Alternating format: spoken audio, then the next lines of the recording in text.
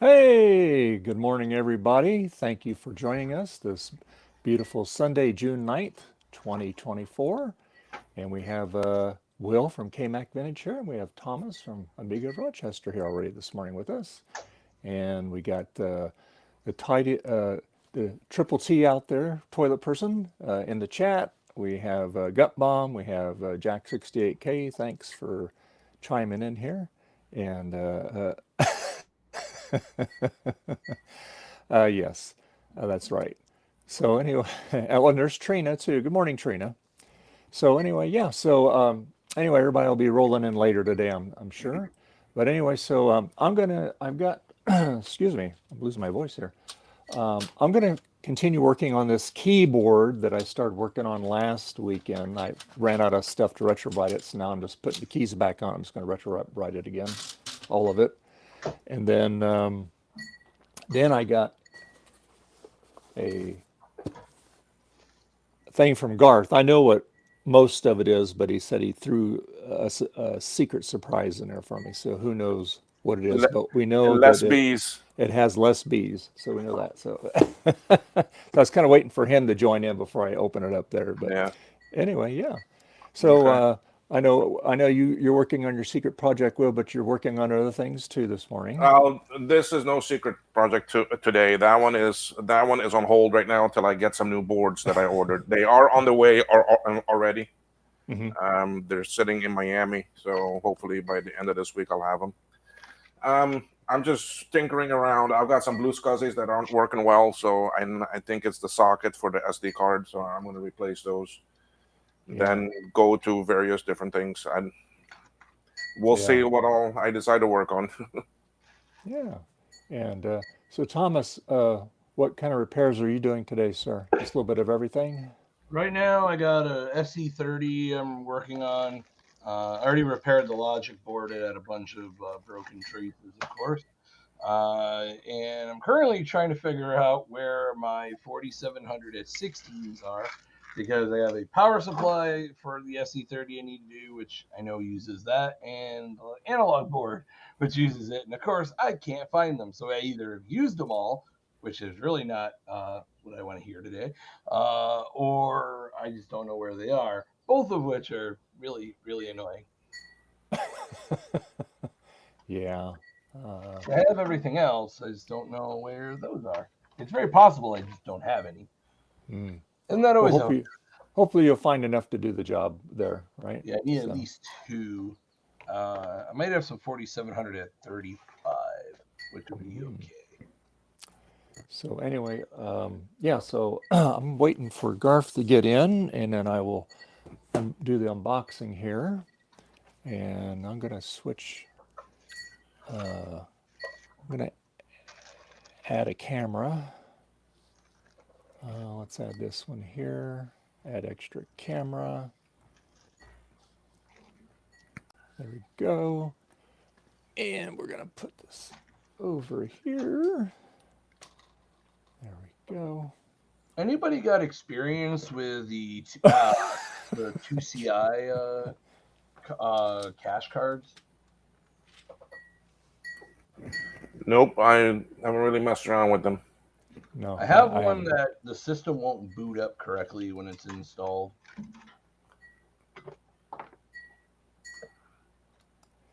She says Garth is passed out drunk as usual.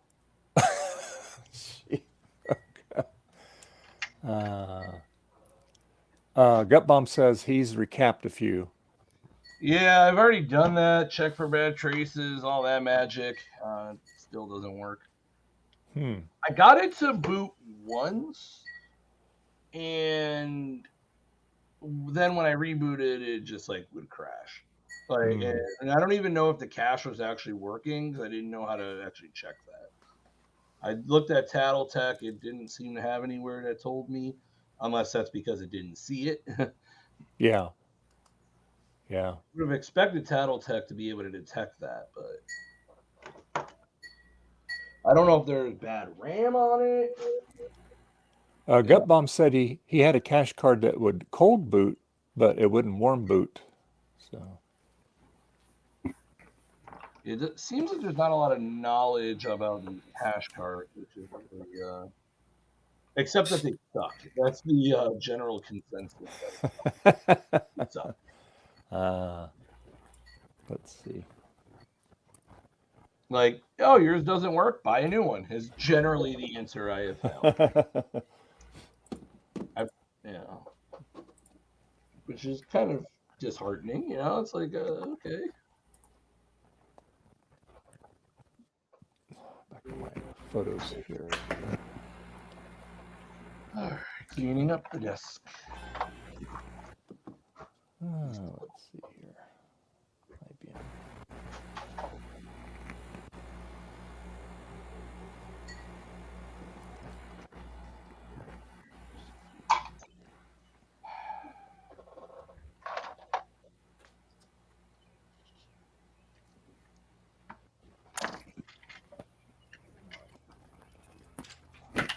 I want to.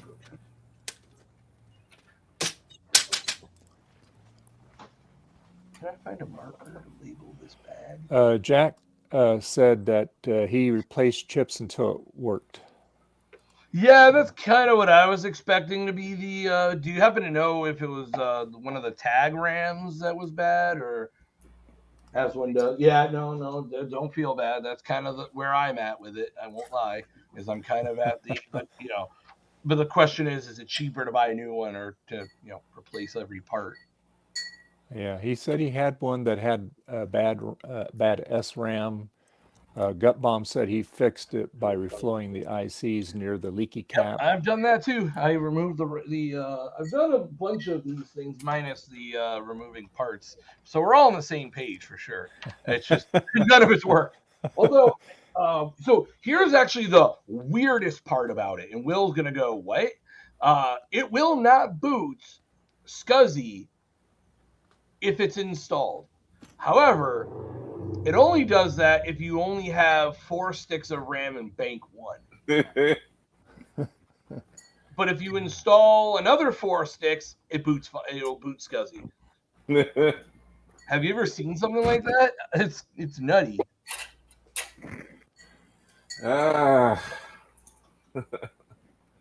That's a good.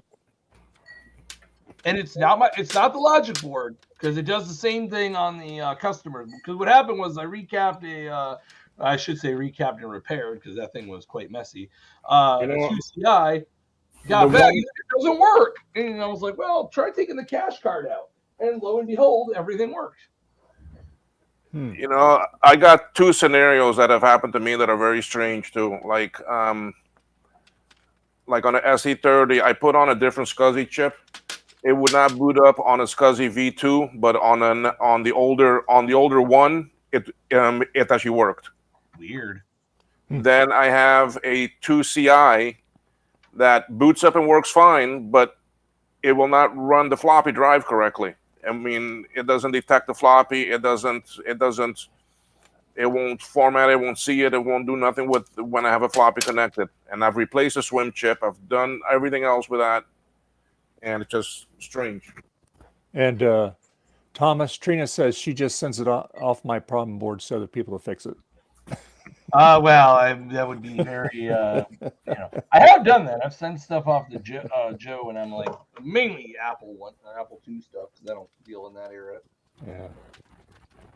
Maybe Garth might have some info when he gets in. I'm sure he's ran into that. Crap. Trying to make a mess, trying to clean. Come on. It's all good. Yeah, it's the weirdest thing. Like, I don't understand why it needs both banks of RAM populated to boot SCSI. It's like it doesn't even see the SCSI. It's not like the SCSI is trying to boot. No, it just does not even attempt to interact with it, as if something's wrong. I don't know how else to describe it. It's so bizarre. All right. Yes, Jay. I might keep this Dallas chip in one day. Well, now that I don't have a job, I'm thinking I might start working on some of my personal projects. Like I have a like a duo. I have a 2300C that needs recapping, and I have a duo dock that doesn't work. So maybe I'll do some videos. Maybe. Oh, there you go. Cool. Not that There I you go. need. You can get some of your own things done now. Yeah, I'd rather have a job and income than work on my own things. Well, that there always helps, but Yeah. Well, you got to understand, I was the not primary, but my income was sizable, compared to the household. So it's quite it's not a great situation to be in right now. We'll be okay. I'm not worried, Trina. Hey, don't you have a blue scuzzy you have to put together, Trina? Once you come on the stream, and I'm sure these. I've not put one together. I'm lazy. I buy them already assembled. But Will and Thomas have put them together. Maybe they can help. put many together. By the way, Yeah. Blue Scuzzy's available. Ah. See, I got to be like Joe and just like interject with my own sales. mine here came all the way from Sweden. Oh, from Joe Kim? Yeah. Yeah. He also makes them over there. So Oh, okay. One of the things I need to do is get boxes, and then I can start formally selling them. I just sell them right now to customers, which honestly, I sell so many to customers, it's not even been worth getting a site up. Well, I have a site, but getting actual inventory available on it. Yeah, that's the thing. You got to have all that inventory. Well, I do. I probably have like 10 of them available, but I get, I have people that are like, I want 3 of them. Okay. Like, and they're not, they're all just people that, like I just did a power book. They wanted one, but I built it and put it in. I had someone that just did their 2CI. They wanted an internal, had a bunch of those built. I don't even have to like really advertise anything because my customer base already wants them. So I just, even people that have Amigas wanted them. By the way, they are available and compatible with the Amiga 3000 and GVP accelerator cards. Nice. Actually, the work that was done on that's quite impressive because I forget what his name is. Rob did a great job getting that working, and people have taken that and really pushed that forward. Cool. Yeah, there's a lot of smart people out there in the community. For sure. Well, I don't. I mean, I know how drivers work, but don't ask me to make one. Okay, so I've cleaned my desk a bit, but still have not found that 4700. I know I bought some. Was it my last order or the order before the last? Dave, where is the loud one? Which loud one you're referring to? Jason. Oh, he's playing. He's at a Magic tournament or something. Because I watched him on Nate's saloon. Oh, come on, Linux Saloon. There we go. And come on, I said, nah, I was working outside. I didn't feel like popping in. But anyway, so I invited all of them. They could hop on our stream today if they want. So he had quite a few people on there. But I think Nate said he'll be here later today. No Jason. He said he wasn't going to be here today. That's if that's the one he means is the loud person. Okay.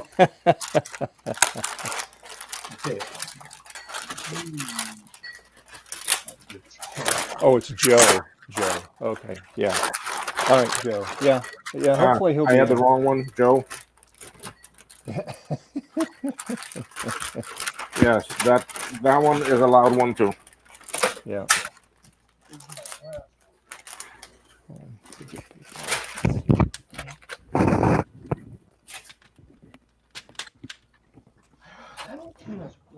Hey, there's Garth. Hey, Garth. All right, man.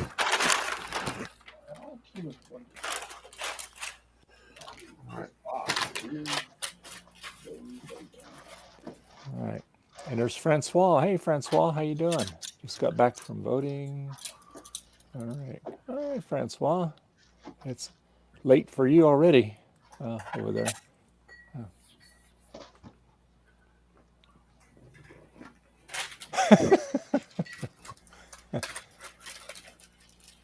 Yeah, that can be a... Oh, and there's Jim's retro stuff. Hi, Jim. How you doing? Thank you for hopping in this morning. We appreciate it. And then, let's see. Yes, making coffee. Yes, that can be tough to do in the morning.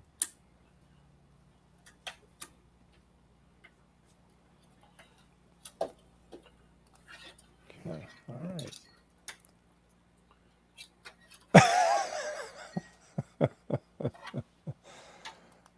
Yeah. Oh no, Trina's technobabble. Hi. Yeah. I know, Garth. She's already been picking on you this Yep. morning. Yep. You better Watch get out, in there Garth. so you can defend yourself.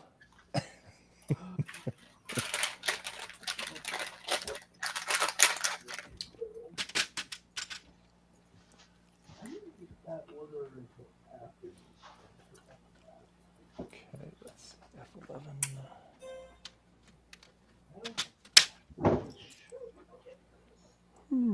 Let's see. There's a lot of keys on this keyboard.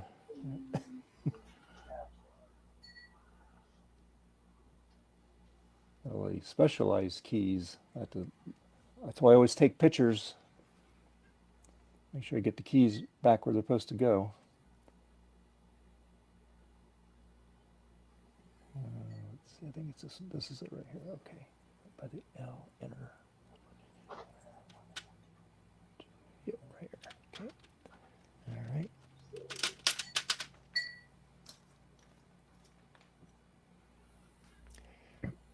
Yeah, without the keys, yeah. Yeah, it's gonna get retrobrighted, so everything looks the same here. Just what it is, I'll put something behind it to keep the keys out, because this is all nice on the inside. So yeah. H. What to do? Y, H. G.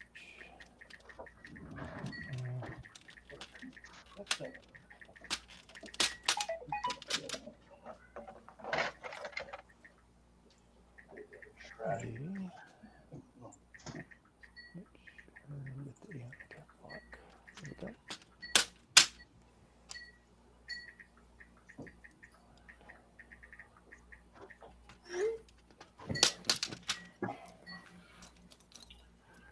Okay, I booted up. This board is Oh, good. good. So, and his blue SCSI works.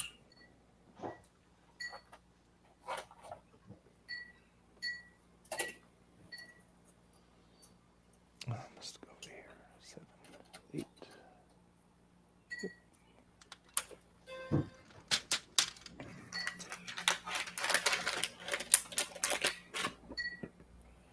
Of course, Francois.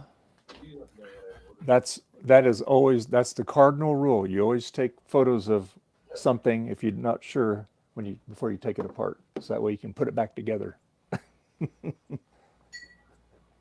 Unless if you have a bunch of them that are the same. Exactly. Yes. Absolutely. Page up, page down. Oh. I found them. Oh, did you find them? Where were they at? They were on my other desk. All right. See, I made a mistake. There we go. There. Oop. No, I don't need no advertisement. Another thing I could work on is this Mac Portable. Sure, Will would love to. Yeah. What's wrong? What's going on with the Mac Portable? What's it? What not isn't doing? going on with it? What? I haven't tested it. Well, I haven't gone over it with new caps yet. I've removed the old ones. So who knows? Being honest, that could just work once I put new caps on it. Although, don't hold your breath. Yeah. Might need a new hybrid. Who knows?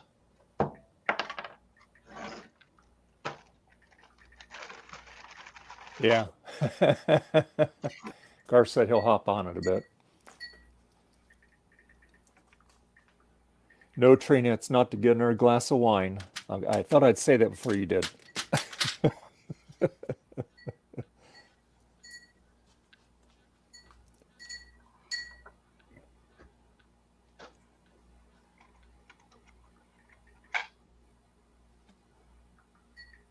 Let's see.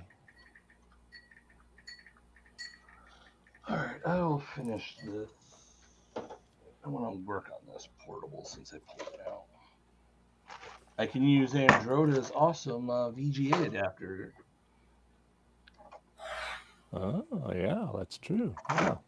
That'll make testing this a lot easier. I won't have to have a big ass display on the desk. Yeah.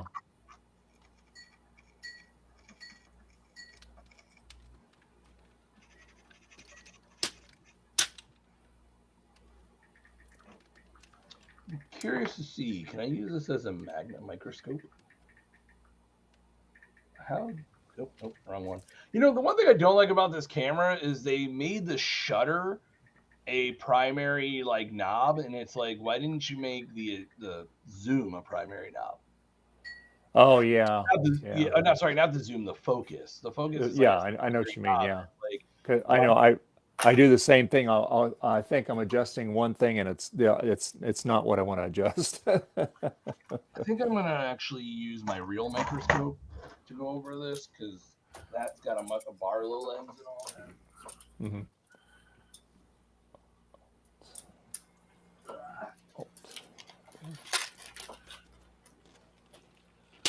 Okay, let's see. Although I think I'll just for that.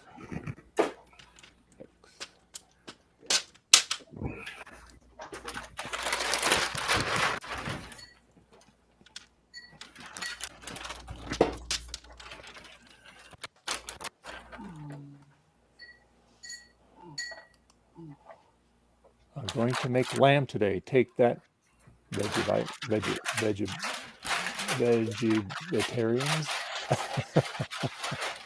Yeah.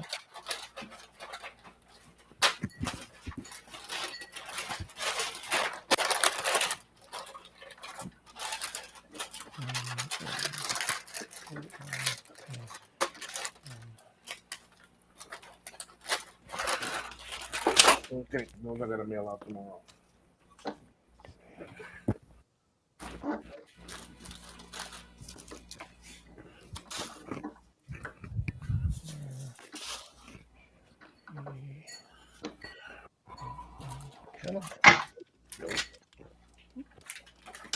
Oh, please. There we go. Hey, Garth. It is I. It is you. Hey, now Hello. I can do my unboxing. There you go. Oh, jeez. Yeah. See if there's really fewer bees in there, right? Yeah. Anyway. No bees. No, the bee! All right. How's everyone doing? I'm doing good, Garth. How you doing? It's Pretty good. Nice and cool over there. It's right here, Trina. Watch.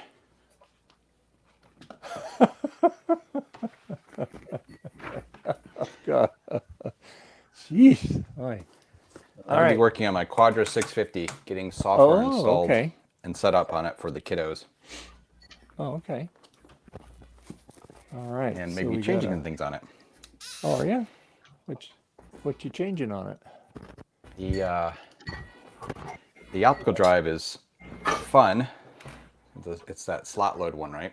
Which is kind of funny, but it's also incredibly loud because it's so fast. So it spins like a jet engine.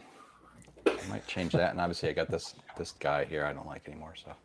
So that's Because spinning like a whopping 3 times speed or something, or what? No, actually I'm not sure what speed it is. I have to look it up, but it's just loud, you know. Yeah. When it sits Yeah, there. sometimes they do that. They get loud they're working fine. They just get loud. Yeah. Yeah, it's like the stupid, I don't know. It's probably a 12X or something is my guess. I'm not sure. Yeah. That's part of the exploration fun maybe for today. And I have a whole stack of CDs I need to go through and figure out what would be appropriate. Ooh. All right. All right. Well, let's see what we. Well, I know what 99% of it is. So let's see. Ooh, we got these cool stickers from Justin. All right. Let's see. Justin D. Morgan, right there. And in a package that you got from Garth. Yes. I guess he sent them to Garth, and then he sent them to me. So there we go. All right. Let's take inventory. Justin got him to the state. So we have the standard one from Justin. Ooh, boy, look at that. Oh, yeah, I like that. Computerized start with his hat on there. Very good. Okay. Got oops. Computerized start. Another one with the hat on there. Another one computerized start. Oh, yes, I did get it. Button here. Computerized start. Computerized start. Oh, here we go. This will be worth money. Wheel of Regrets. There we go. Yeah. Computerized start.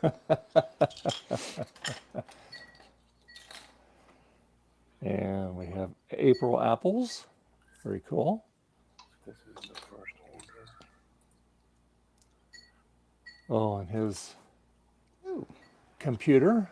There we go.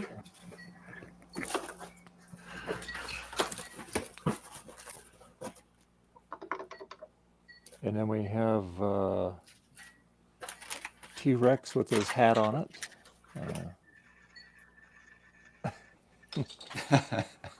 That's funny. And I bought it on eBay. Regret eBay. I bought it on Regret eBay. There we go. Regret Bay. Regret Bay. Regret Bay. I'll get it out there in a minute. Yeah. Regret Thank Bay. you, Garth. Thank you, Justin. Put a Oh, yeah. What do we? Yeah, toilet person. Put a bag of dead bees in there. That'd be hilarious. dead bugs. Killed these for you. Oh, and I got some more stickers from Garth. Thank you. Sec. Always handy. And what do we have here? We have a floppy drive.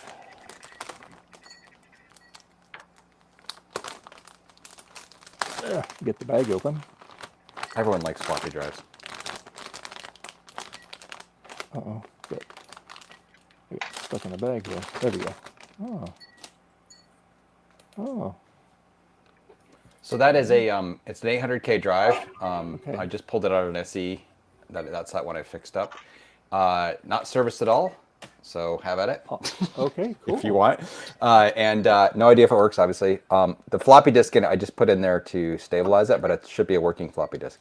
Okay, thank you. Thanks. Oh yeah, hey, you can never have too like many having a 800K floppy drives. Yeah. dirty floppy drive.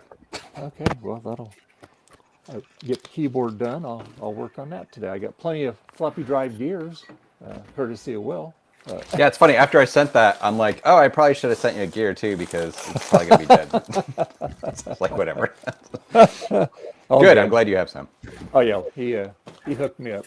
Yeah. Is it date and time actually right on this? Holy smokes, it is.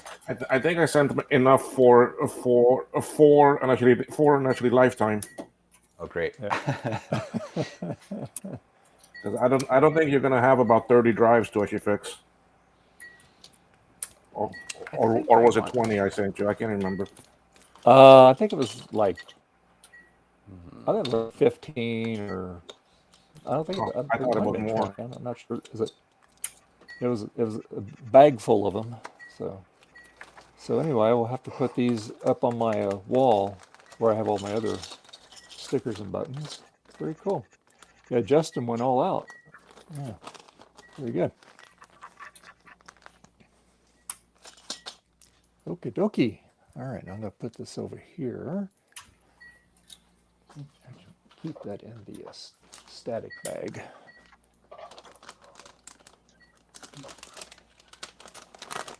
It's kind of funny, Garth. It's three or four streams ago, Ron, he's trying to restore his 512. He wants to like an actual 512. And so he was looking for a 400K drive. I said, well, I got one I'll send you. And I took it out of oh yes, Betty, because I took it out of the 512 and I didn't I serviced it, but I swear to God, I thought it was a 400K because it wouldn't read Why is this game double 800K disc. So anyway, I sent it to him. And he goes, hey, thanks, but it's an 800K drive. I go, really? Yeah. So anyway. Nice prank. Yeah, I pranked him, yes. He says, do you want it back? I said, no, just keep it. I'm Betty. Yes, Betty, I know. Now, you going to help me put the keys on the keyboard? Yeah. Yeah, okay. Yeah. Well, which one goes where? Well, yeah, I know. I know, baby. Yeah. Yeah. Yeah, those are keys. Yeah, those go on here. These are not toys, okay? Yeah, these are not toys. All right. Yeah, I know. Yep.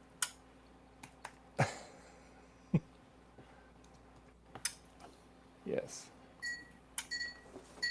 Oh, it's okay.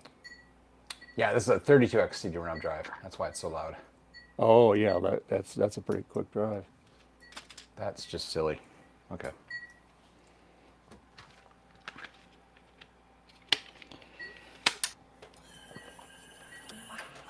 Yeah, that's good. Yeah, why don't you go over here, honey? Here, why don't you lay down over here? Why don't you lay down? I turned the heaters off, so it's nice and cool for you. Yeah. Oh, sweetie. Yeah, I know. Actually, you know what? It's not too horrible, I guess.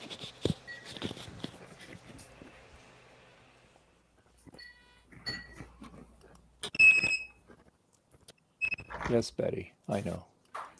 You make it really hard for me to do things. Yeah, I know, right, Gut Bomb? I have plenty of like working caddy drives now, optical drives that are fixed. I just put this one in it, like, I think it was like 2019 or something when I got this system when I was cleaning it up, because it didn't work, the caddy drive I had, which now I know. I have it somewhere, I probably should fix it. But yeah. I think I'll just leave this one in it, though. I'm probably going to switch the stupid... Yes, I know, yeah. This has a SCSI SD, and I'm probably going to switch that, though. Yeah. Trying to get that in there, Betty. SCSI, just so that way I can back up the images easier. Yes, Betty. Yeah. I know, Ruby. Yeah. Yeah, I know. Why don't you go lay down, honey? There you go. Go lay down. Thank you. All right.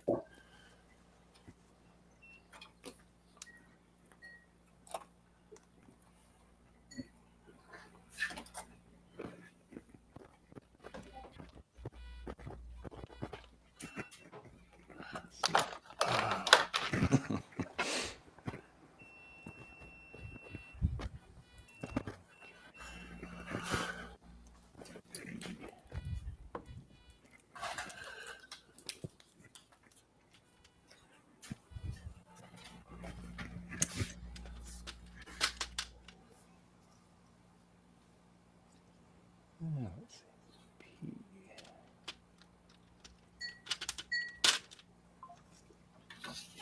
Page up. Page up.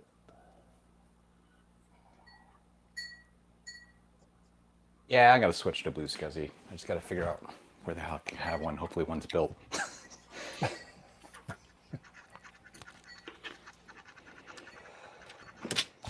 Yeah, I spent a lot of time this week fixing something I got recently. I'm not going to say what it is, but I spent a lot of time fixing it. It's a kind of a rare thing. And, you know, it looked like it was fixed yesterday. I was all happy. And then it broke. Oh, no. So I'm feeling pretty angry, upset. And I'll tell you the reason why is because I should have known better. I had to glue parts of it, you know, and I used some of that JB Weld glue stuff, right? Mm-hmm. And when I went to mix it, you know, it's a two-part stuff you mix. Right. I opened it up and like one side just like of the mixture just like squirted out like water, and the other side was sort of like normal. And I'm like, oh no, the ratio's all wrong. And I should just stop there, but I tried to fix it and make the ratio right. Big idea. Bad. Anyway, so I need to start all over again and now clean up the mess. Oh no. Yeah. That's probably Are you trying to glue plastics together? Back together? Yeah. Yeah. Yeah. As soon as they get those 3D things where you just, it'll do the whole thing, that's what we need.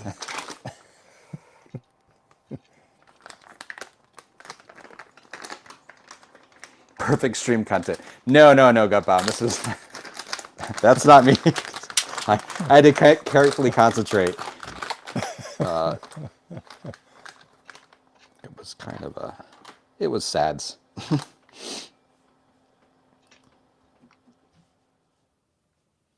Cool. Okay, perfect. So here's a slightly older Blue SCSI V2 without Wi-Fi, which would be perfect for this because I don't need Wi-Fi in this thing.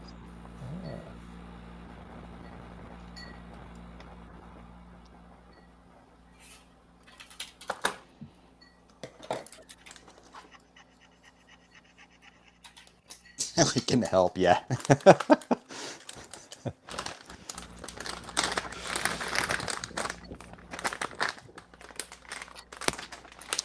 Okay.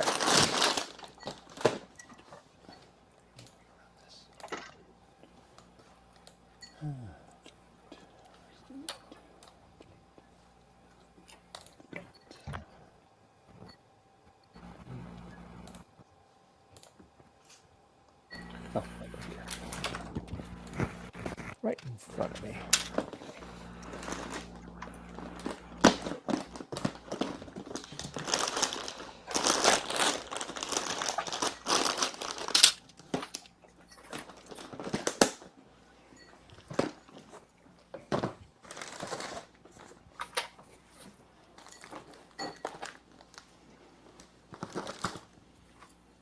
I wonder if Trina's fell asleep yet. Oh yeah. I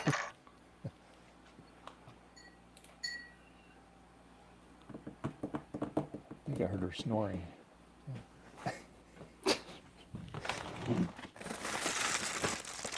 Dave, you're just asking for it.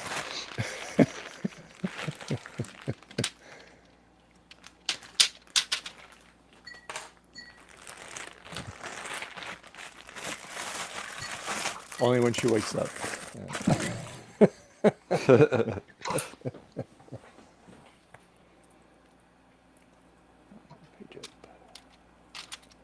Actually.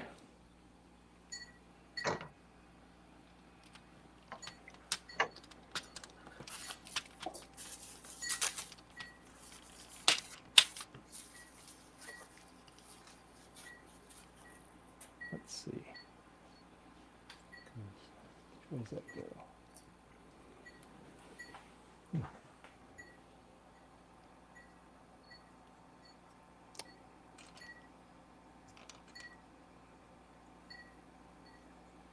Nine, 6.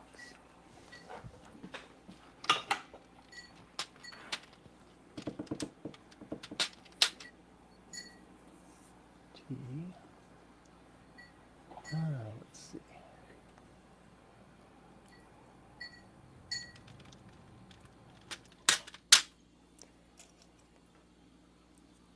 All right, so the SCSI SD is capping out just a little over a megasecond for read-write performance. So we'll see if the Blue SCSI V2 is better. Probably will be better. I'm sure it will be.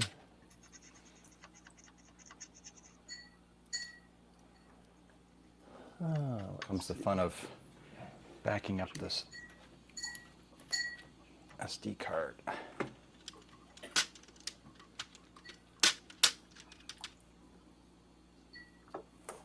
Yeah, I ordered some more stickers and some buttons and some magnets. So I'll take to VCF West and throw on Ron's table or whoever. Sneak around. Yeah. Yeah. Get my propaganda out there. There you go.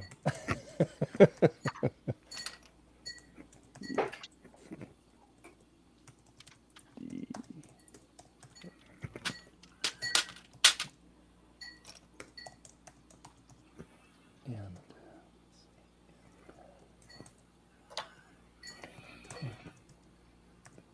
exit. Right here. Okay. I have an Amiga. Oh, got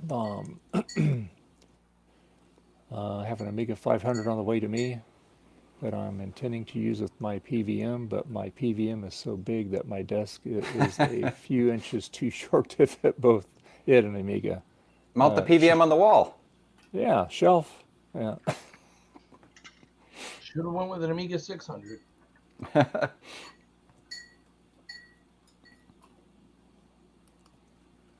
Yeah, I could see why you need a new desk. Yeah, yeah. For sure.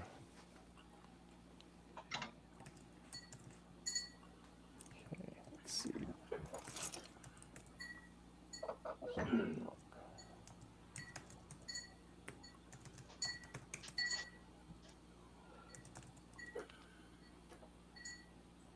Yay, it's going. Okay.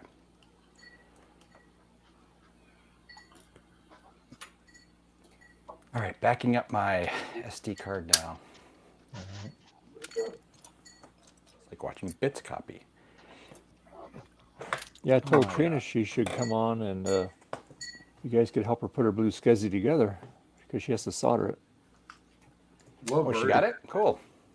Yeah, she got it. She showed it on her stream yesterday that she got it, but Is it what version? Is it internal, external?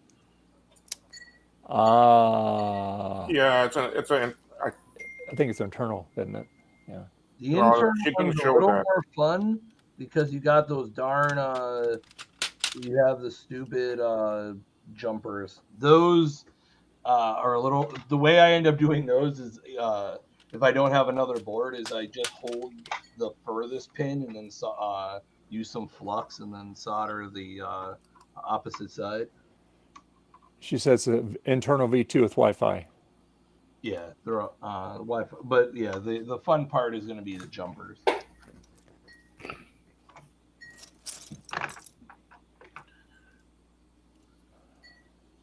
All right, I have enough caps on this to boot it.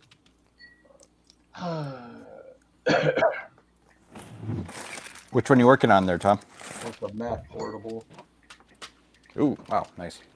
I actually can't boot this. I don't have a power supply in the car, and I am not going outside to get it. Throw it away. Nope. I am kind of curious, so maybe I'll go and grab it. All right, I got to make sure I bring the keys because the office doors are locked.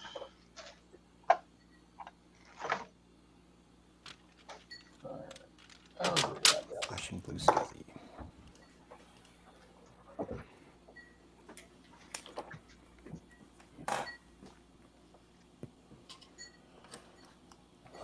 Okay, she says I have a completely bare board that I use for jumpers.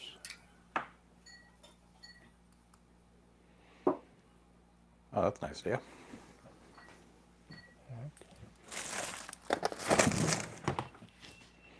I use some blue tack. Mm-hmm. Yep.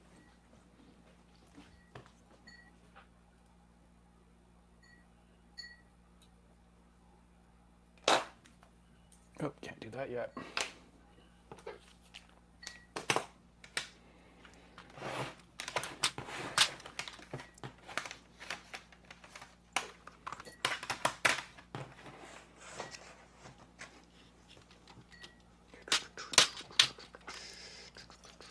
Nothing more exciting than putting keys on. Tell you that. Okay, so I'm going to be installing some Oregon Trail endorphin. Ooh. The Manhole. Joe's not here, so no joke. Mist. Cosmic Osmo, which probably won't work right. I actually haven't ever tried this, funny enough. Yeah. This is some Arthur CD, I think. I don't know which one it is. We're just going to try it out. The Incredible Machine 3. Time Warp for Doppelbrain, which I think might just be a PC version. I'm not sure. Another copy of Manhole? Wait, did I say 2 Manholes? Yeah. This is a different copy. So this is the Masterpiece and this is the original one. And a burned copy of The Incredible Machine. Another copy of Cosmic Osmo, because I realized I had 2 copies of it. I'll try Fate of Atlantis. And I think there's another one in here too. Oh yeah, Day of the Tentacle. Ah. We got Green Eggs and Ham. Oh boy. Arthur's Teacher Trouble. And Just Grandma and Me. All right. Fine qualities.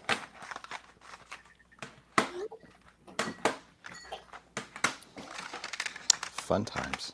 Ah. Jack said, I hardly ever use my DB25 Blue SCSI. And the other day I was working on my portable, and I thought, oh, well, I'll just use my external Blue SCSI. Nope, it does not work with the portable. That's good to know. I am Sam.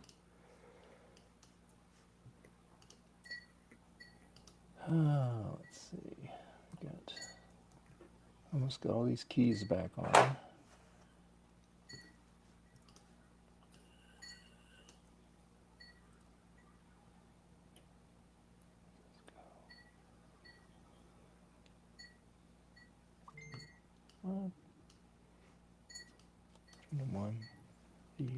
Boy, backing up with DD and actually having report status as it's going is much nicer. For some reason, I'll admit it, for some reason for years I couldn't figure out how the heck to actually tell me status. And I'd start a backup of something. I was like, it's going, I'll have to wait and see whenever it finishes. And it's like...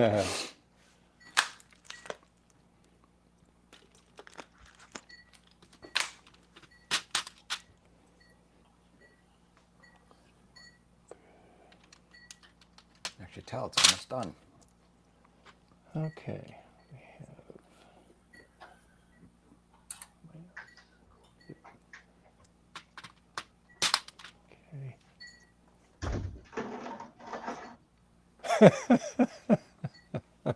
Trina says I would file a complaint with Joe.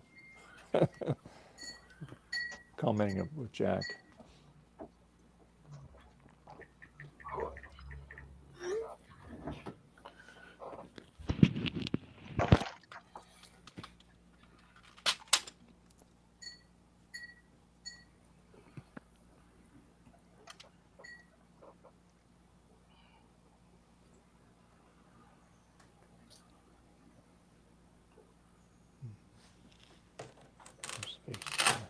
That's interesting.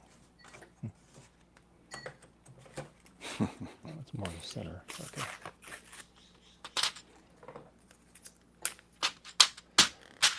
All right. Will, you Keys are still back- doing back on. FE30s right now?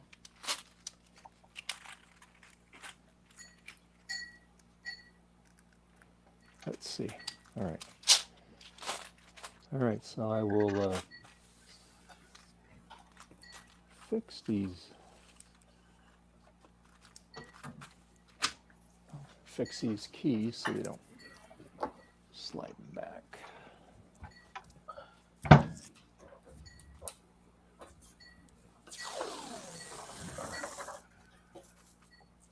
Alrighty.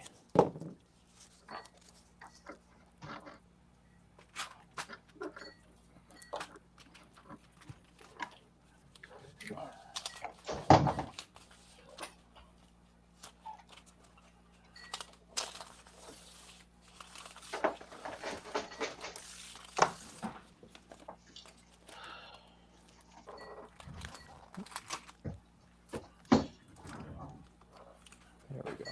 All right. That way it keeps them up when I retrobright them. There we go. Oop, that one's not cooperating. Hey.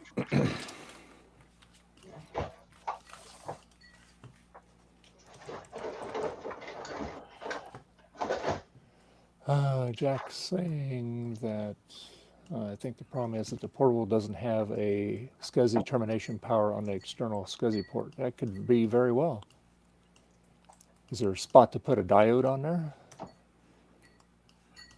External SCSI works on it. You just have to provide power. It doesn't have termination power, right? You can't put a diode on there like you can on no, the Plus. no, you can't. So you have to give it external power.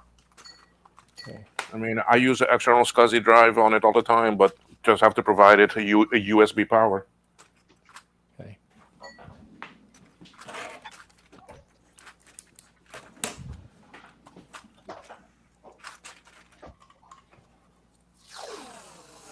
That's just the way it is. It is. Doggone it. Some things will never change. Yeah, well.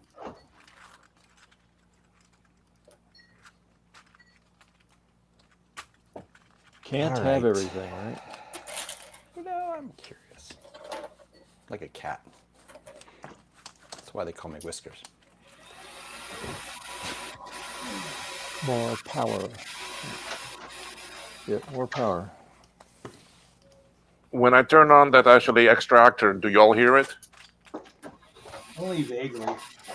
Just a little bit, not much. It's not bad. Okay.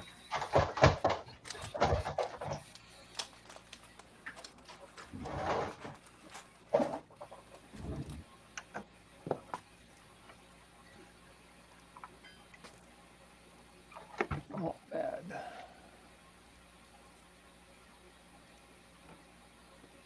Okay, let's see. Here. It's here. Well, keep the keys from getting pressed there. Weird. All right. Is that your IBM one there, Dave? Yeah, yeah. Yeah. EBM. Good day to retrobright out there. Well, it's just a little cloudy, but it'll still work. I had to go to Sally's beauty supplies yesterday and get my cream.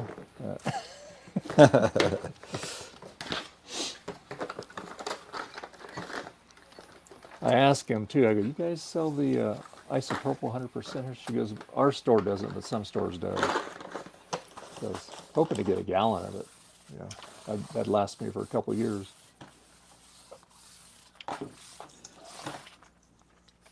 So I had to get it at Walmart.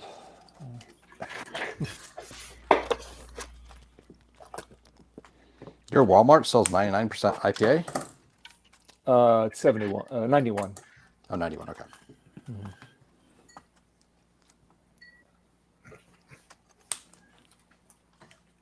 Which is okay. Works pretty good.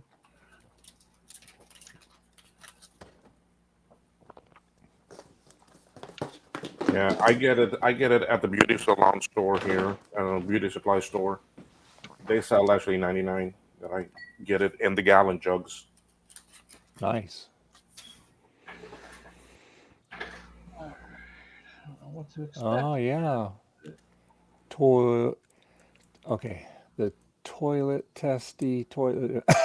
I cannot say that. Sorry, it does not compute. You decided bacon with your American breakfast. Bring me all the bacon. Yes, we love bacon. I do anyway. Can't go wrong with it. I hope there's some good places to eat there at the convention center or nearby. I guess they have some restaurants there. What I was looking on their thing, their website. Yeah, I'm sure it'll be pretty good. Or I should say relatively better than the other place.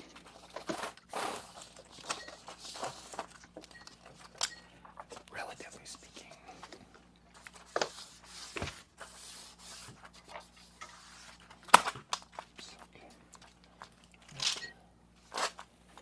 Almost. Sam I am. That's just lovely. Look at that. Nice.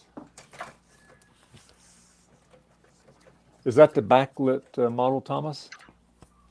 Sorry? No. You can hear me, right? Yeah. Oh, yeah. No, it's not.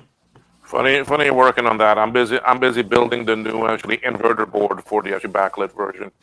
Ooh. This is the old board, and that got burnt real bad. So I made a new one. Yeah, that got cooked big time. Yeah, I made a new PCB for it. I'm not gonna lie, I have very little faith this thing's gonna work because I'm pretty sure that the various resistors on the hybrid are damaged. Mm. Do you have one of those, Garth? A Mac Portable? Nope. Oh, okay. Kind of one of those things, honestly, I don't know if I'd ever really want because it's just sort of like a Lisa, sort of. I mean, it's interesting, but I don't know. Yeah. It's big. It's All right, it's on, but I just don't have my video cable connected by mistake. Let's see. All right. Okay, that's Hey, some- that's progress. Life. Yeah. something. Yeah, at least you got video out on it. Yeah, unfortunately, I'm pretty sure that means that it can't access the RAM. Will 3, that's what, RAM access? The what? It's error 3.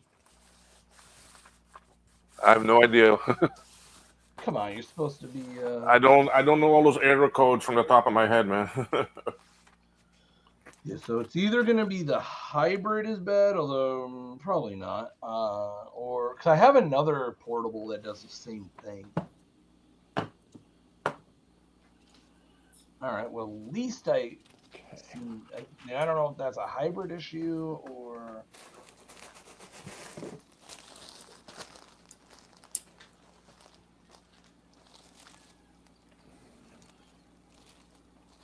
All right.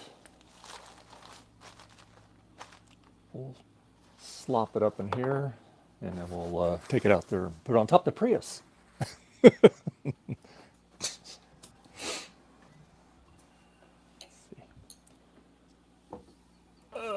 Yeah, I got the bigger bottle of it here.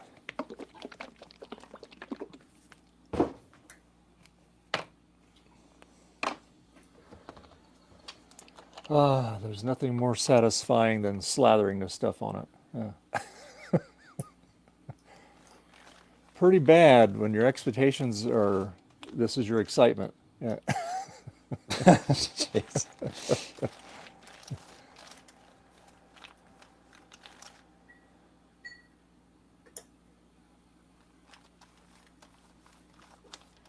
We just get it all started up in here, get it all slathered up. Okay, the video is working because we got the checker pattern. Good. That's good. That is encouraging. Yeah, like I said though, I don't know. The problem with this is there could be so many so many bad vias, and I could be chasing my tail. Yeah. Like if there's any board that needs a reproduction, it's the freaking portable. And I know there's some work done on it. Because I won't lie, these are such a hassle.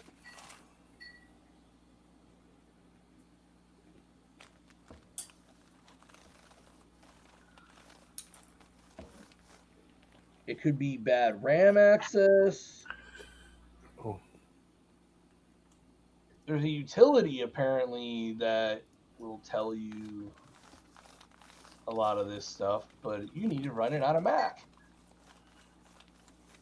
Yeah, Jack said the inverter board is a common issue with those portables. Isn't it basically kind of like a Mac Plus, just kind of stuck in a portable case. More like a classic, but yeah. Is it classic? Yeah.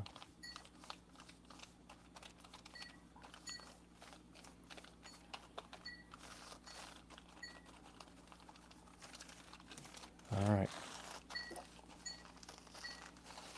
This is comical. So I just made a DD backup of my SCSI SD. Yeah. And I just literally then renamed it and threw it in this blue SCSI. And it is booting glacially slow. So I'm like, what is going on here? So yeah, I'm just kind of curious what the deal is here. Okay, yeah, this is the same issue, I think. I'm going to mute my mic here. I'm going to open up the garage door.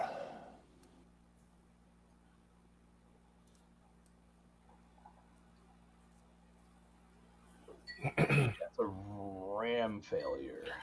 Well, it's coming along.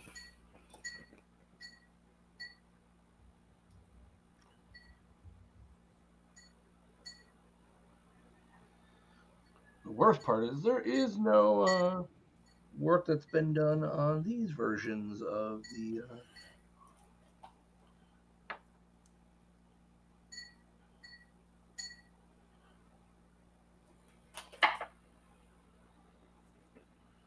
All right, well, that at least tells me then hybrid's probably good.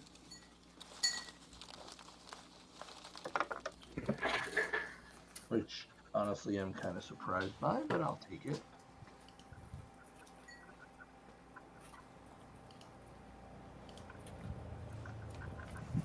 Wow. What's going on? This might be a bust out the oscilloscope and see if I have any missing data or signals on the RAM maps.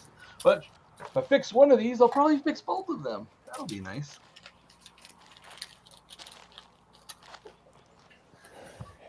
All right, so if I had to guess, Okay. All right. Oh no, that's a bigger one.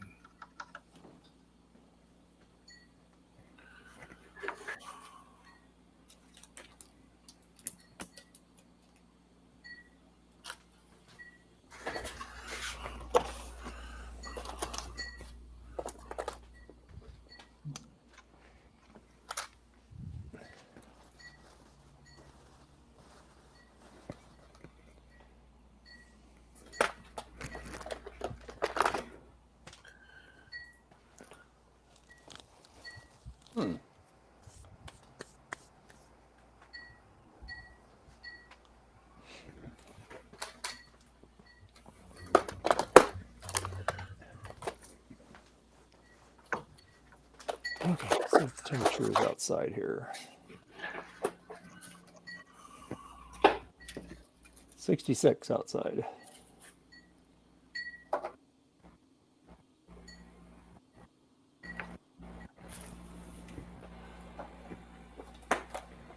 wonder if I have sound, actually. Well, I won't because I have half that circuit missing.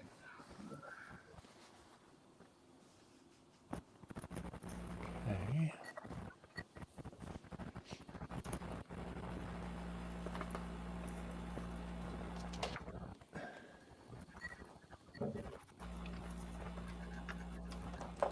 It's the bottom half of it. Yeah, the bottom of this is great. I am going to clean the cable up a little bit. Got some gnarlies on it. Oh, shoot.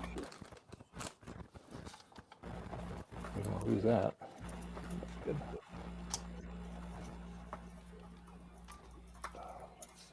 Let's see.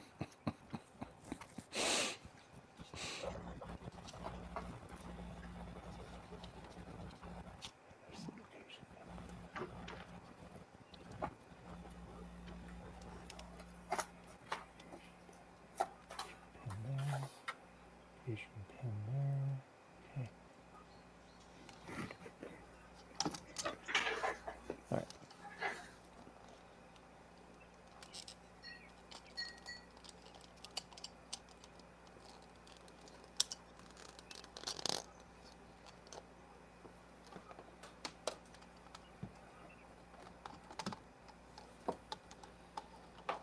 Alrighty.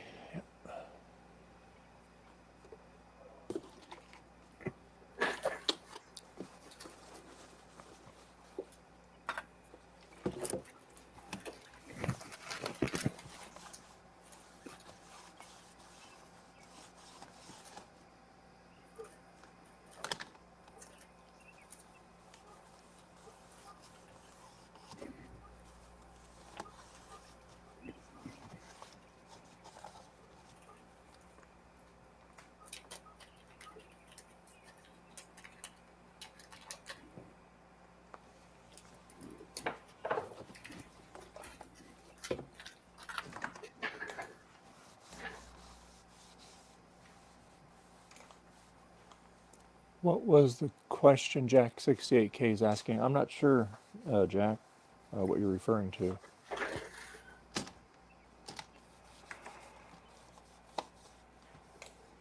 Oh, is the inverter board a common failure on the backlit model? I don't know. This is the first one that I'm working on that's a backlit, and I found that the inverter board burnt up. With 2 components on it actually exploded. Oh, geez. So, I can't say I've ever heard. and it really damaged the board, and the board is kind of crappy made. So then we just traced it to one. And if it works, then this board is also recreated and people can use it. Nice.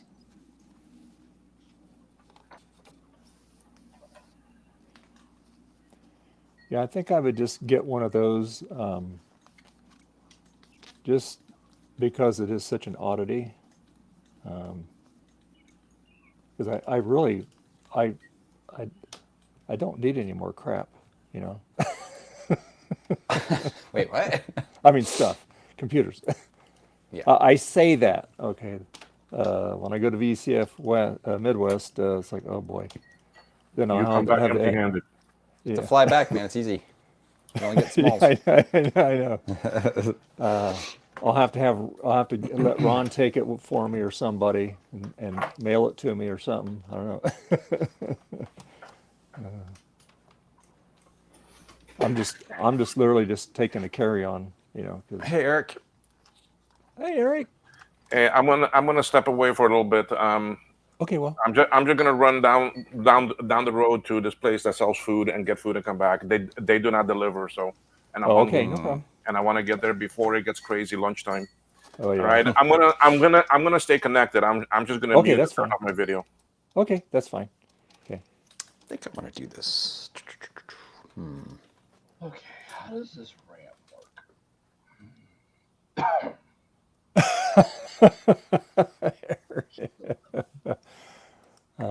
I thought you were buying all my junk. I meant computers at VCF. Other people's trash, other people's treasure. No, I'm just kidding, Eric. You know what? Like it was just saying, I don't go in the intention of buying anything. Although there are a couple little things like if I see those little clear covers for your G4 Cube speakers, I'll get them for you, okay? Because those are hardest thing to find, and that'll make your speakers look really nice. Protects them too. Come on. I'll be on the lookout for that. Yeah, I think just dumping this image off the SCSI SD and trying to use it like this just isn't going to work. It ain't gonna work. It's complaining there's some drive geometry issue in the log. That I think that's why it's going so slow. Yeah, and I tried to open up the image with Disc Jockey and it's just spinning. Though it is a pretty big image, so I'm gonna give it time to see what happens. Yeah. I'm gonna try to update the driver on it, but I'm guessing it's just the way that it was created on the SCSI SD. It's it's direct write, and I have 4 partitions on it too. Yeah. Gutbomb has an IKEA, not an idea. Use the blue SCSI initiator mode to read the SCSI SD. No. That is funny, but no. I don't have any one of them handy. It's in my other system. Yeah, that actually might work too, though. I'm just gonna copy. I think I don't know. How annoying. I have images ready to go. I'll just use those instead.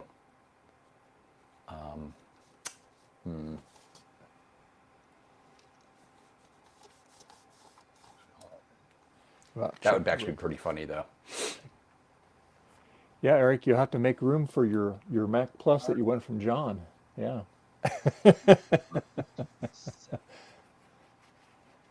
Yeah, I actually might just copy it on another Mac, actually. It's on here. Output enabled. Here we go.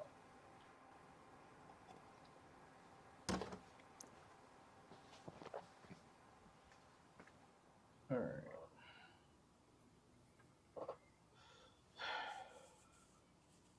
I need a ground of some point.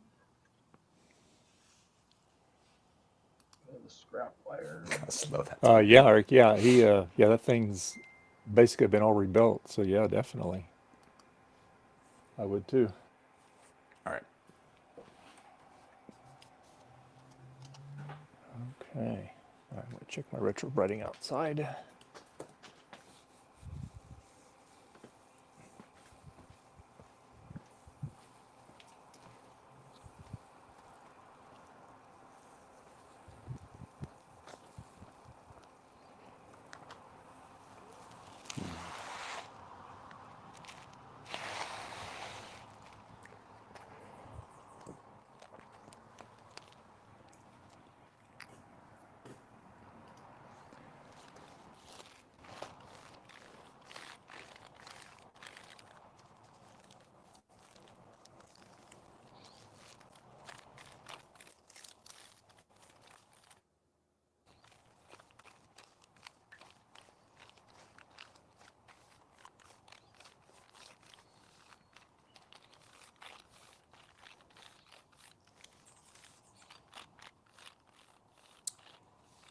gonna try this a little differently. Ah, shoot. Oh,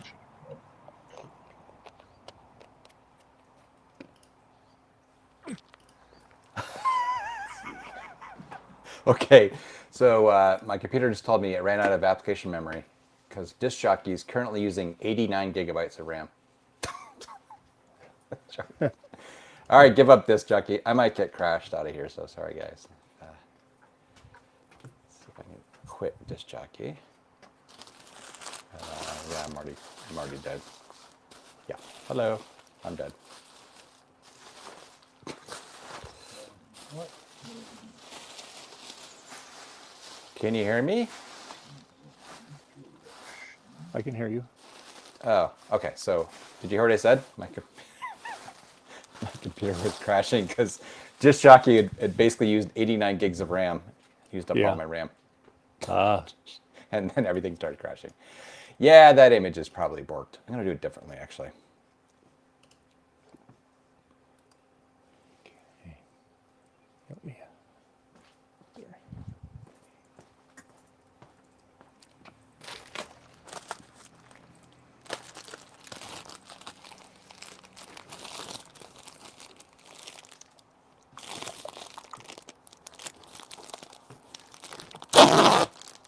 Oops. That went too loud.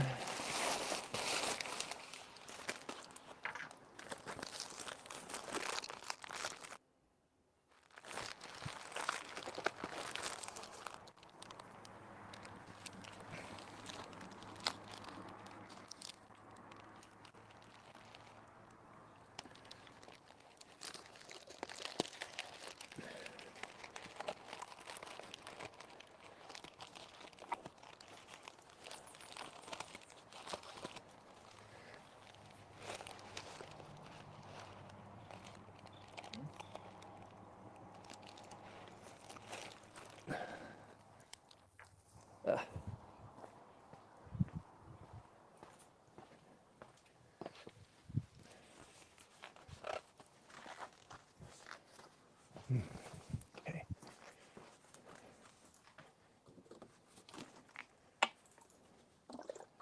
It's starting to do its thing right now. Working quick.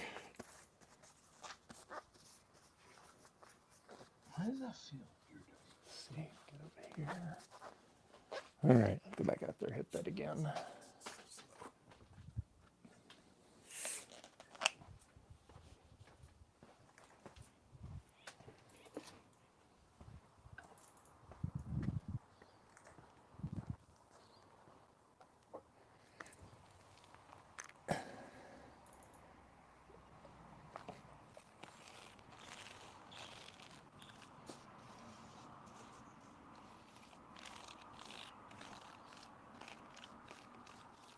Okay, so definitely.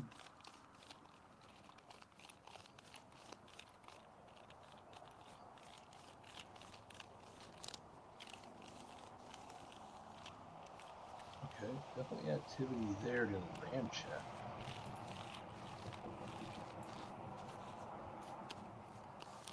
All right. Oh, shoot.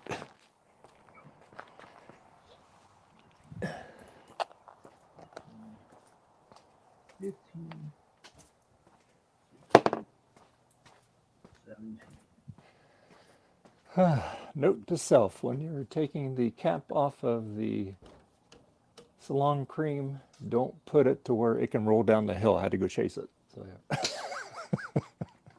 I wanted to see that. When you take a camera out.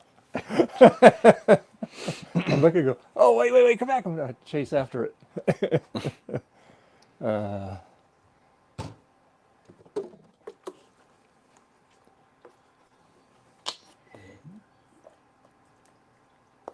Yeah, I've never tried the wireless cam. How that would work.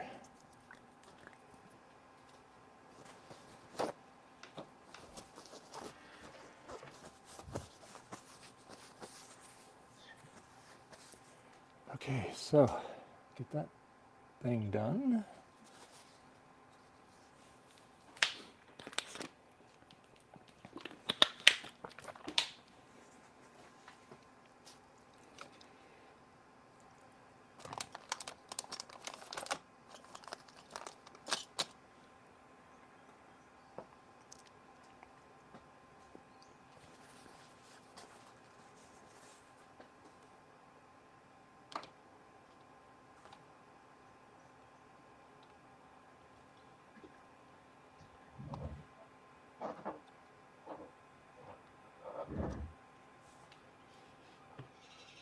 Okay, how's the okay, that's just a raw data access.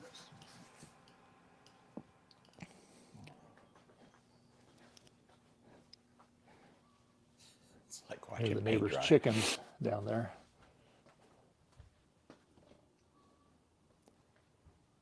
They don't let them run around like they used to, because they used to come up here and I would put food out for them and stuff. That's probably why they don't do that anymore. Yeah.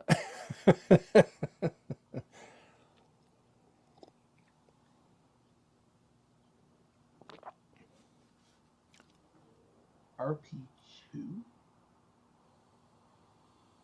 Where's that? Okay, let's wait on here. Well, better check these chip select lines.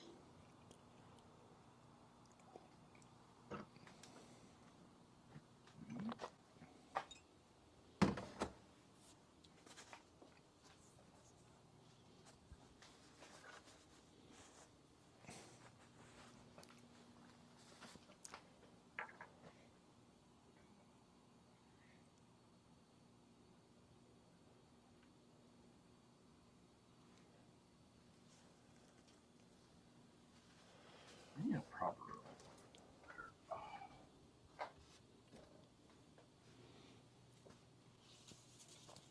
Oh.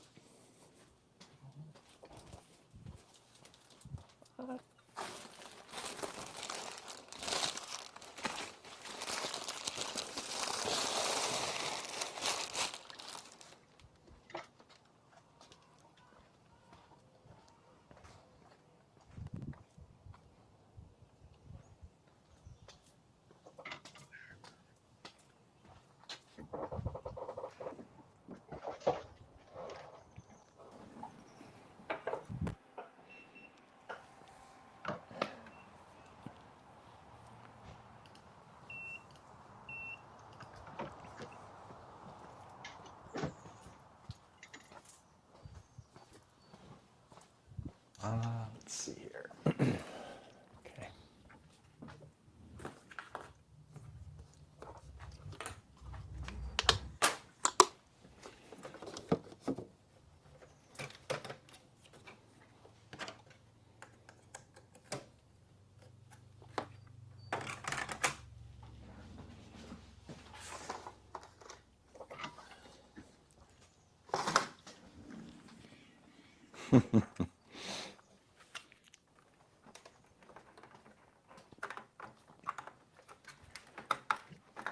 Let's see what temp it is.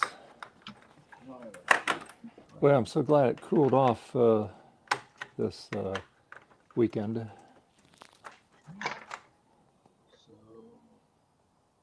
It was like 100 and in Folsom it was like 104, 105 for like about 2 or 3 days straight. Oh, yikes. Yeah. And here it was like, it got up to 99 here, which was plenty hot. It was 98 here for one day. Was it? That's pretty hot there. Yeah. So tomorrow it's supposed to get up, let's see, the only day it's calling for 99 is Wednesday. And then it's cooling back down in the 80s. But at least it's getting down in the 50s at night, so that's good.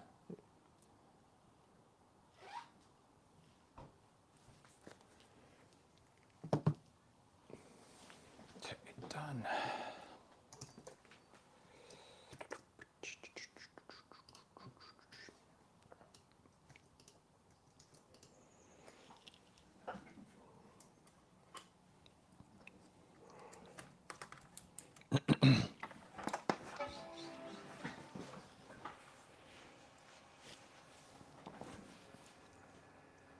Okay, that's fine. Well, munch away. I'm just watching paint dry. I mean, retrobrighting to work.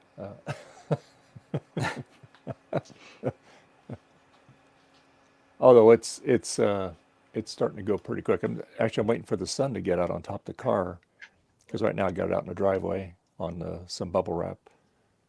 But I just waiting for it to get out a little more. I usually just put it on top of the car.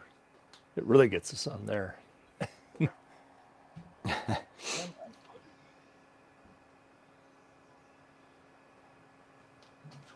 see here.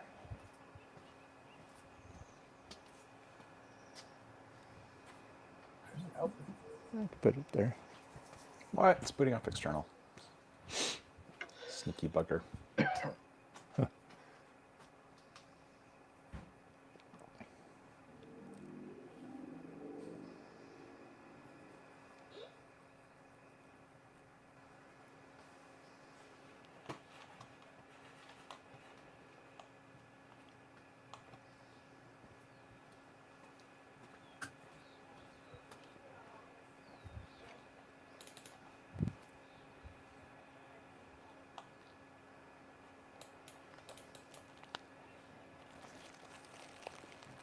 No data. Okay. Okay.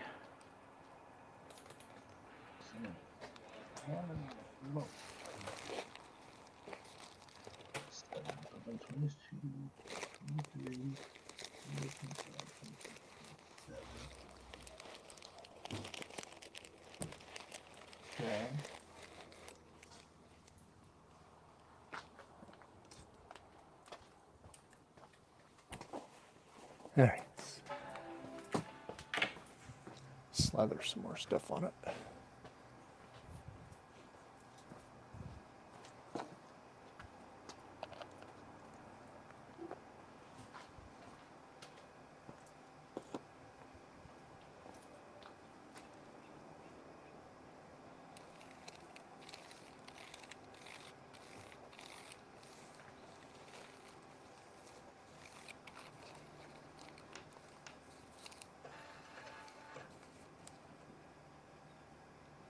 The people are leaving the B&B here beside us. They rent the house out next to us out as a B&B. I'm going to rent it and have a huge party. With all my friends. Come on, why is it not booting now at all? I think I just effed up this disk. Let me see address line.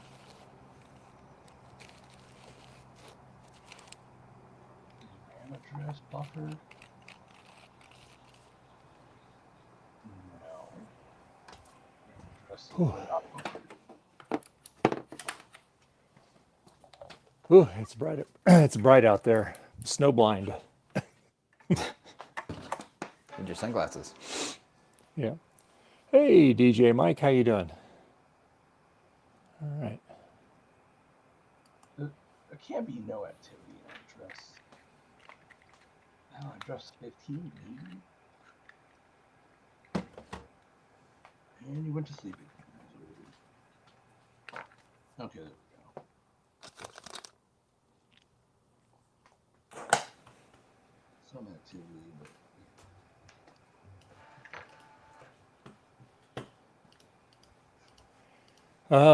Let's see what he says here. Trying to get my Performa 460 to connect to my Mac Mini G4 through Apple Talk from the 460. It keeps on crashing with an error 1 on the 460.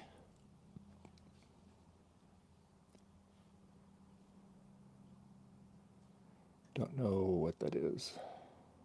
That's the nice thing about macOS. The error codes mean a lot.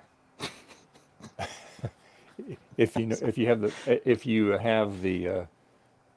know what they mean, right? Oh yeah.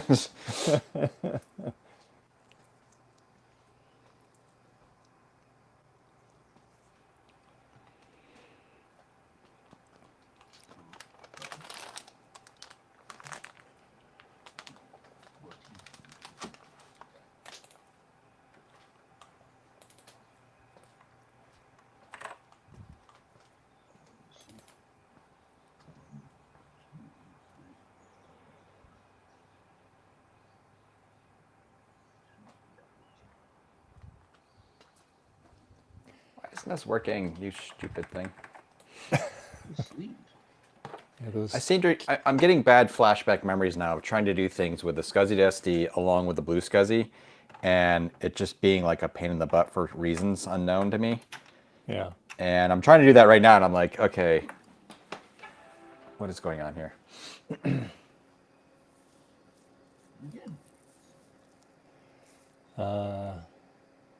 I'm able to log on after entering the IP in the chooser.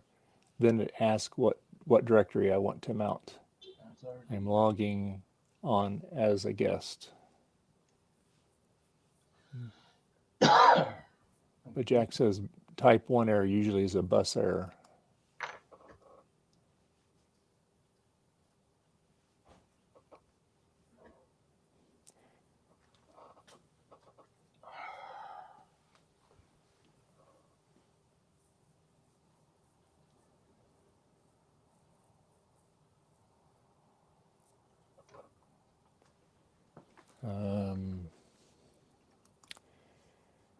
DJ Mike says, I'm guessing the 460 just can't handle it.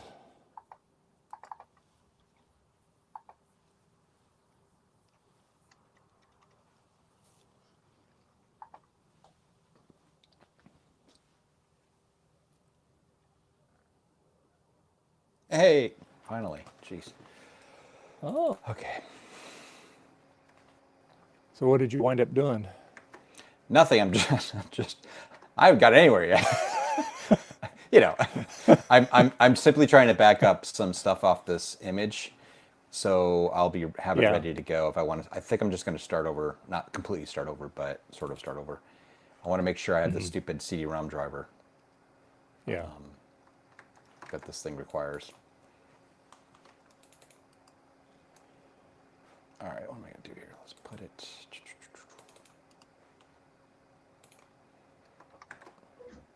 Jack saying, are there characters other than letters and numbers in the name or the files of the directory?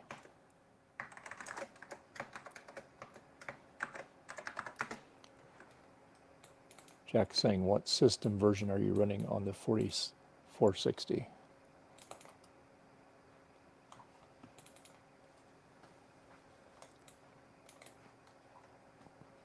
What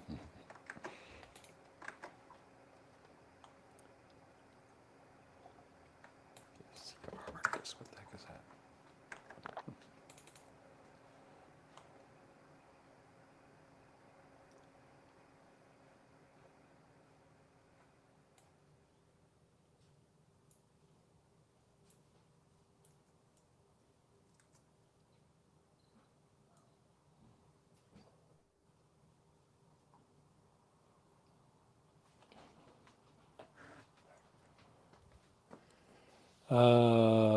Okay, he said, DJ Mike, I'm going to duplicate it with a G3 iMac and then a G4 Mini with OS 9 and El Capitan later today.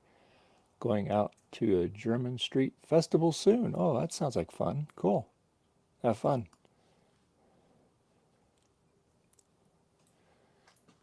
Retrobright here.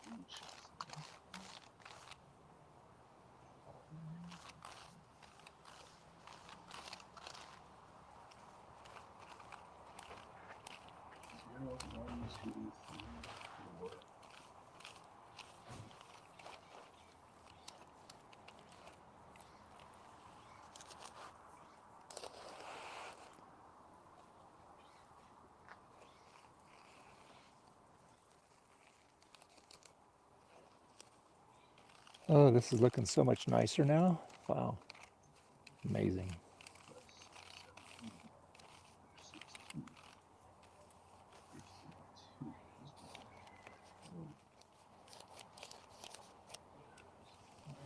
Okay, bank is okay. That makes sense. All right.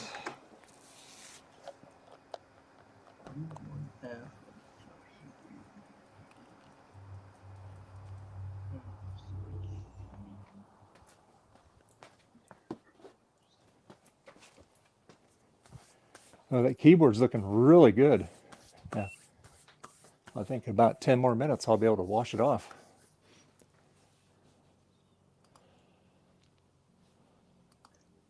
Hold on there.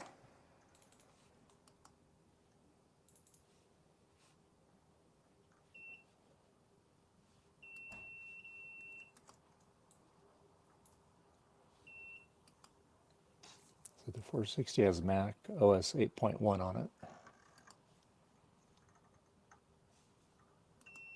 But FujiNet will hopefully take care of this Okay. 68 gig function. FujiNet mature. I have not 1B. played with one of those. Oh, it's way up there. Okay.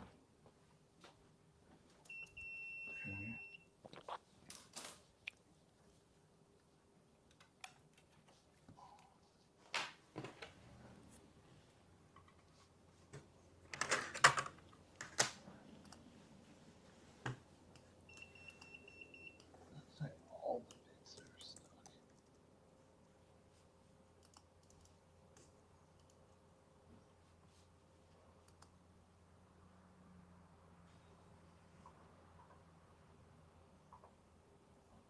Weird.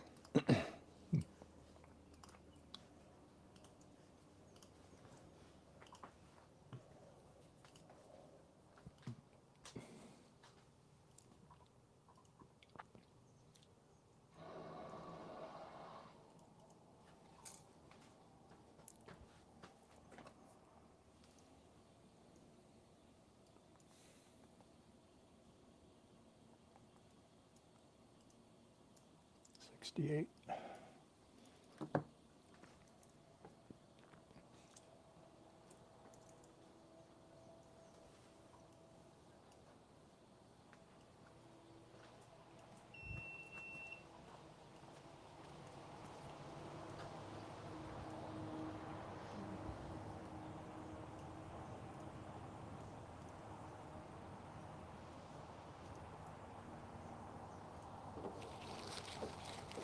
You're back.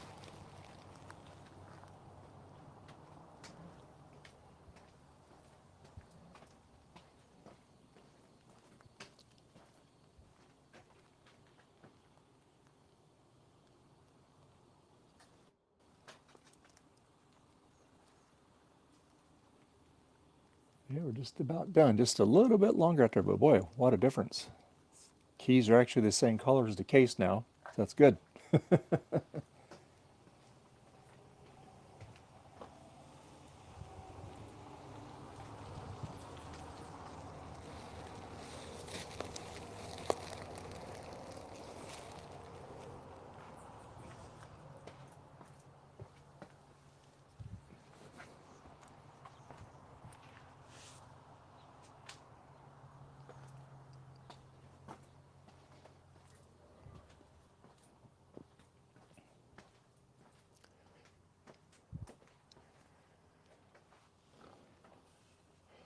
Oh yeah, Eric, yeah, it's looking good. Yeah, it pretty much matches that now. I'm just going to leave it out there just a little bit longer.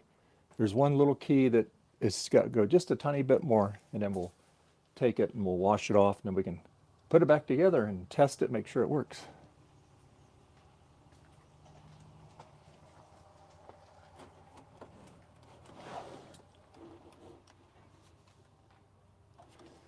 And I'll use my Franken-Mac to test it because I have the connector on it on that HP. So yeah.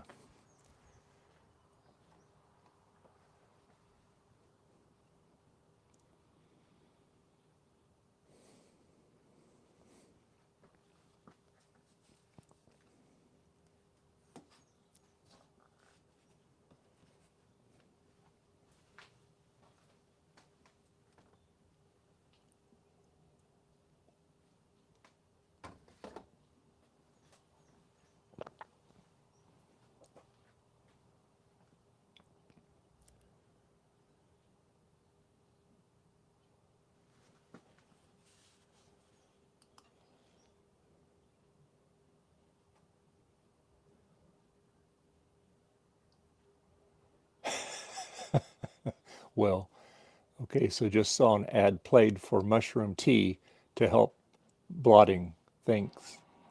YouTube telling us we're all too old.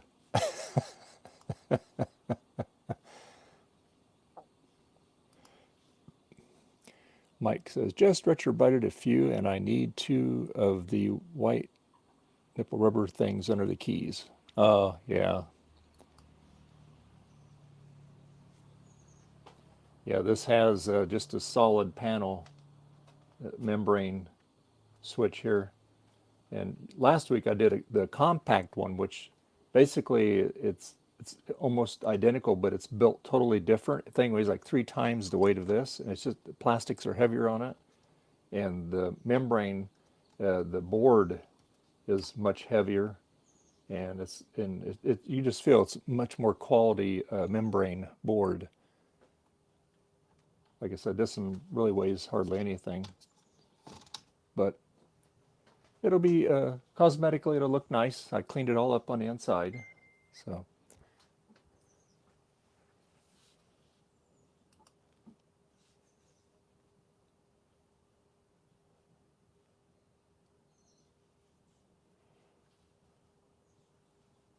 Oh no, it's all good, DJ Mike. Yeah, no worries. This is straight on the line. Yeah, this is straight on the beta lines.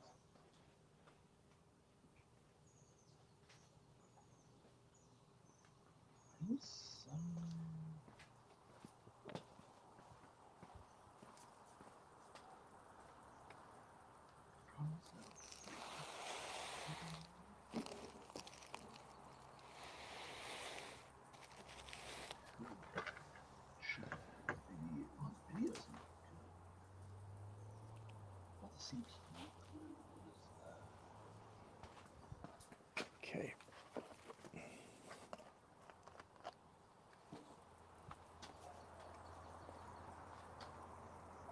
Sound chip.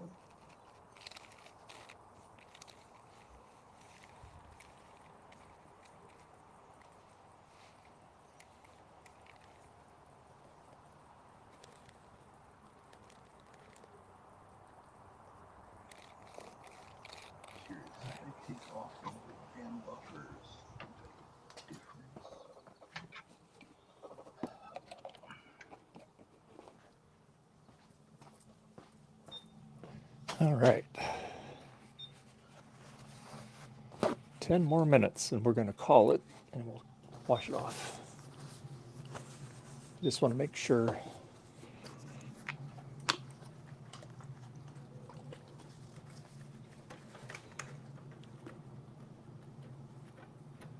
Oh, it's all good, DJ Mike. All good.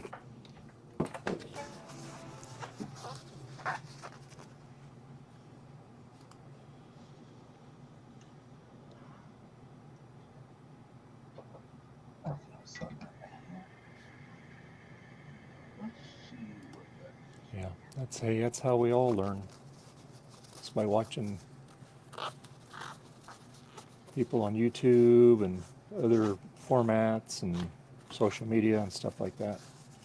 Interesting.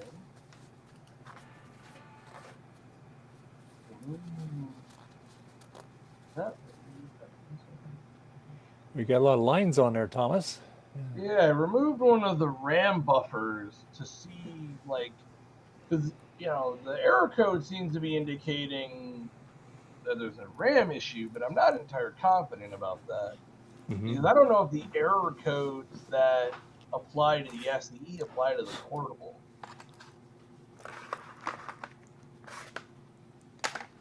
So I removed UE5, which, according to the schematic, UE5. So our data is used on 15, 16, and 17. So let's go to page 15, see what's on there. RAM, 16, RAM, 17 test points. So that's kind of odd because you would think if I had faulty RAM, it wouldn't even, I would, So if I look at the video circuit, where does it DJ, let's see. Yeah, Eric says the specific key can vary. You might need to look up the specific key type.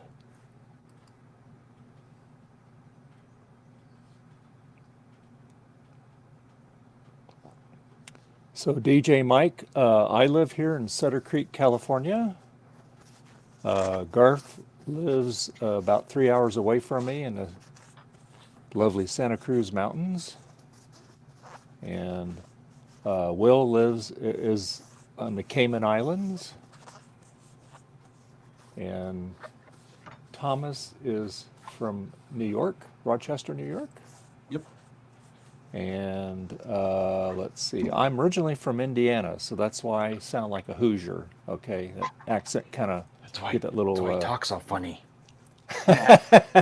Sorry. That's correct. Yes. I'm a terrible person. And Eric lives in Michigan, South Central Michigan. So. All right. But the nice thing about these streams, DJ, is, like I said, Will's from over in the Cayman Islands. We have people that he knows, like from Sweden. Joakim, he joins once in a great while. We have a lot of people in the UK that join us. Had a couple people from a particular person from Italy, a friend of Will. He joined us. Australia. So and we get a lot of Canada people in here too, from Canada. So, but that's the nice thing about these streams. Everybody connects. The only thing is obviously the time differences, because it might be early morning here, but in the UK it's very, very late. So. Damn Canadians. That's right. And if you're in Australia, you're in the future. So there you go. Yeah.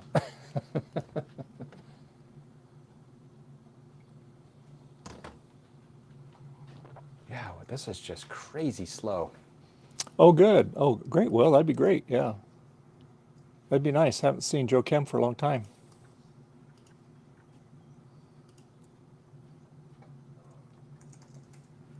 and you get and we have a lot of smart people out there, like Joe from Joe's Computer Museum. He's in Ohio. He helps develop a lot of things for us for our classic Apple IIs machines and other things, Blue SCSI, just all kinds of stuff. And then Will's been working with a lot of his team, and they've been coming out with a lot of nice new products for your classic Macs and all that stuff. And there's so many nice, smart people out there. We have Francois. He's over there in Italy, I believe, or France. And it's very late for him when it's the morning here. But he does a lot of development too. He makes a lot of things too. You're okay. So you're about 100 miles east New Jersey, Philly. Boys of the Mac Retro scene. Sean from Action Retro and Steve from Mac 84. Yeah. Oh yeah. Yep. They hop in here once in a while. Steve does. Sean's been in here maybe once or twice actually on the stream, but he usually, if he comes, he'll usually just be in a chat. But yeah. And pretty much everybody here that's on the stream now will be at VCF Midwest. That'll be my first one. I'm looking very forward to it.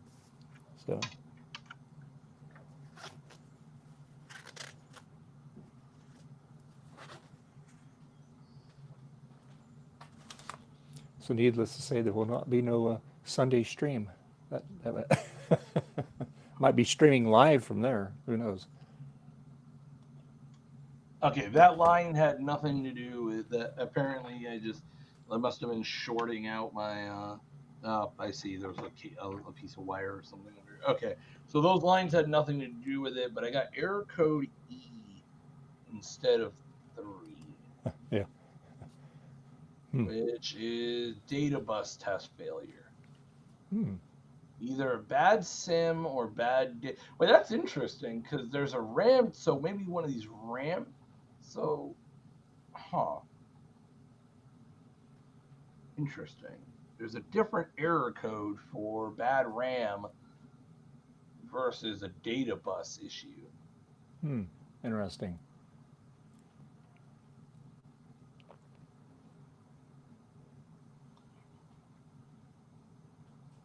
So right now it's saying all bits are bad.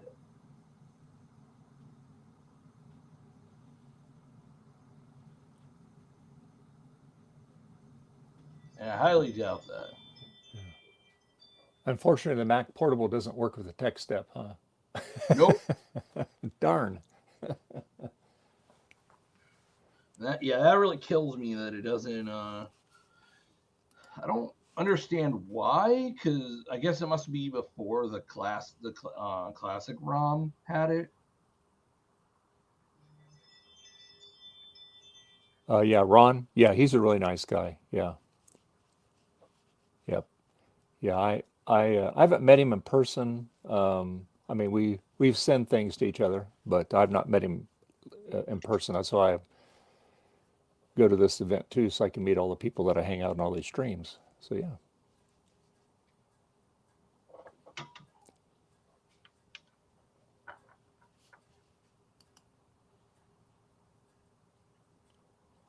Yeah, it is a worldwide group. Yeah, and I appreciate each and every one of you, for sure. All right, I'm going to go and wash that keyboard off. I'll be back.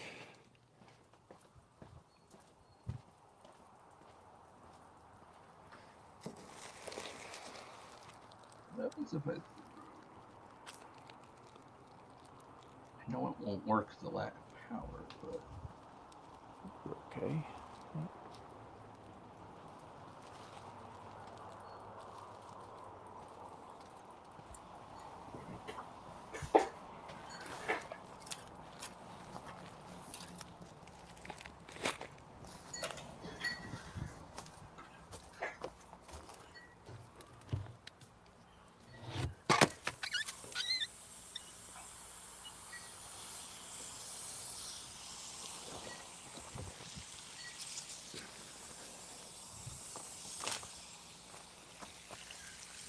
It's just a hose running.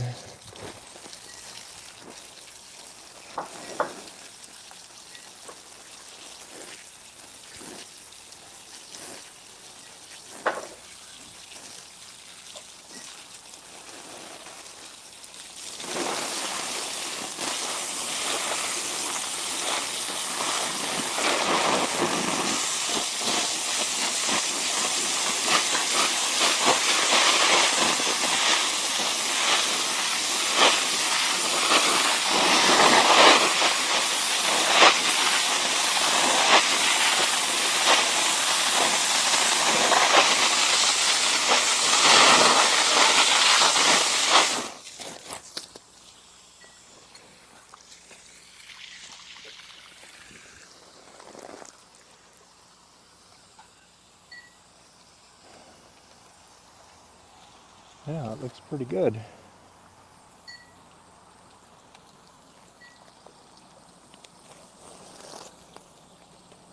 And final rinse. Take the tape off. Gotta make sure I get all the retrobrite off of it. Stuff on the back side of it here. Come on. There we go. All right.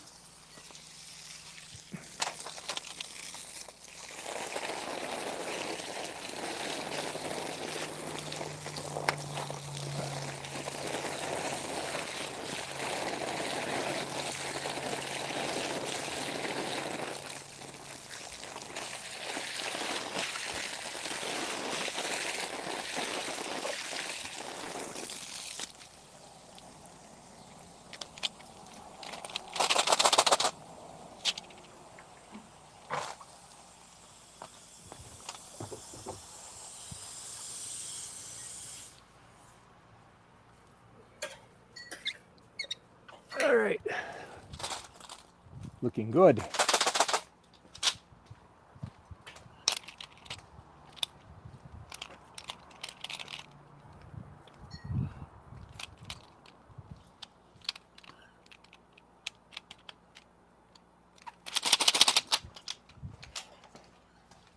All right.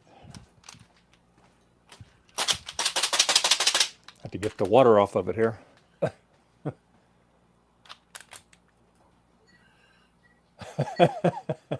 Yeah. Yeah, I'm sure you heard me rinsing it off out there. Yep. Because it's like right on the other side of the wall there's where the carport is, and that's where I was washing it off at.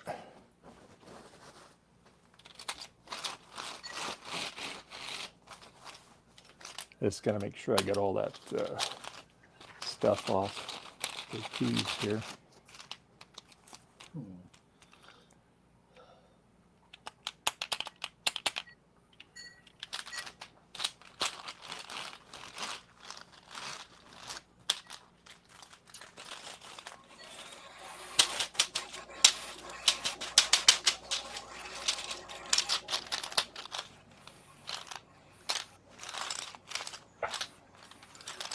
How was your lunch, Will?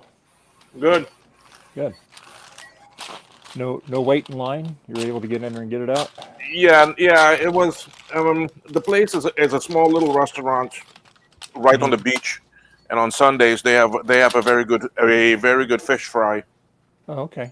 So and it's a very well known place for that. So I went there, but you got to get there early, or else long line because a lot of people go there.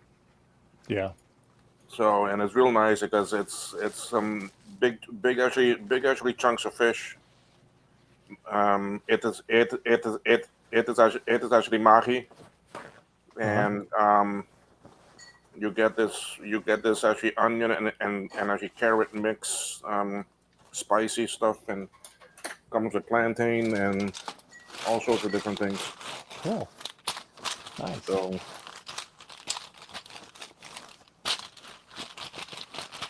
Now I'll have to let this sit out in the sun to dry here. Probably put it back together here. Just get the majority of the water off of it here.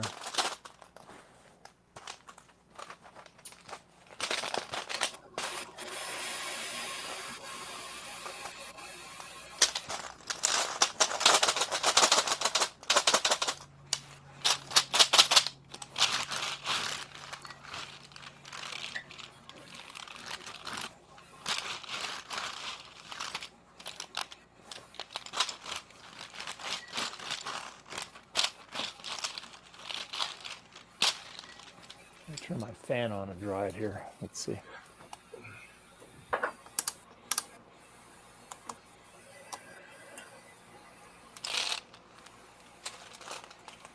Help dry it off here.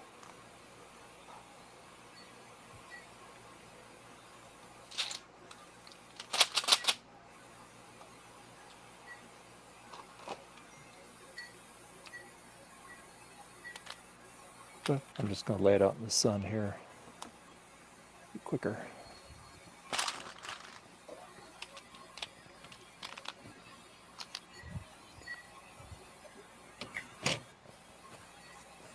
Okay.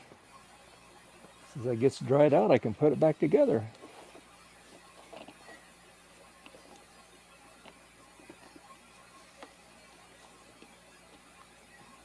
Surprised Joe's not in here this morning.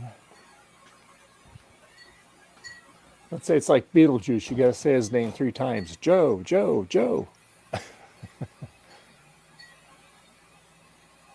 He's doomed us all.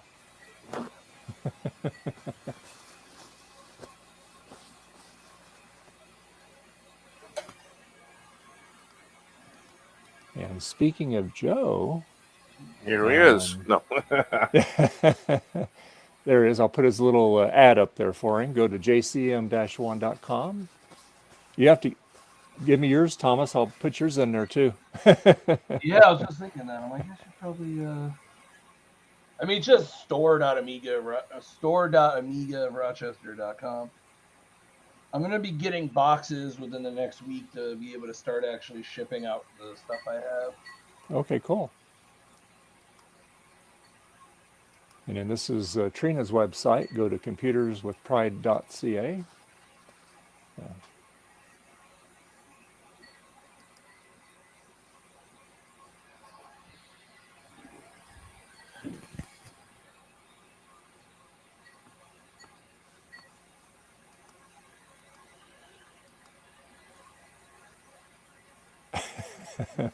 Francois, yes. Joe, Joe, Joe. That's right.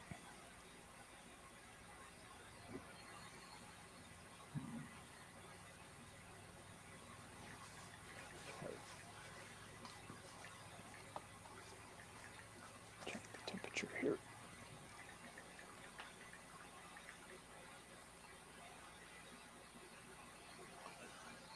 Oop. I better close the window, the door here. Front door.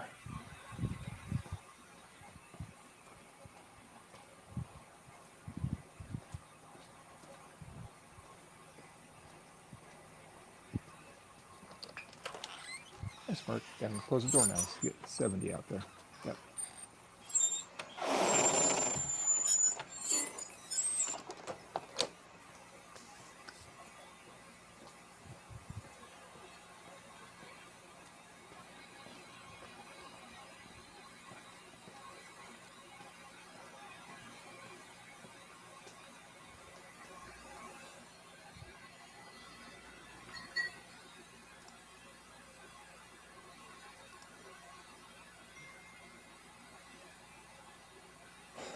I went to the Fab Lab, but I'm too tired to work on anything. Well, you know how that is.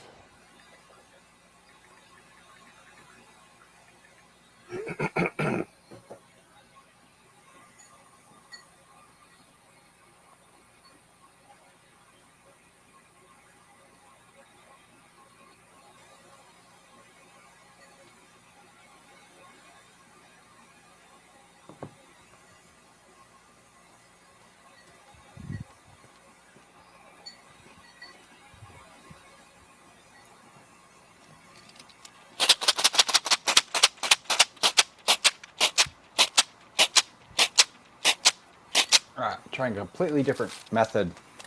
Just literally copying the files. I kind of want to keep the old install I had.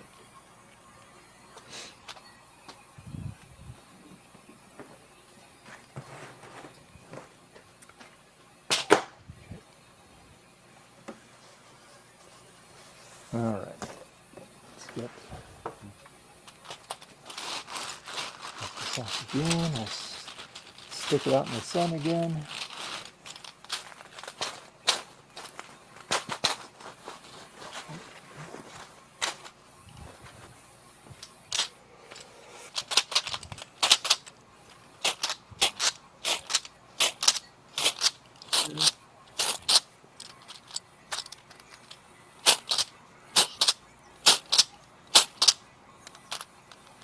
No, what happened, Gut Bomb, I took an image of the SCSI to SD,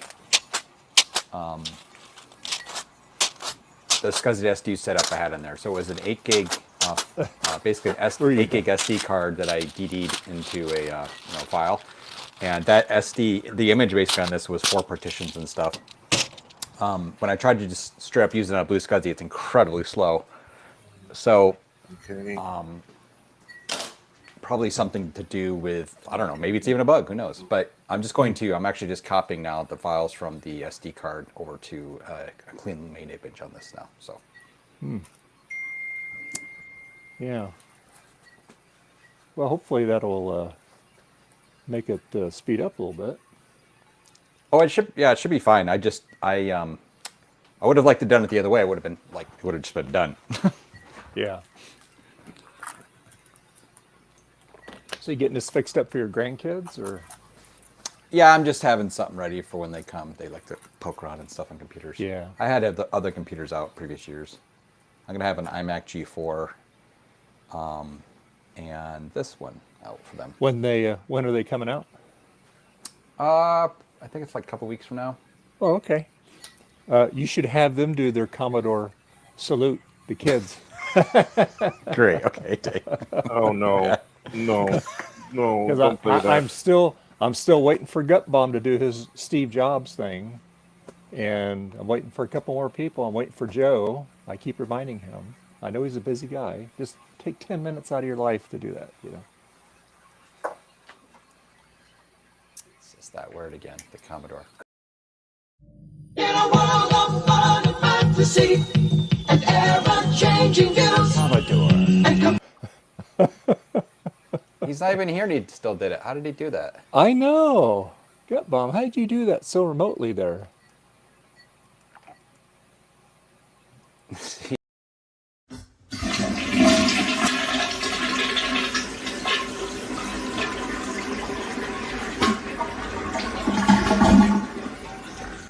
That was easy. Ew. Sorry, couldn't resist.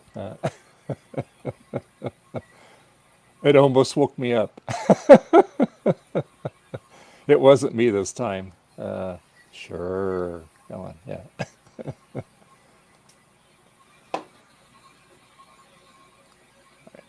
Okay. That's what they all say. Well, we know Trina fell asleep because she... Oh, here he comes. Trina's afraid to come and solder. Yeah, I know. Hey, there he is. Hey, Gut Bomb.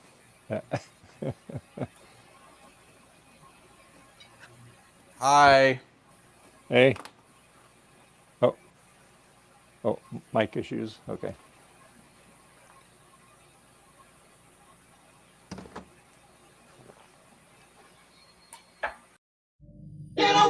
I knew you were going to do that. fantasy and ever-changing views and computer terminology. Commodore views. Are you in a world of fun and fantasy and ever-changing views and computer terminology? Commodore views. Are you keeping up with the Commodore? 'Cause the Commodore is keeping up with you. Are you keeping up with the Commodore? 'Cause the Commodore is keeping up with you. Are you keeping up? 'Cause the Commodore is keeping up with you. Are you keeping up? 'Cause the Commodore is keeping up with you. In a world of high technology and ever-changing moods. In a world that's full of make-believe and changing attitudes.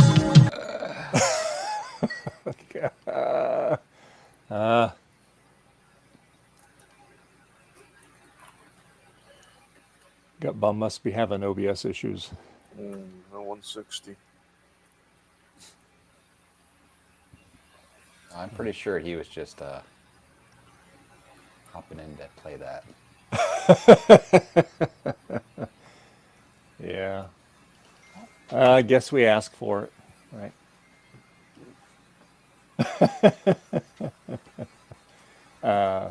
Thank you, Gut Bomb. Yeah.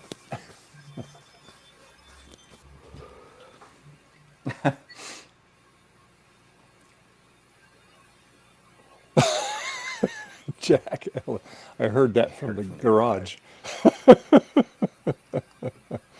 Ah, yes. Evil. Evil.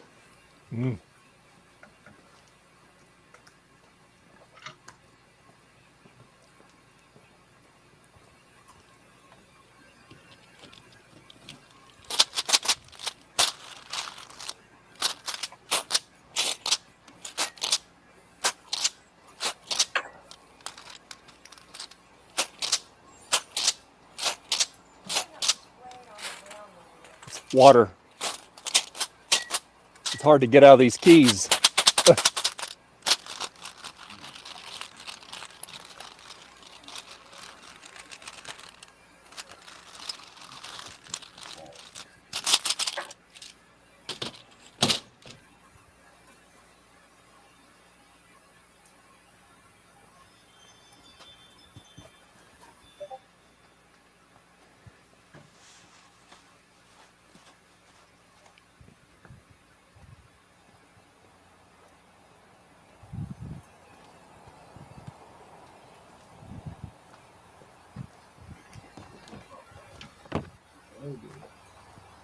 What?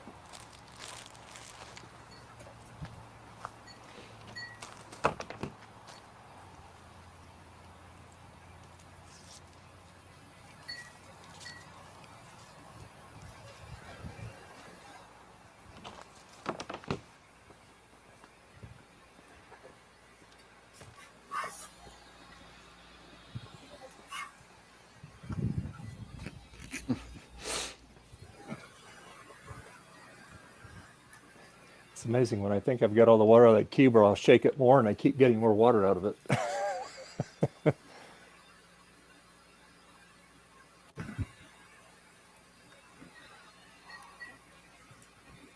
Well, Gut Bomb, I'm outside. I don't have a wireless camera setup.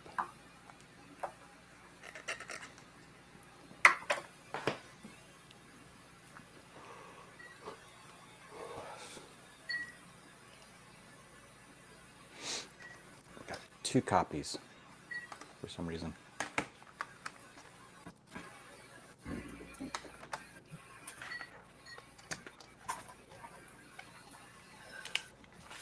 Okay, so I see chip select on the sound, which I'm gonna go ahead and at this point connect the capacitors for the sound, because that will actually tell me if I'm missing any data bits.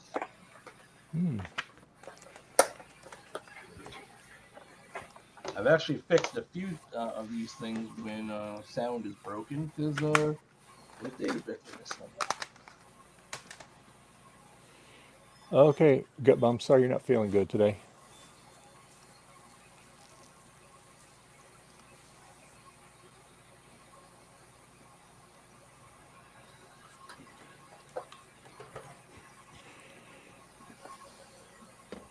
Oh, jeez.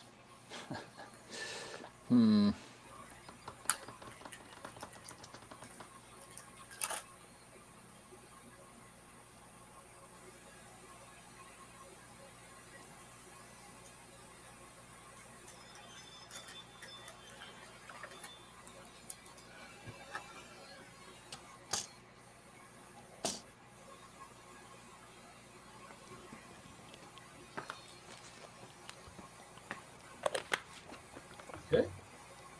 I don't have all of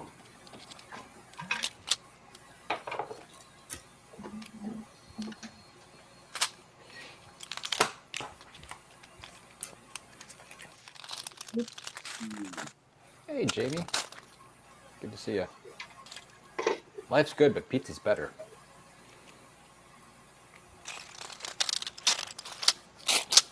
It's a little pizza place in our town.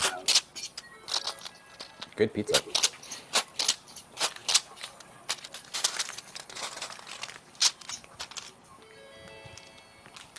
Okay. Nope, we're not missing any data bits on the sound. Sound actually works perfectly. Well, that's good. Hey, Jamie's Hack Shack, how you doing today? Okay. So, what could that mean?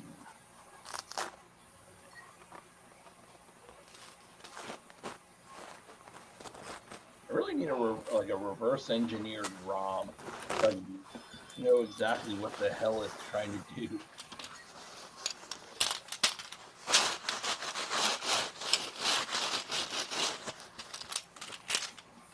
There you go, Garth.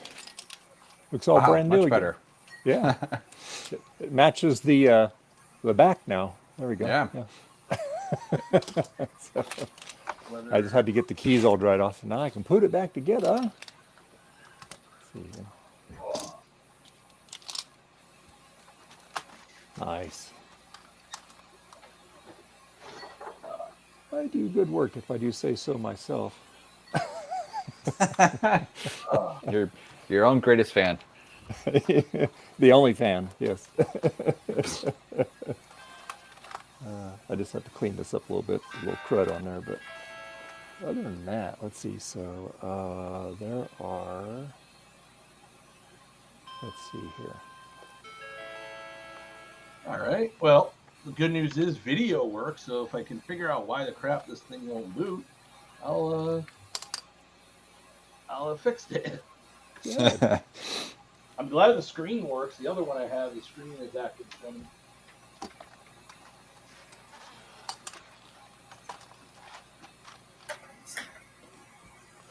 Oh.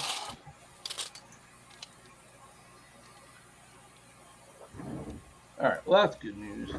So, let's start looking at the CPU boot chip. Oh, of course, I have to take and pull off, shit. I have to pull off 4 keys because I have to go through the top of the keyboard to secure it. Uh-oh. Oh, I hate when I do that. Let's see, so which one I need to pull off here? I need to pull, let's see, is it the A key? Oh, crikey. Okay, let's see. That's all right, at least they're clean. Okay, let's see, can I get to it? Yeah, I gotta take 2 keys off. Okay, get those off. And then what's next? I need to get these 2 off. That one and that one. You're back. Okay. Okay. All right. Whoop. Of course I drop it. Okay. Right there.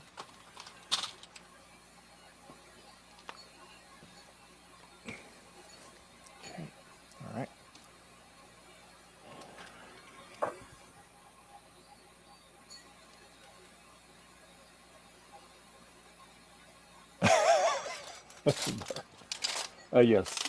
Yes, gut bomb. Yep.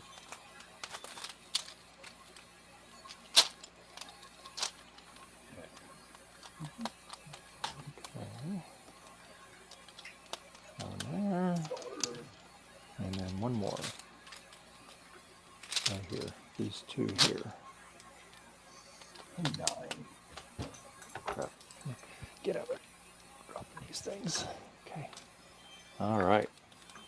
Now we can put it back together. Yay! All right. Let's see. Make sure it's down on the pad there. Very good.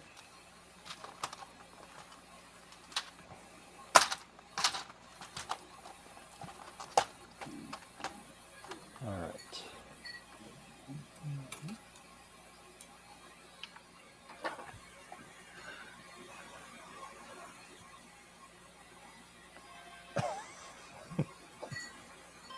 All right, let's see.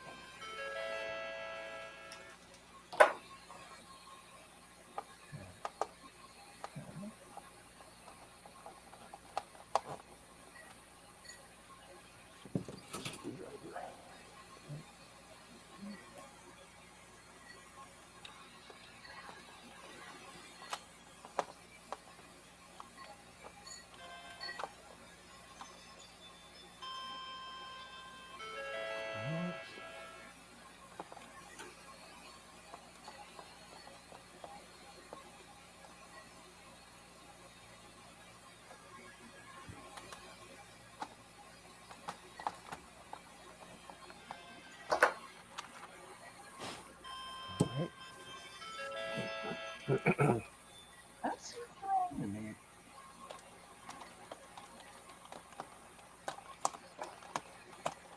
Yeah, I find it odd LDS would be so busy. Oh no, that is DC. Those look okay. Okay, it's the interrupt.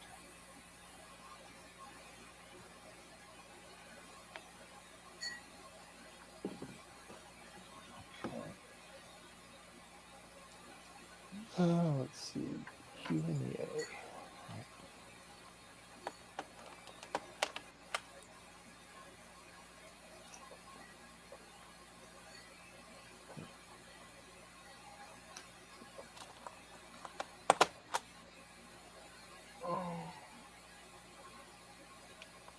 Q.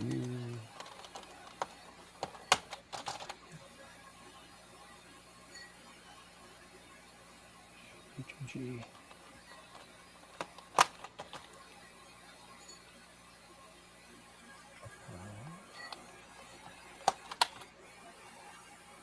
Eight.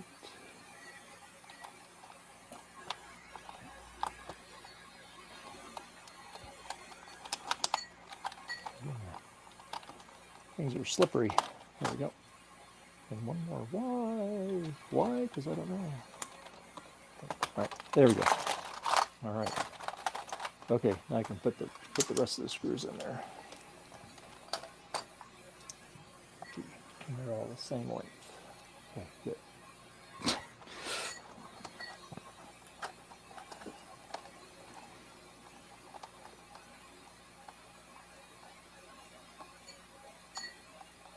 Okay. Screwdriver not working, but I might be getting a different screwdriver. Let's see. Let's take a look here. Let's see. Nope. Nope. Nope. It's always the last one. Always the one you least suspect. Yep. I can say that without tripping over my own words. Maybe. Maybe. Yeah. Actually, it didn't take that long to copy that way. Well, good. I don't know if it's going to work. It's all kind of sketchy, gotta say. Yes, remember my password, you moron. What a maroon. Look at that blinking folder. That's how you know it's going to work.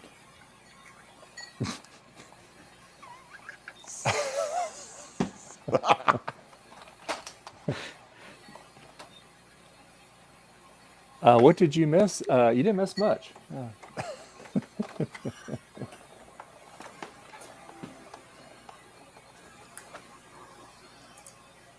See, I don't know how long you were out for. See, Gut Bomb popped in just long enough to play the Commodore video. He's not feeling good today. That's why he's just. It was the highlight of the stream. Yes. And then after that, I played your toilet video. That was easy. Yeah. And I got this all retrobrighted, and I'm putting it back together, and I'm going to test it. And I suppose I'll have to adjust my camera angle. So, because I'll have it on the big screen here. The Hackintosh is hooked up to it.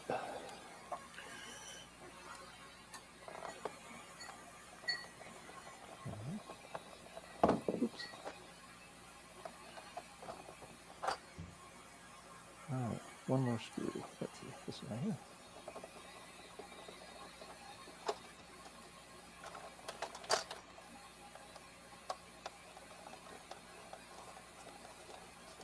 All right, be all back together. All right. Nice platinum collar. Yeah, there we go. I'm gonna wipe this off back here.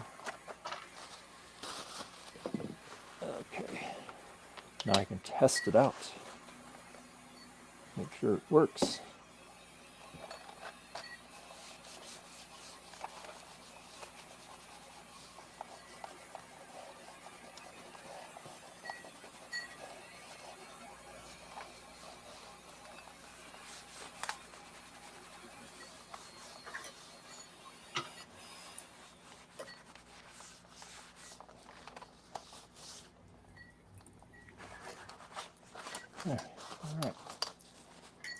Looking good.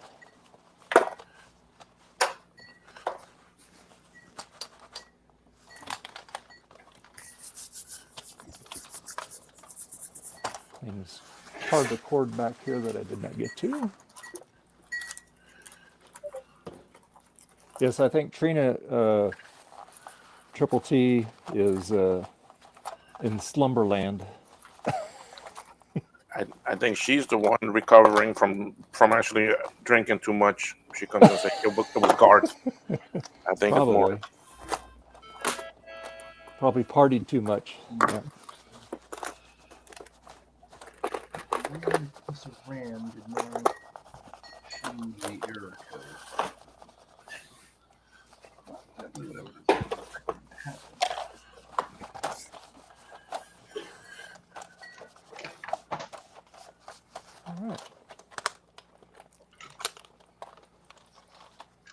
All right, let's test.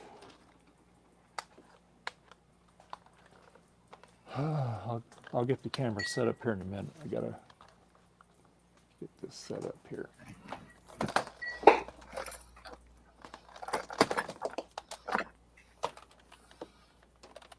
I'll plug the USB keyboard.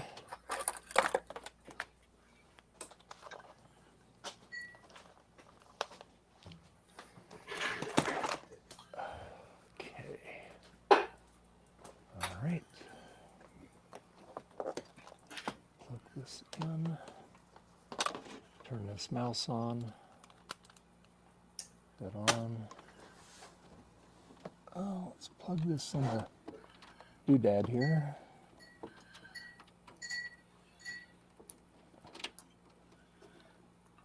Oh. There we go, that's in there. All right.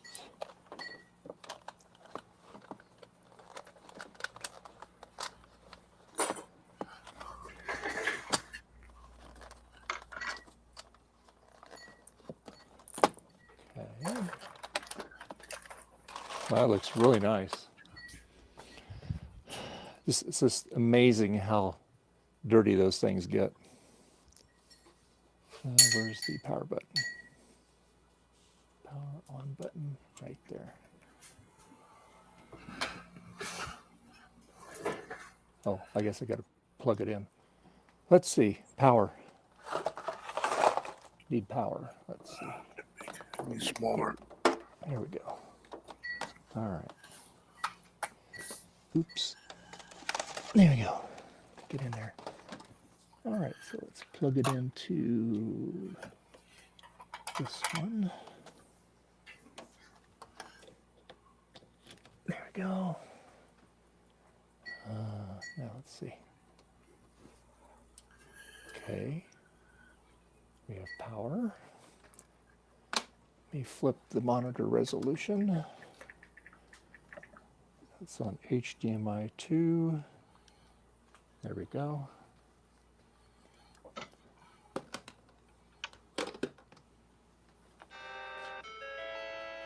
Oh, lovely sound. Oh, oops.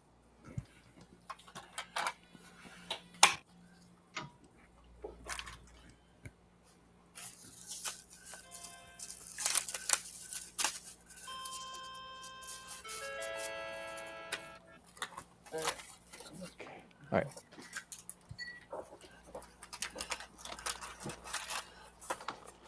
What do I have? A 245. I had an F245. This is probably fast enough.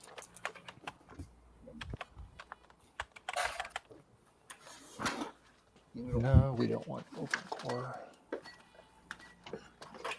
Ignore. If I Let's go to text edit.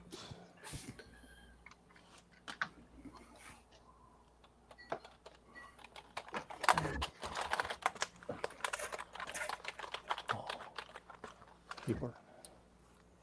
this is really want to fix my portable.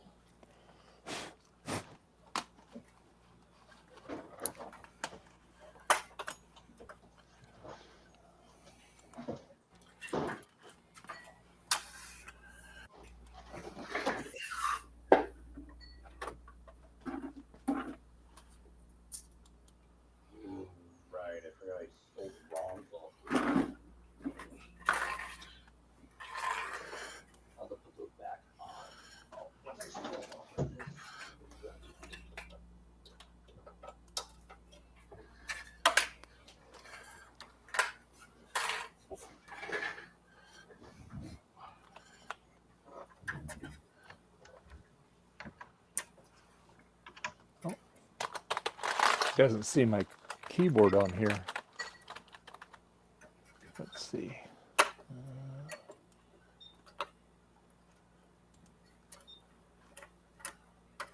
Let's do this. Stay.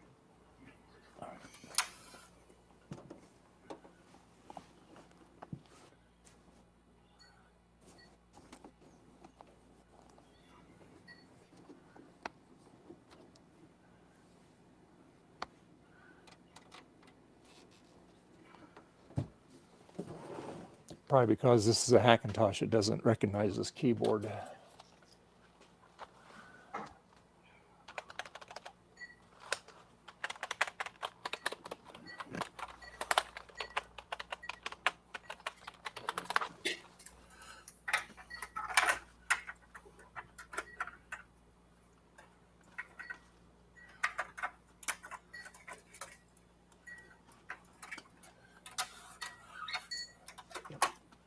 US.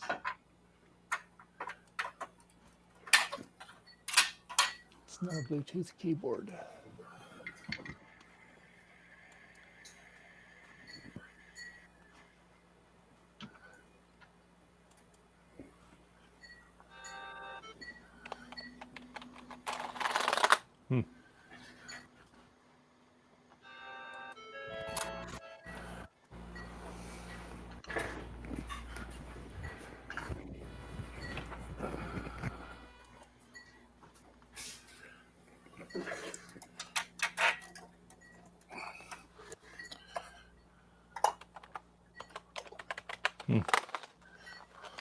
Yeah, this thing doesn't see the keyboard. Bummer.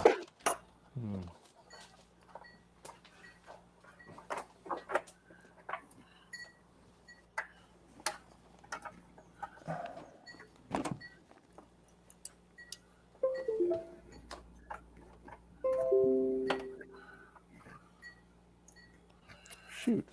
I can't test this one. Doggone it. Let's see, I'm trying to think.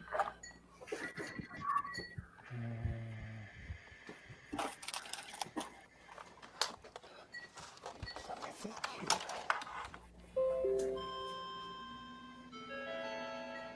Let's see here.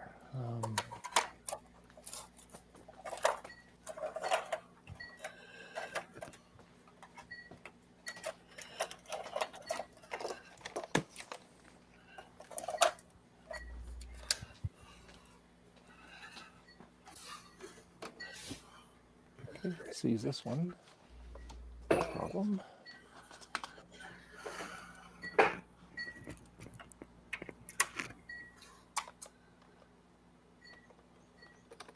Let's use that one.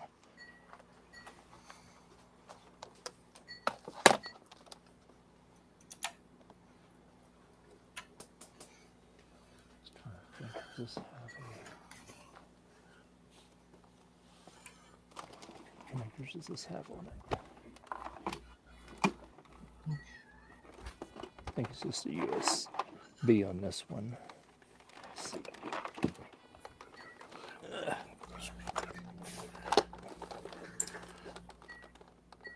Yeah, this is the USB. That one there.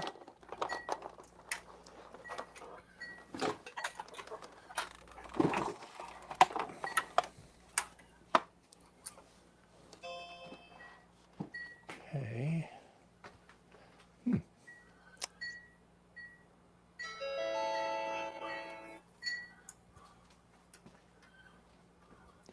Well, I know what I'll do. No, I did that already. It didn't work. Let's see.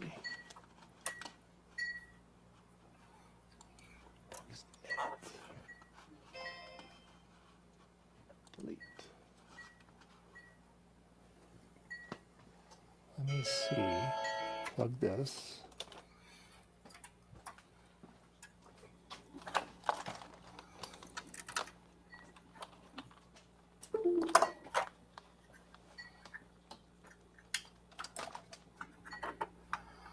Let's see if it will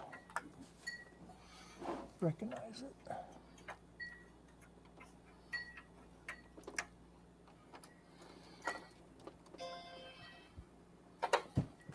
keyboard.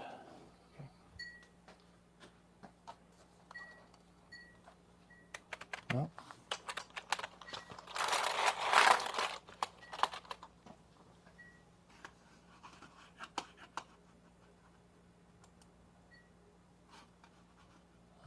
Let's see, keyboard.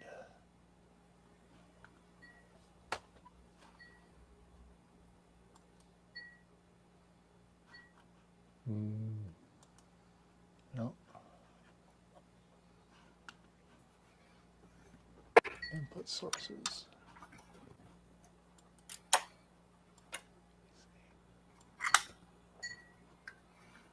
Okay.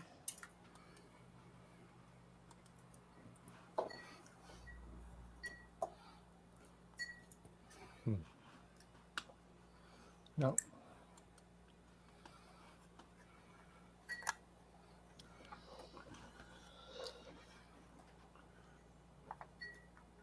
Doesn't see it.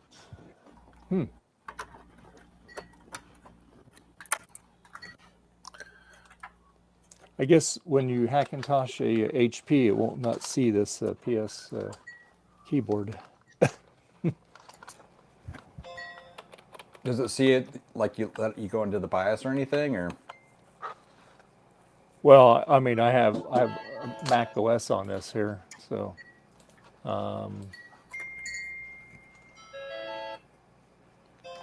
Because like if I go in System Preferences, and like you hit Keyboard,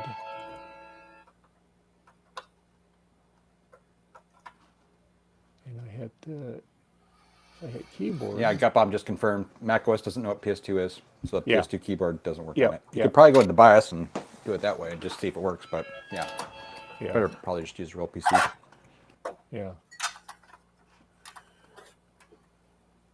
I'd have to pull the, let's see.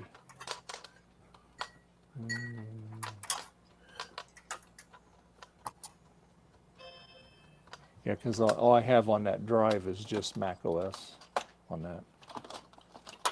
I'd have to pull the drive out and put a Windows drive SSD back in it. Okay, well. I don't know if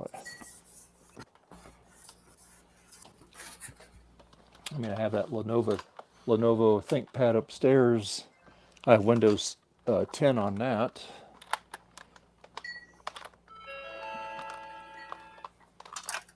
Just put this over here for the time being. So anyway, all right. How rude. Yeah. Yep. Kind of figured that. It goes, what is this? It's all right. Okay. Oh, we have a floppy drive we can do servicing on. How's that? Okay, let me close the garage door here a little bit. I'm going to mute my mic.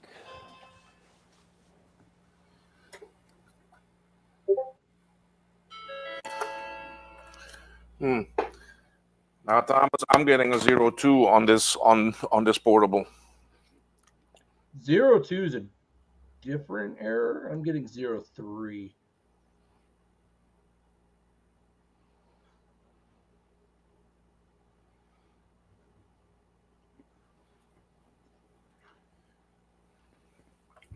I hate portables because of the lack of diagnostic tools.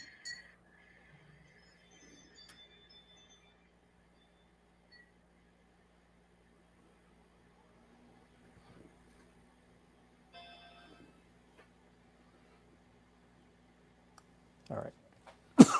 Excuse me. Yeah. All right.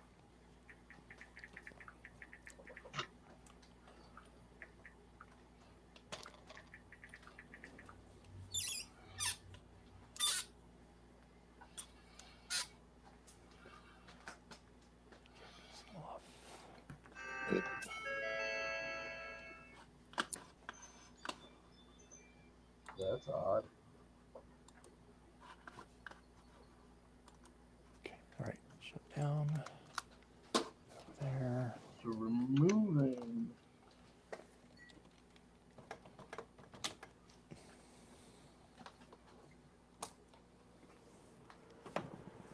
Okay.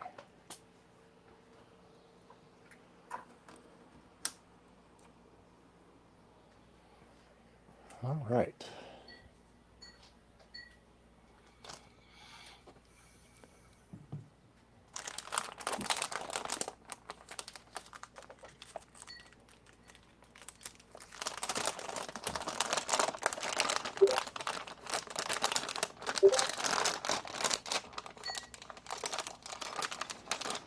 All right, that's working much better now. Oh, good. Yeah, so I'm getting like 3,700 kilobytes per second read and 2,400 write. That's good for this thing on the internal bus. That's basically saturating it. Good. And it's, let's see, comparing it to the SCSI SD, over 3 times faster read and twice as fast writes. Nice. So another thing I need to remember is that this OS is a little bit clogged, and it's 8 on a 040, which is not ideal. But yeah, now it's like normal speed. Yay! Nice. God, wait, let's do this. All right, so now let's see here.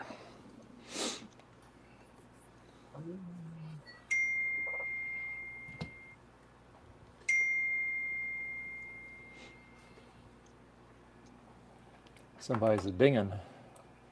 Yeah, some messages coming in for me.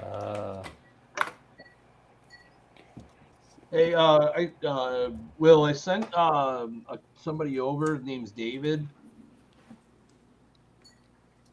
He's got a battery bombed SE30.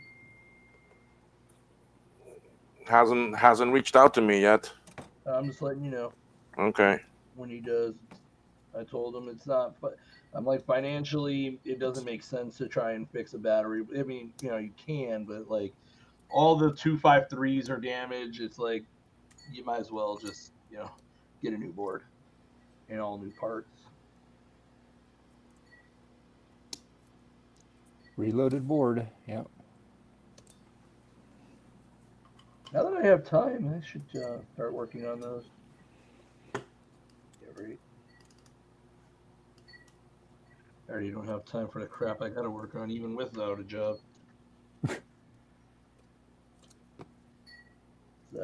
I don't like to step on other people's you know, business.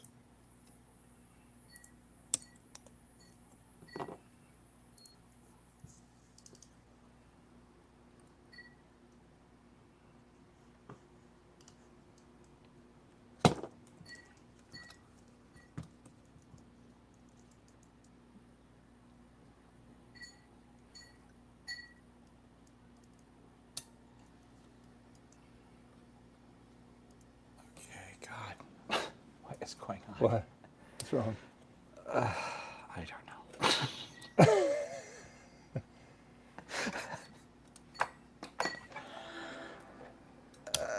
Okay.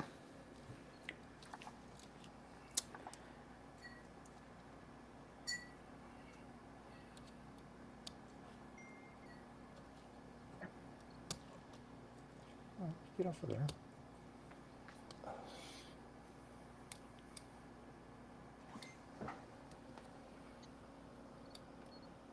There we go.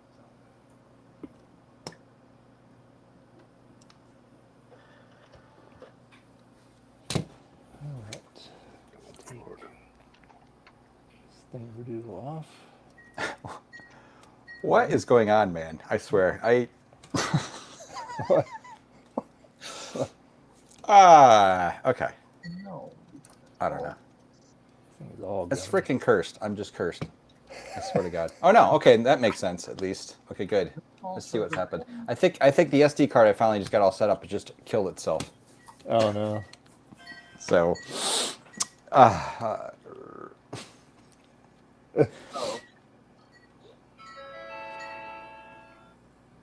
Ram says while testing a B after passing.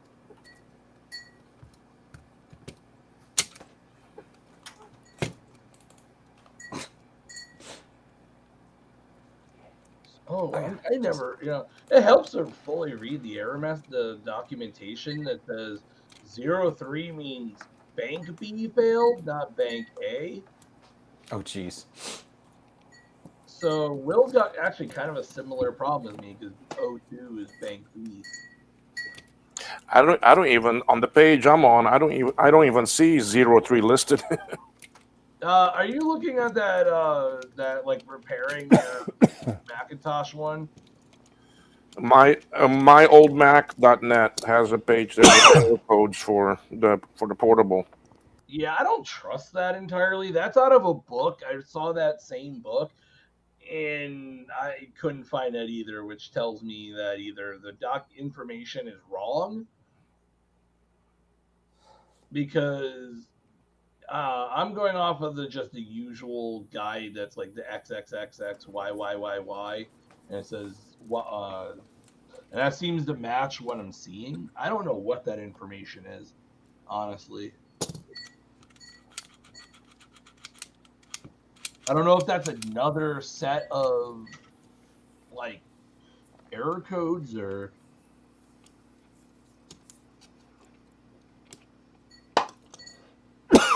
Geesh. So bank B failed after passing the chunk test. Okay. So Come on.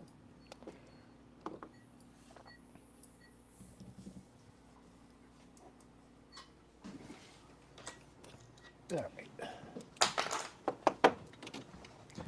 Okay, so the image I put on the SD card is just gone. Just gone. Really? That is crazy. So when I first put in the SD card, it could tell there was 8 gigs, of something on there. Yeah. And then I moved it to another system. Now it's just gone. Wow. Literally gone. So, oh my God, that's just irritating. That's right. Okay. You know what? What was it in your head that thought, let's do this on Dave's stream? Again, I don't blame you, Dave, but it's clearly your fault. No, Oh, well. I just have to laugh because I'm like, I just need to set this thing up. I'll just do this today, whatever. Yeah. Easy thing. Because it is. It's a literally super easy thing to do. Easy peasy. It's funny. I swear to God. I mean, it's not even like, it was working fine. I just booted. I ran a benchmark on it. I was like, shut it down. I was like, I was going to do some more stuff. I was like, no, let's back it up first, Yeah. It's just gone. Okay. I hate when that happens. Yeah. I don't.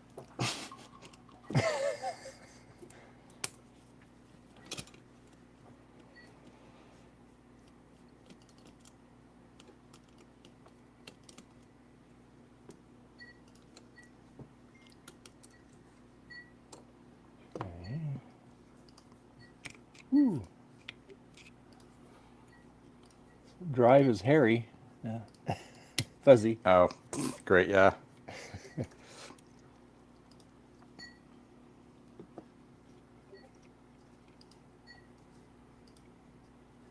And it's got the old original lithium grease on it. But it's not too crusty though. That's surprising.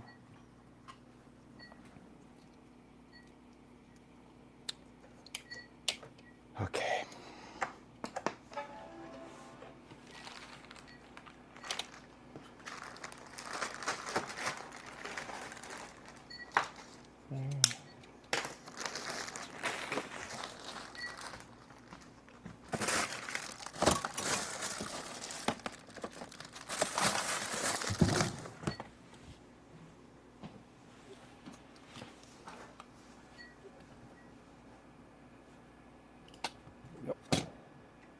Little persuasion with the screwdriver there. Sure that gears up in that position. Okay. All right. Yes, definitely need some TLC here. All right.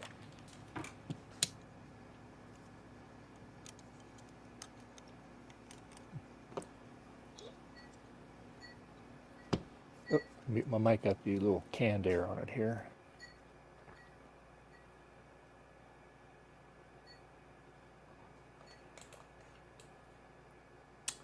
Okay.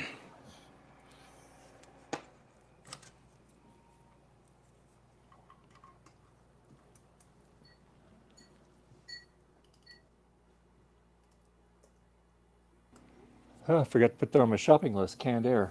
Yeah. Getting low on it. Yeah. Sorry. We clean now. Let's see.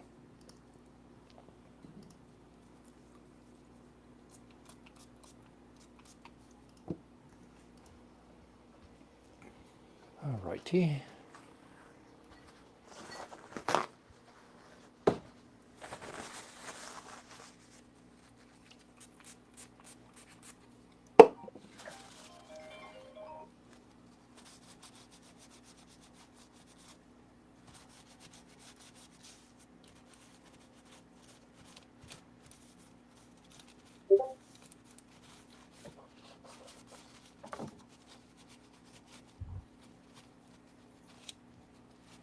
I'm glad Steve got his power book fixed on last stream.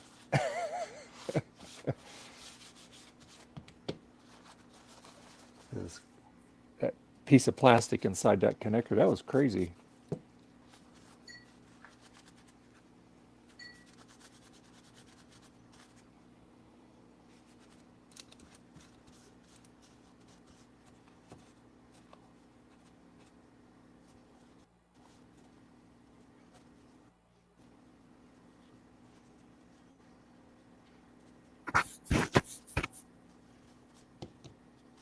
Yuck.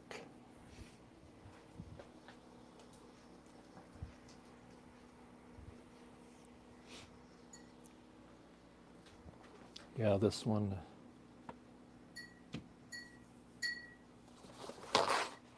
For as old as it is, it's actually not that bad.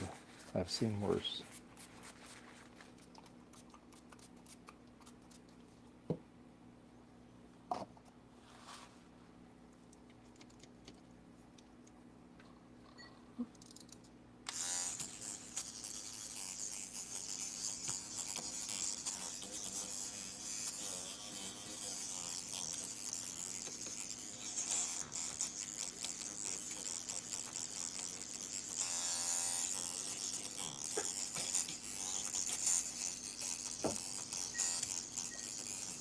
Yeah, Dave, I was literally putting stuff in a box, and I'm like looking around my lab, and I'm like, what can I throw in the box that would fit in the box?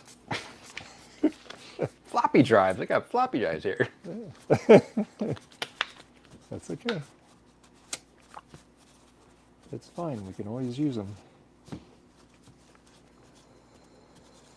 You know there's a machine you'll get that don't have one, or the one you got just gives up the ghost. Yeah. Let's try this again and see how far I get into it before it screws up.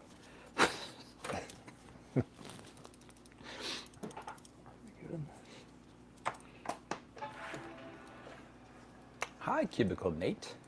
Hey Nate, how you doing? In your cubicle? I enjoyed watching your stream yesterday. I really couldn't hop in because I was working outside and stuff, and I was sweating like a dog. So.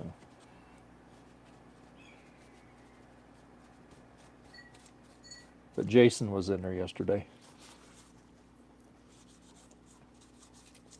and so they started talking about Mac stuff. Hey, Chris. Jason was filling them in on a lot of stuff.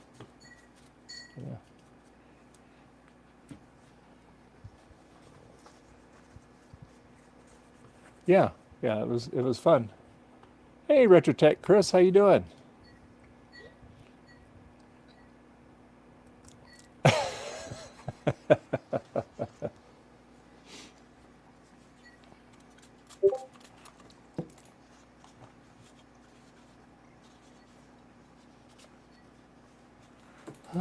Let's see. Actually, let's do this instead. Oh no, You're not running off anybody, Jamie. Not a problem.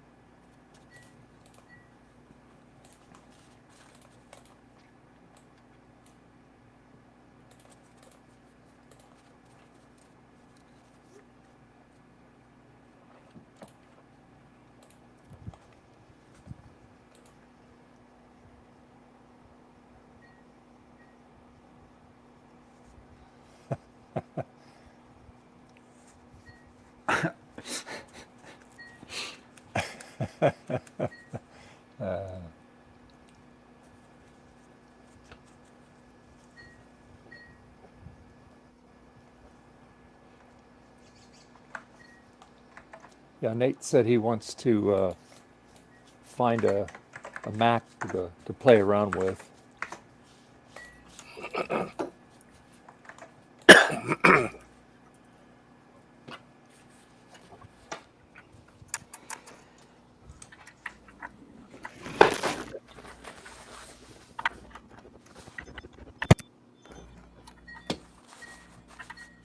I don't have a Q-tip.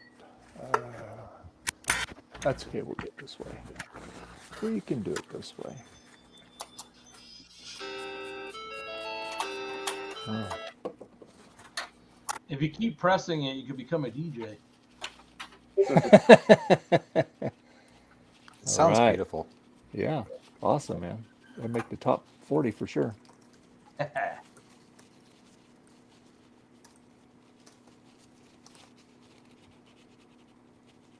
there we go. That worked. I didn't have any Q-tips, so I made myself a little cleaning pad for the heads there. There we go. So that part's looking good. All right. So let's set this over here in the clean section. Let's work on this one. And I'll make sure that none of these, that this bracket ain't bent. Like, remember that? Remember that one drive I told you, Garth, that this wasn't ejecting right Yeah. and stuff? Yeah. Yeah, and it was because, like, that. So the mechanism sits down there, this part here, right?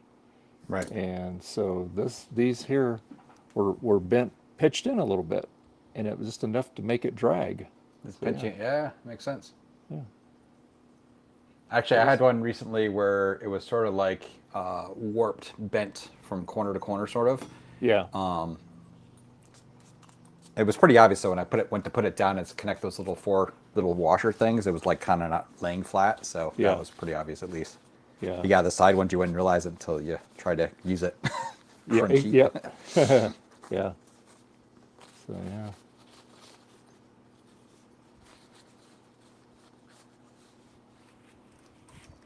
Whoops.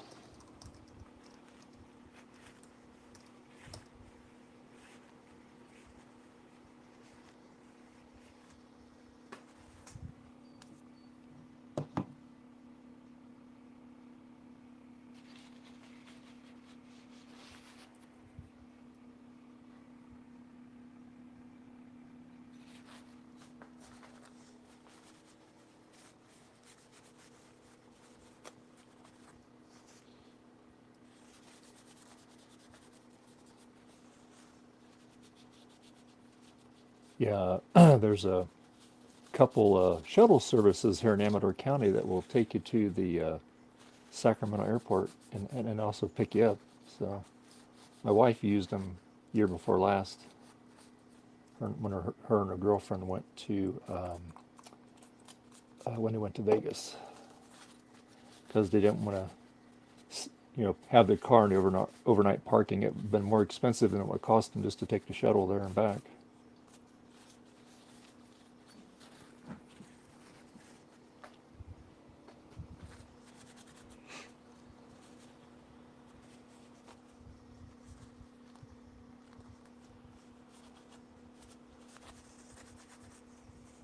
Be Oh, back. good, Francois. Cool.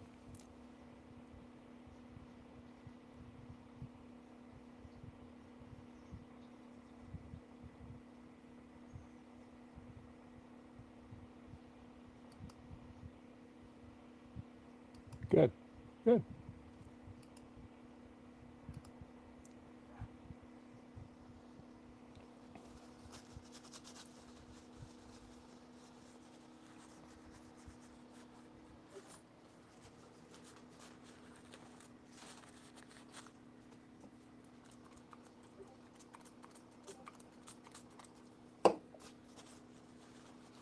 All right.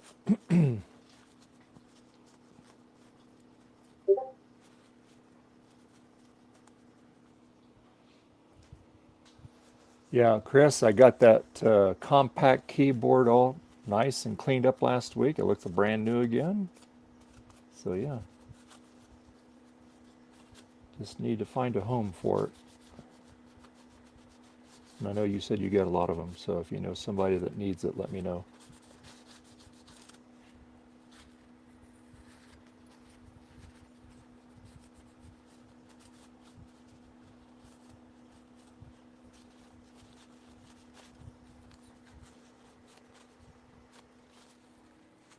A lot of dry grease on here.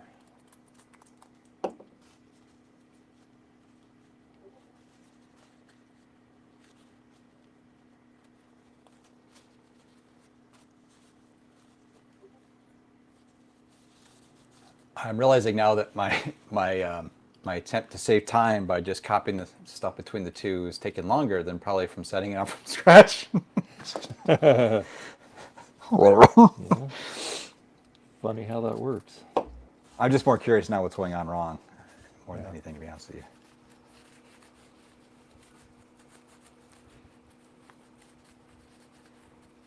Oh, you got allergies, Chris? Yeah, a lot of people got them this time of year.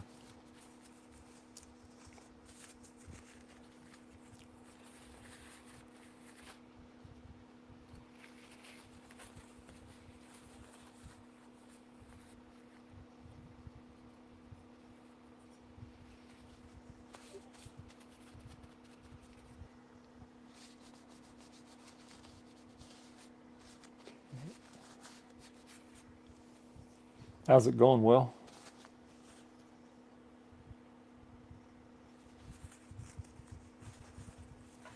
Making any headway? Not really. No. Every time I come up, I get that 02 error, and I mean this board worked before, and now all of a sudden not. I've been Huh, that's weird. because I did recap it already and everything. So Yeah, I'm having a similar dilemma because this is saying that, you know, the documentation says that the bottom numbers represent the data bits, but the problem is there's four sets of hex, which would imply a 32-bit bus, but that doesn't make any sense because the portable 16-bit.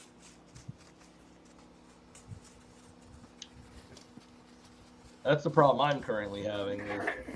And none of this stuff is documented. There's no real legitimate documentation.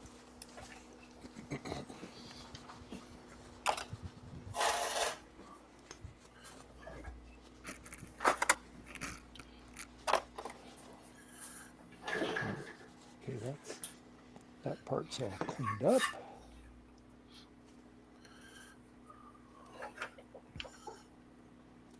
All right, now we'll get this one all cleaned up.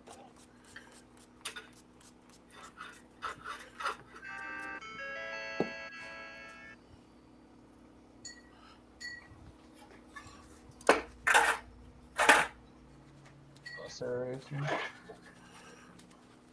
I must not have these fully soldered down.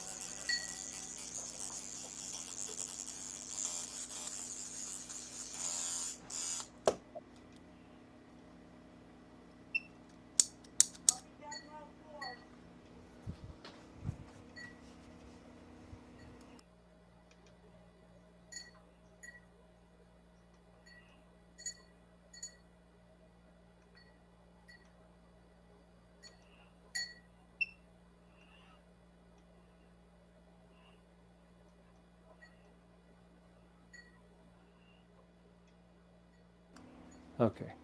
Wife just informed me she's going to bingo. So, all right.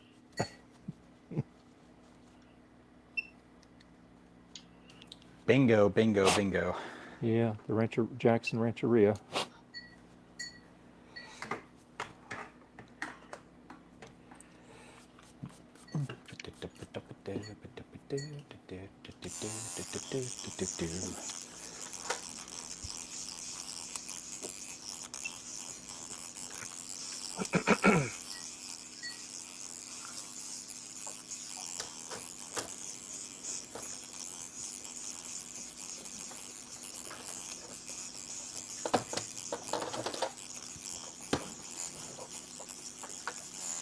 What are you guys doing for Father's Day, Garth? And Todd?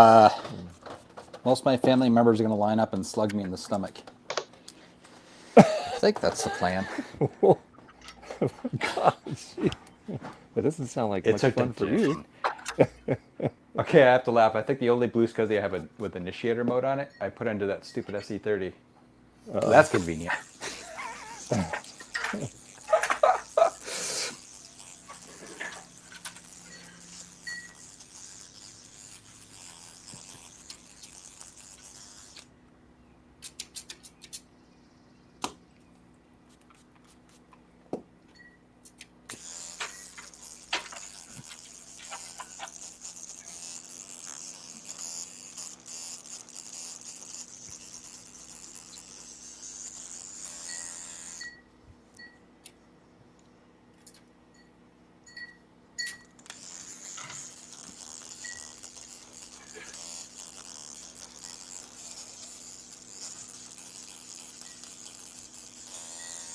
Good purpose for your old dead electric toothbrushes. They work great for this Yep. stuff. Mechanism all nice and clean. Definitely needed it. Get all that old lithium grease off of it.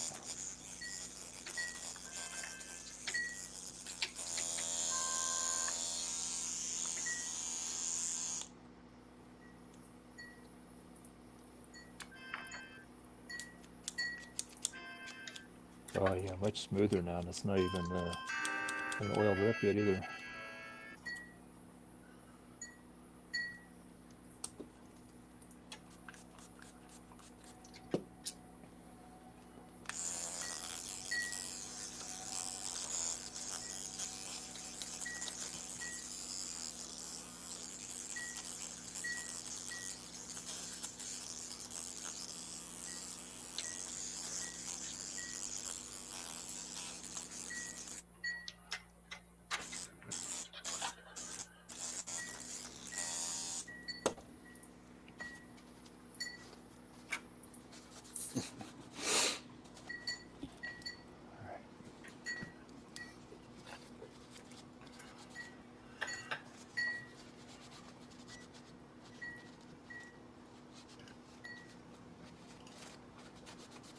Joe, if you're watching, you should come in. Grace us with your presence.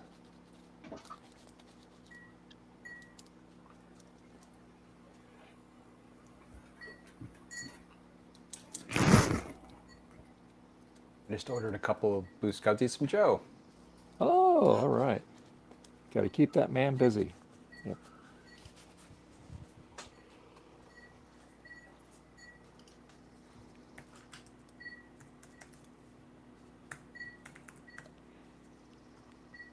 I think every single time I buy something different, every single time I buy something from Joe's site, I'm either using like, I logged in and created, I actually used an account, or I just paid directly with PayPal, or I'm paying with Apple Pay, or or I'm just paying like I'm invisible with just, anyway.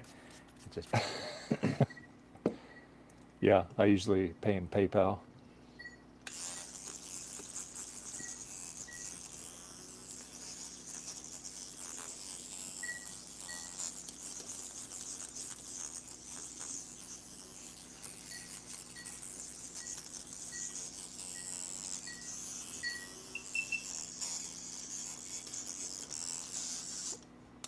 Oh, Justin. I'll get Justin in here. Hey, Justin, how you doing today? I've lost something on my workbench again. Oh no. Hey, I want to thank you very much for all the nice buttons and stickers you sent me.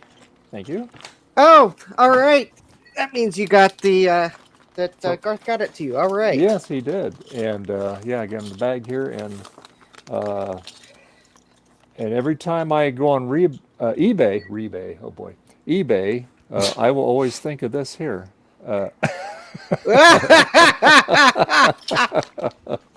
Speaking of Garth, Oh yeah, there you go. You get what'd you get from Garth? well, this should be a high performance video card. Oh, okay. Oh, Garth's on. Well, why not? Yeah. Let me just go ahead and... When you re- I didn't even see that yesterday when I pulled it out of the mailbox. Actually, it looks like my monthly DVD club order is enclosed. Interesting. You didn't get a copy. I was going to put a of DVD in there, but it wouldn't fit. So I was like, all right, whatever. I'll just write it on there. you didn't get a copy of Combat, huh, Justin? Yeah. Apparently, well, I don't know. I haven't opened it yet. Although, Okay. given that it's a small flat rate box, I'm not sure there's combat in it. Considering Garth couldn't squeeze a DVD in here somehow. Or what Garth didn't admit to is that he couldn't just squeeze one DVD in here, so he squeezed multiples in here. I just And- took them out of their case. Yeah, he just took them out of their case and All scratched up all the hell. Oh, Richard Tech Chris said, yeah, I got buttons and stickers from JCM1. JCM, it's Justin D. Brain, mouth, talk. There we go. he got your stuff too. yes. And we have. I'm gonna have to keep the priority mailbox. There we go. Yeah, I'll make you a little bigger there. There we go. Ooh. Oh, yes, there we go. Stickers. We got stickers Yeah. and a high performance video card for the Performa. Nice. All right, and it looks like it's in good shape. Nice. It arrived It works. safely. It works And great. It works it great. works At least great. my 7100. All right. Nice. Who knows, I Excellent. might be convinced to pull the. You know, I was going to pull the Mac Pro onto the bench, but why not? Let's pull the Performer on the bench and give this card a try. That is first after I find the thing I'm looking for, so I can test these high quality capacitors from the early 2000s. Ah. Oh, yeah. That I think even in small view, viewers can see the slight problem with these. Although if you made me big, then A little puffy. yeah, Oh boy. yeah, these are Capacitors with an attitude. There you go. yeah, and the sad thing is these are Nichicons, or supposedly they're Nichicons. Yeah. they're- Capacitor reread. Oh, I've had Nichicons leak all the hell. All the time. Yeah, these are all those. puffy. These are 8 Nichicons I pulled off of a Socket 462 board. The board is currently in my oven drying because I've ultrasonically cleaned it. But yeah, all 8 of the 2200 microfarad 6.3 volt capacitors, they're all puffy. Maybe And they I just left a niche out of them and they're just the cons. Yeah, yeah, yeah. That's I why was they look- went bad. I was looking for my capacitor tester, and I have done something creative with it. Apparently, Oh, creative. that's just my nice way of saying I've misplaced it. Oh, Dave, I think Jack wants to hear the Commodore song. I just saw him say that. Oh, yeah. In a world of fun and fantasy, think that's what and he wants. ever-changing views. He wants that. Jack's furiously typing, no, no!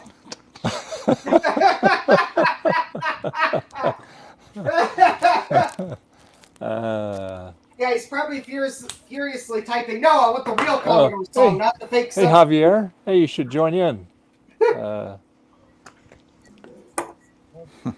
Joaquin is about to join too, Dave. Oh, awesome. Oh, well, we got plenty of room. Not a problem.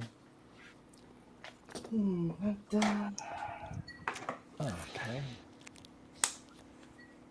Yeah, I suspect I knocked my caster tester off the workbench. Okay. All right.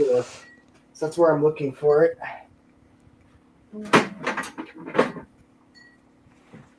Double-sided tape works great. It does. Oh, I think. Okay, Javier. Yeah, we'll see you in a bit. Yeah, I'll get a Q-tip here. Be right back.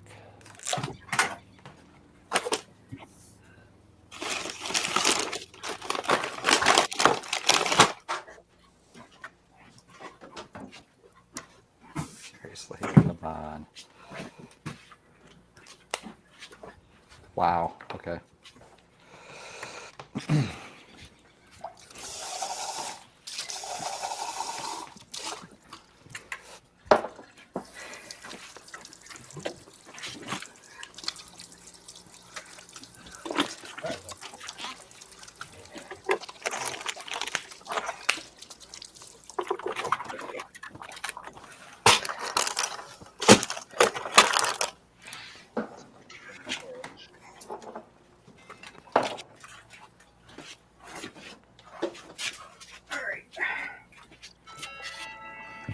Oh no, setback! Do-do-do-do.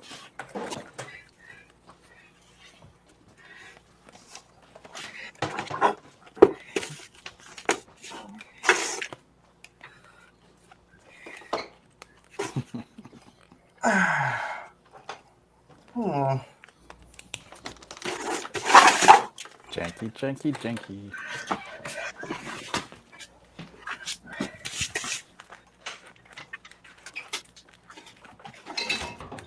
Okay. Had to wash my hands. They were so sticky with all that old grease.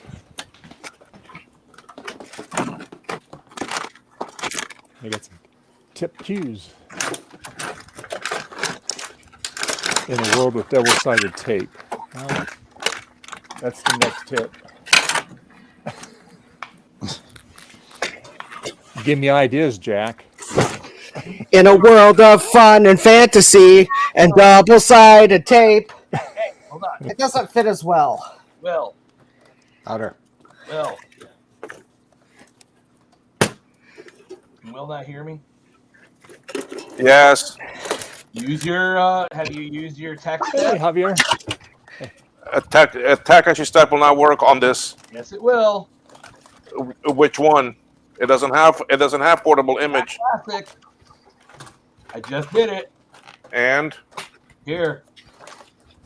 Where's my? I'm trying to find the right camera. Hey kids, Hey. Hey, Javier. How are you? great, and you? and what's it telling you? It says it is very bad quality. Okay, now it just got a bit better, but you moved it away. What are you doing, Tom? Oh, nice. It tilted a bit. It tilted up a bit. Test failed. The RAM checks them. Okay. I'm about to use the RAM check right now. Let's see what that does. I think mine here is more something related to actually SCSI. When I don't have the SCSI connected, it boots up. Well, it comes up. It doesn't give me the fault. Okay, that's interesting. No, don't like that. Maybe you're not keeping up with the Commodore.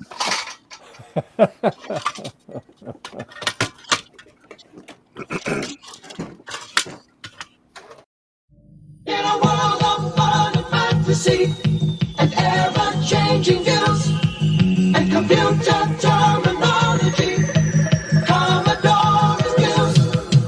Are you keeping up with the Commodore? 'Cause the Commodore is keeping up with you. Try. I'm sorry, guys. You see, Thomas, with this, I'm not getting. I mean, as long as I don't have SCSI connected, I get past the fault. I don't get a 0-2. Oh, interesting. But Yeah, as soon as I connect SCSI, wish mine was that easy. or at least give me a lead. Okay, because I mean now it's off, and I go turn it back on.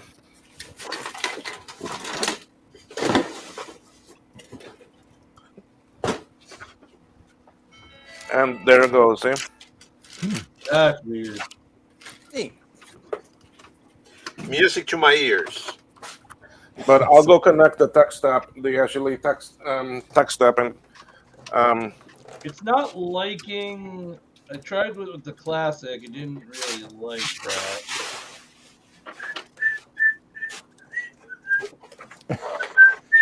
which one did you use it on? That you got that? I used it on. I'm trying it on a couple different ones right now. Yeah. But what was the one that you did before? That was the classic.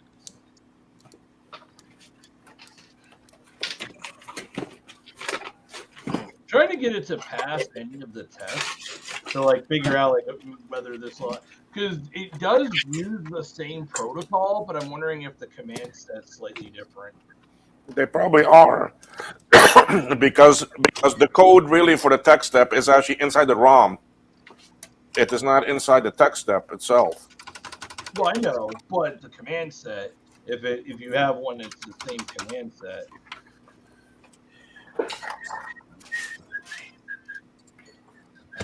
So how you been, Javier? see an Apple IIe. Yeah, Ooh. I'm doing some cool stuff. Hold on to your Oh. horses. I'm holding onto the horses. Can I add a camera? Yeah, You can add a camera. you should be able to add a camera. Ooh. Yeah, add a camera. This will let you do it. That's what I'm doing on this. I just added another camera. Not like StreamYards, you know. Unlike StreamYard. Yeah. Okay, I just added a camera. I don't see it. There you go. There you go. Oh. There you go. Why is it not showing anything? Is it showing something? Yeah, it's showing your Apple too. Oh, I don't see it. Yeah, I see your hand moving on it. Yeah. No, but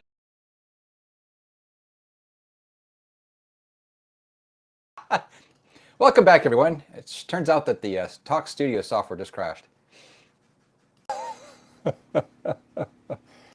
We'll get Everyone everybody back on in, here. and Yep. there's Dave too. There's Javier. There's Javier. all right. As long as you can see it. Can you see this? Yeah. I can't see anything. Okay, so Yeah, I think that's what happens if you mention the competing product. yeah. Whether or not the reference is good, bad, or neutral. So don't mention the duck. So What, StreamYard? I'm converting. If you can read over there, I'm converting this Apple IIe into well, this camera. Well, anyway, I'm converting this Apple IIe to a Spanish one. Oh, Oh neat. yeah. Hey, Joe Kim, how you doing? Hey, Joakim. You made it. Yeah. Hey, long time no see. Yeah, I've been very busy with That's- work that's- most of the part, so and also some fun stuff at home. So Okay. how is everyone doing? Chilling. Yeah, we're doing good. We're doing good. Thumbs up. That's not bad. Yeah. Yeah, my shed looks like shit today, but yeah, that's normal. So. Look at all the crap he's got in the background. What a mess. Embarrassing. Jeez. Yeah, well, that's the crappy part, but it's fun with some fun stuff. So, been working on this little baby for the last couple of weeks. So, this is basically a cache adapter for the 2SI. Oh. So you can with this you can use the Micromac Carrera 040 in your 2SI, and you still have a PDS slot on top. Wow. And with that, you can do some cool stuff, like this little machine here. So, which is now, so on the top, we have FPGA with HDMI out. So this is accelerated 1920 times 1080. And then below it, we have a Carrera 40. So working off my adapter. And on the little screen, yeah, sorry for that screen. The We fastest SI in the world. That's Wow. definitely a hot candidate. Nice. That's sweet. Very cool. And it runs really well. It works great. So I cannot take any credit for the FPGA. That belongs to my friend in France. So this is what it looks like. This is the carrier board. Okay. Melchior, this is his name. You can look him up on 68K. What? It's some really cool stuff he makes. I just built the card, so that's my my take on it. But they come in different varieties. So this one is for the SE30, and obviously also the 2SI. It was made for the 2SI, and he doesn't own a 2SI himself, or a SE30 himself, so he wasn't sure it would work in the SE30, but it does. Oh, which is wow. kind of cool also. Nice. And then as an experiment, he started working on one for the looks like this, which is obviously for the LC. And the only problem is that it collides with the chassis, so you need to have the lid off if you use it. But it's still pretty That's how cool. they get you. And now, I mean, what I showed you the first time, it only had a fixed resolution, and that's been solved now. So now you can also dynamically change the resolution. It doesn't work in the. I only have 7.1 running on this machine here, but if you have 7.5 or 7.6 or later, you can also change the resolution dynamically. Wow. Nice. Yeah. And also it has full color and everything you need. The only drawback is of course the price. Yeah. Wow. The FPGA itself is about $250, and then the carrier board is DVR is $700. So, Good heavens. $350. It'll set you back before, yeah. But I mean, what do we do for our fun stuff? So. No, that's awesome. That is great. That is awesome. Wow. So I'm planning on. I'm actually coming to BCF Midwest also. So it's you a long, are. long way to Oh, go. fantastic. Awesome. Yeah. That is awesome. I'm joining up with Will and Jake there, so we're gonna have a little stand. And I'm hopefully, if I get all the bags sorted and everything, I'll also bring this machine with me, the 2SI, to just show it. Cool. It's And really, really. And hopefully we will have our secret project ready. Yep. Oh, yeah. Which we don't talk about. So. Oh yeah, no worries. Now we know about it on the side. Yeah, there's some secrets going on. There's always some secrets going on. He slips up. I mean, it's not even funny how much he's slipped to get this.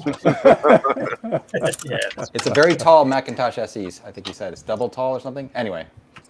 He's taken it to the second and third level, so we figure it's a 3-story SE. Yeah. Yeah.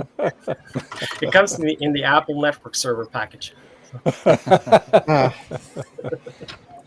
It's going to be an X or SE, right? There you go. Yeah, for sure. That's 6830 server that we never got. So yeah, but that's good. I'm glad you're able to added a lot of make other the trip. stuff. It's been basically what I've been working on the last couple of months. So wow, that's awesome. and a lot of work. Yeah. Which is kind of good. The company I work for, we got bought up by another company last year, so it's a lot of work with the migrations. But we're almost on track with that now. So. That's neat. I'm just impressed that you're able to pull that off with the HDMI and all that, and that's pretty cool. It's really, really cool stuff.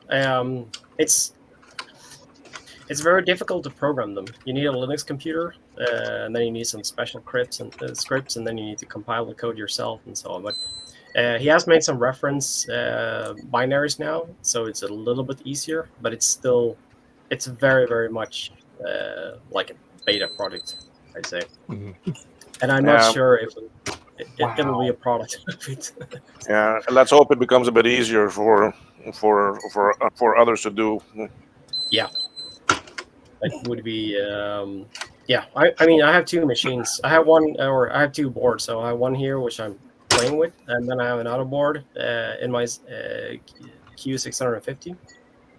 And that's been running now for over a year with the HDMI and having a nice 28-inch screen. And it's really awesome. That's all I can say. I mean, it gives you everything you want out of it. And now also, since it supports the dynamic resolutions, you can set it down to 640, 480 when you want to play some old games, or you can even do SimCity 2000 on the full screen, which is kind of cool. Wow. That's cool. Wow, that's neat. Wow.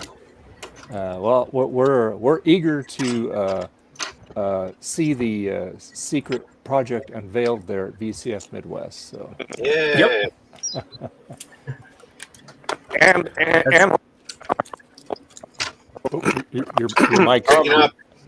sorry. There we go. Hopefully, I'll have a couple of the Attack steps also with me. Oh wow. Oh yeah. Cool. Yeah. Yeah, Will's microphone was going to super stealth mode, not letting him even start to try to break the secret. Oh, no. No. What's it all about? So. Yeah.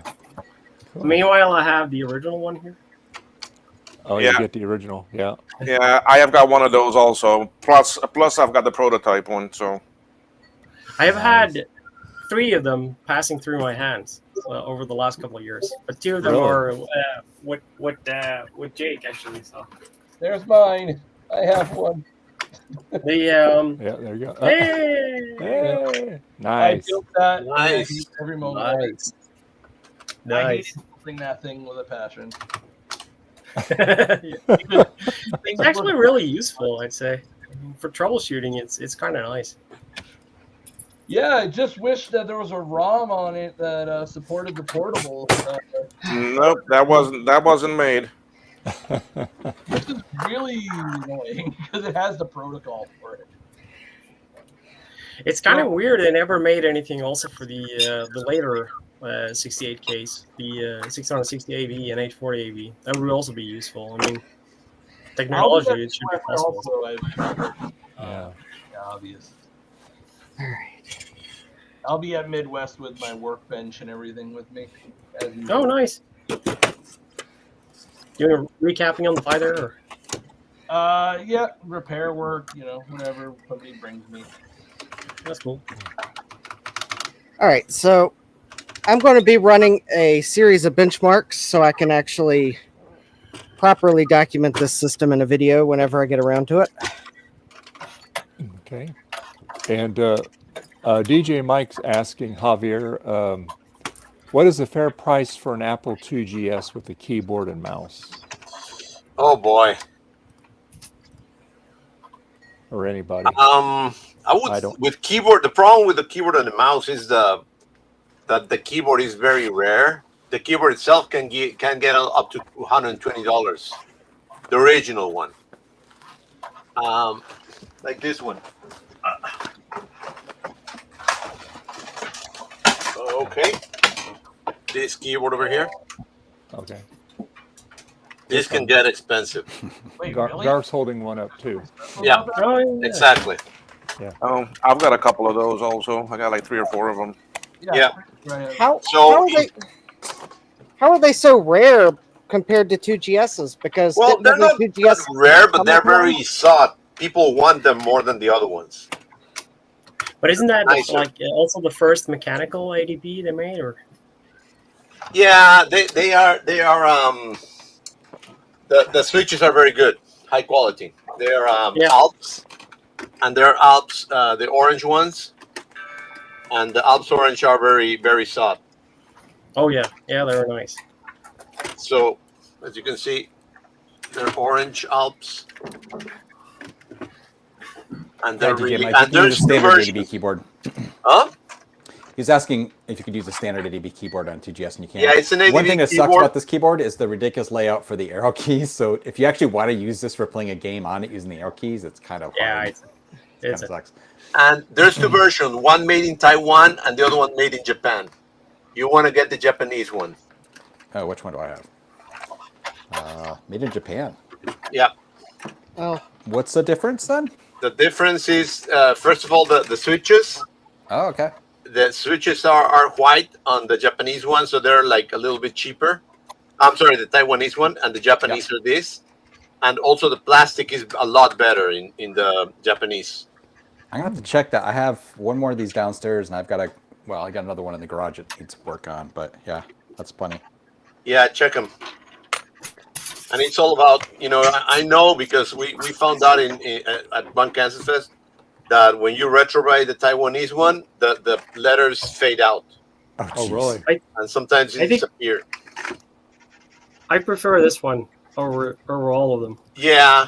There's people that like that one a lot. Mm-hmm. Yeah. I like it, but it's too big for me. Yeah, that's true. I mean, in the workshop here, I have a smaller one. Yeah, just because but yeah, that's the beauty of this, that this is small and very comfortable and functional. And like Garth said, it has a weird, I think the escape key is here, isn't it? Instead of being down here like in the other ones.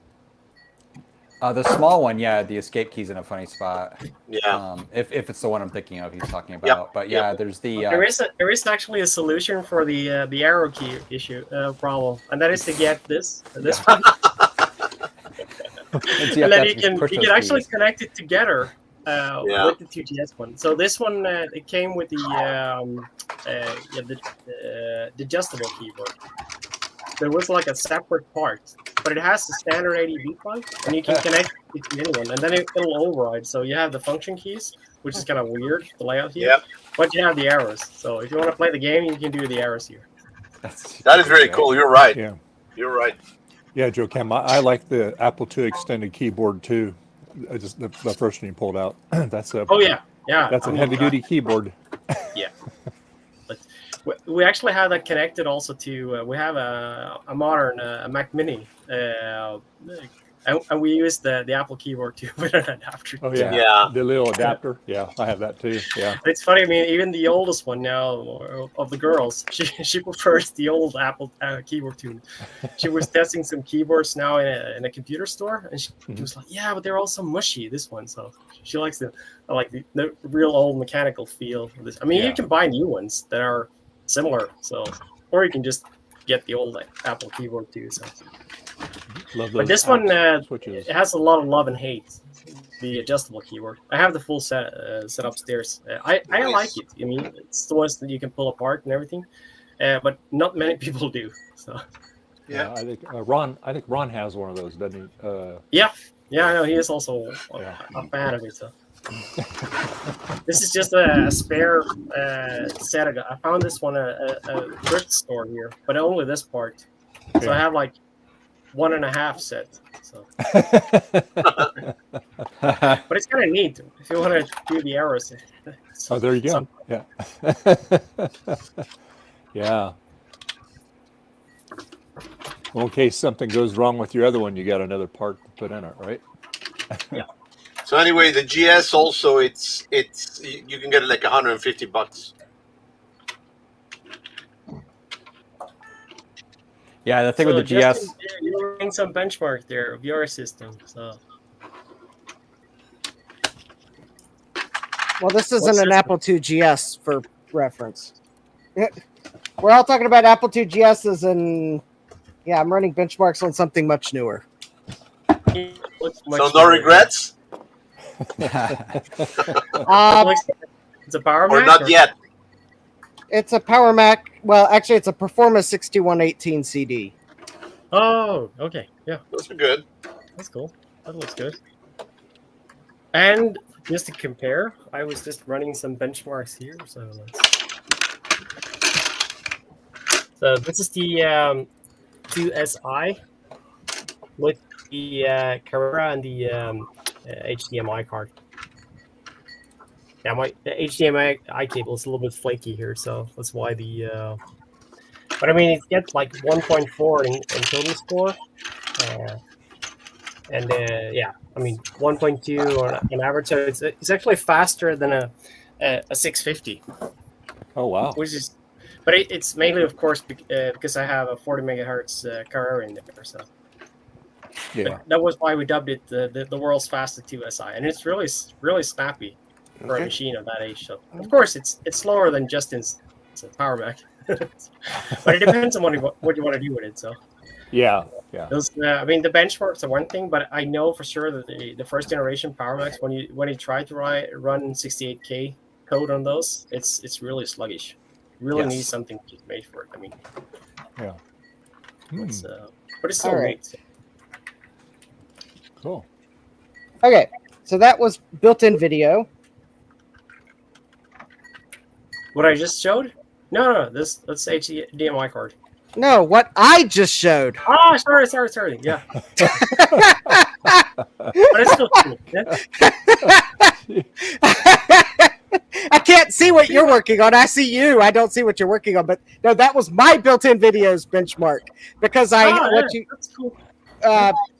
Because I would what you can't see because I'm recording for the benchmark.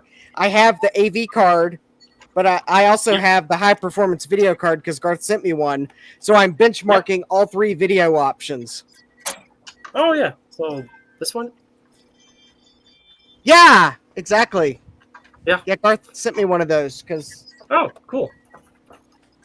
It came with one of my. I think I have 3 6100s here, and one of them came with this card. So. Well, this 6118 CD came with what I called hot dog stand mode because apparently its HDI 45 connector was broken. Ah, yeah. So it was causing the screen to be red and yellow. Kind of like the Windows 3.1 hot dog stand theme. Yeah. So I bought a PowerMax 6100 on eBay to... Well, because I saw it had because it had the AV card with it, but that's because I needed the right angle adapter because I'd planned to get one of the high performance video cards, and the Garth said he'd send me the high performance video card. So is the AV one faster or similar or performance or? The AV card is actually worse performance than built-in video, from what I saw. Okay. So. Because it's only a 32-bit wide interface to the video on the AV card. Okay. So now the high performance video card has a 64-bit memory interface, so I think it will actually be faster because you won't be fighting with the system trying to use the DRAM for both system memory and video.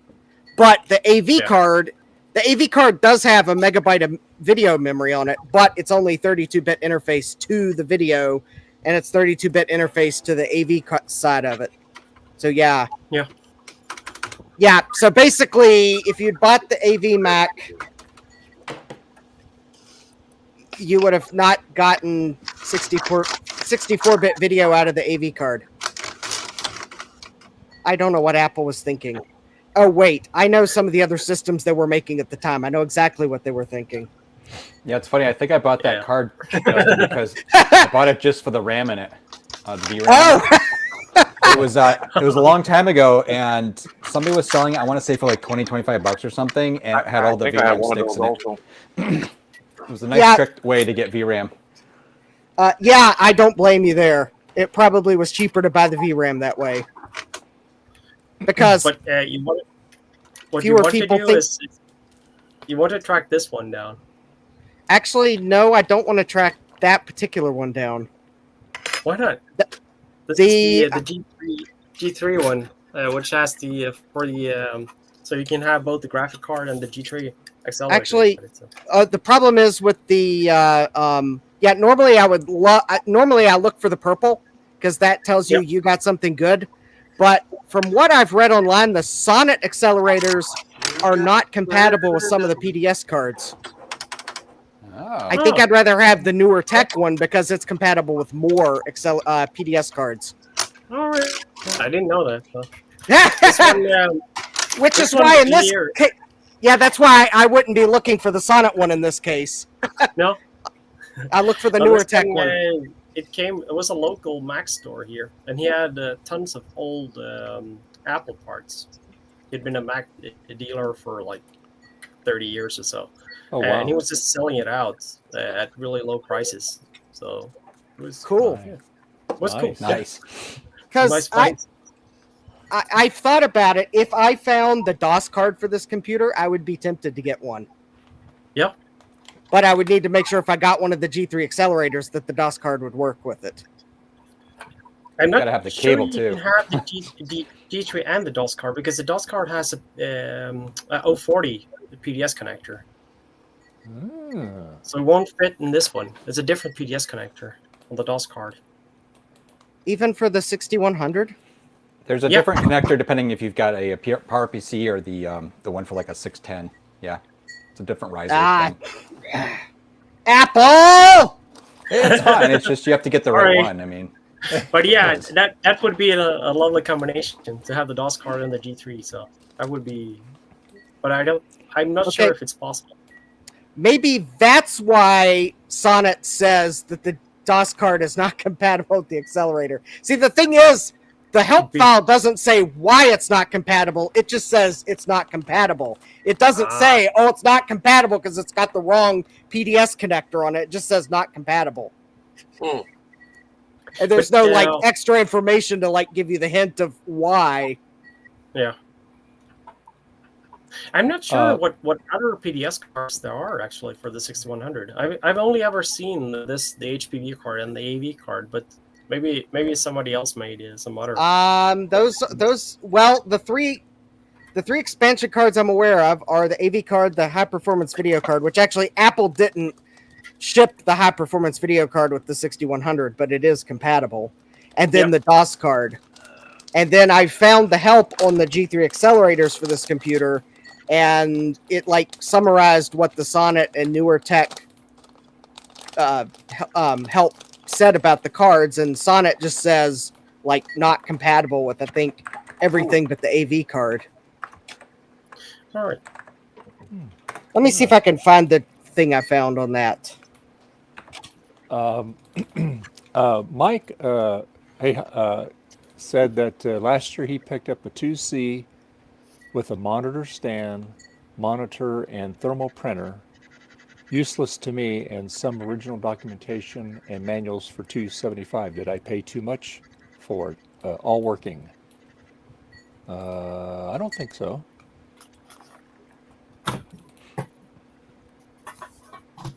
I want to say if it was cleaned up and confirmed working and everything, it might be a pretty good deal or right on, I guess. But it depends on which monitor.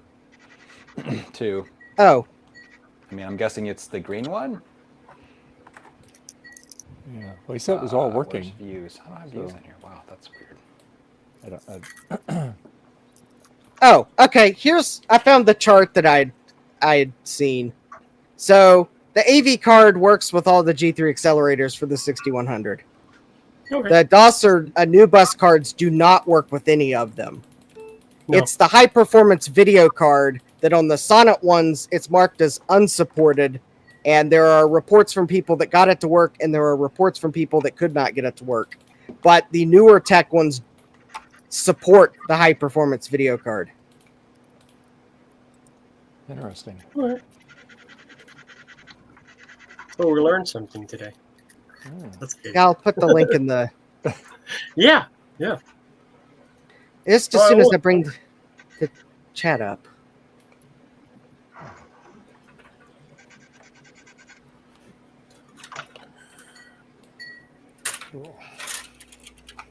Okay, well, if YouTube will cooperate, that is. Well, Joakim, I built that inverter board, but I still don't know if it's working or not. I was just going to ask.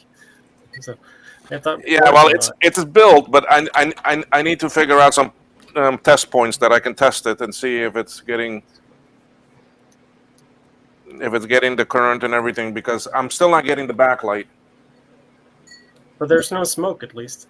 No, there never was. But I replaced all but one of the resistors, and the rest is all of the actually original parts. Well, I changed the two capacitors too, the two actually electrolyte capacitors.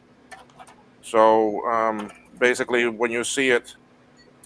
But wasn't there a couple of transistors as well, or? Well, there were these two caps that are new, and all of these actually resistors are also new for this bigger one.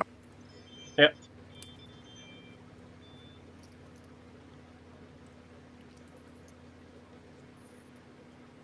Well, it should get something out, at least.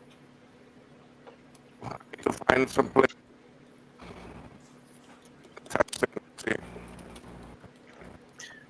So, and see if there's current going to where it should be and so forth.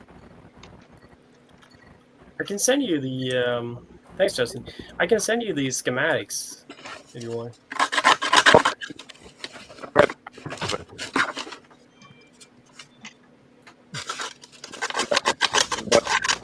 But I still don't know if it's working or not. I mean, it's still behaving the same way that it was before. I mean, I'm not getting backlight.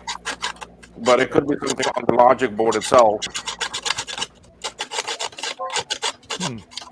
Interesting. So, but I got it working now with the SSCSI. I had to change the diode. Ah, so it was a diode on there, huh? Yeah.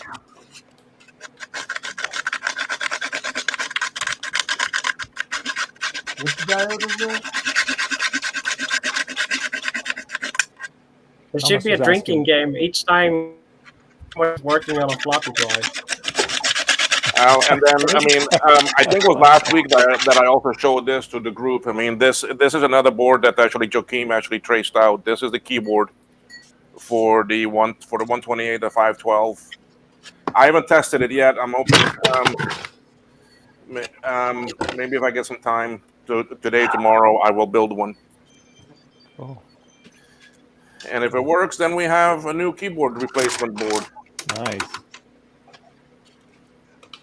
Yeah, those tend to rot away, so. Yeah, they're made very bad. They're made out of this brownish material, same as what this was. Yeah. This is the old actually inverter board, and you can see where it got burnt. Hold on. I'll make you big. I'll make you big here. You can see where the burn marks were. Yeah. Yeah, that thing got hot. Well, you see it better from actually this side, you see. Yeah. Toasted. Yeah. So, and then this is the new one. So, but I don't know if it's working correctly or not. I mean, I need to dig some more into this and see. But at least now the board is booting up. I'm not getting that 02 error again after changing this one diode back there. What's that diode do? That goes to the SCSI chip. Ah. Oh, so it wasn't getting proper power? Something like that. Is this your own portable, or is it this one still one of the clients? This is for actually somebody. Okay. Why is that? No, I'm just laughing because you talked about for several months that you wanted to work on your own. So. Oh, my own are they are all over the place. I've got 2 boards over here. I've got 2 in the garage. So I have a bunch of them, but I want to try to get some of this stuff for different people done first. I did a portable for a friend of mine, and I promised myself I would never ever buy one. Those are a nightmare to work on. Yes, they are. I have one. I have 2 right now that are exhibiting, I think, similar issues. I got to get a Mac up and running because I need to connect a serial port so that I can talk to it and do what the tech step can't do. Maybe this is bad.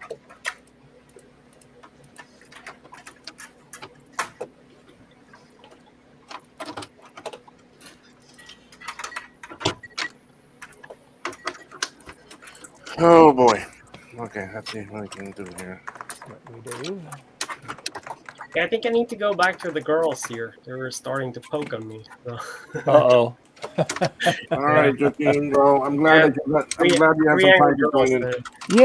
Yeah, we always enjoy when you and hop I will try to join again a little bit more frequently. in.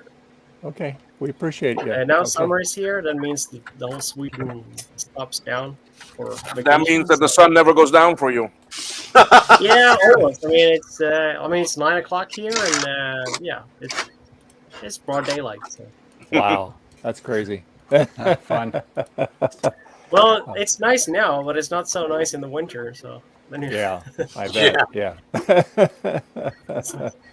Yeah, A you little bit more see, balanced. Joaquim, I don't think that this is doing anything at all because it's still booting up the same way. Yeah. You see, I don't even have it in right now. I mean, it's completely out. It's probably just a driver.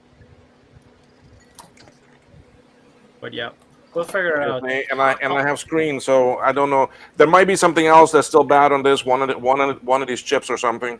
There's talk to Tech Knight. He knows all about the backlight circuit. What was that, Thomas? Ask Tech Knight. I know he knows a lot about the backlight circuit. Okay. Because he actually reverse engineered all that. There is actually a drive signal off of the board that is only on the backlit version. Okay. Now I will actually reach out to him and see what I can get. Yeah, he might be able to at least tell you a test thing or something to look at. Yep. Yeah. See you all, guys. All right. Okay, Joaquim. right, Take care. Okay, later. Hey, thank you. Later. All right. All right. Bye-bye. All right. I find it interesting that I have the Performance 6118 CD is basically a PowerMax 6160, and yet it scores worse than the MacBench reference PowerMax 6160. I don't get that because Apple didn't ship the 6160 with a cache module. But it would seem as if maybe Ziff Davis had a cache module in theirs when they created the base benchmarks for the benchmark program. I don't know. It's weird. Isn't that weird? I know it's weird. I should be able to, for at least because the processor scored 7% less, but theoretically, I should be able to score really close to their score because I'm using the same processor. In theory. In theory. Yeah. It's all relatively slow relative to other slow things. Yeah. Relatively speaking. But that's all relative. Yes. Right. Sounds like it. Why did I decide to work on a crappy Mac 2? Like, Mac 2s are just not worth the trouble.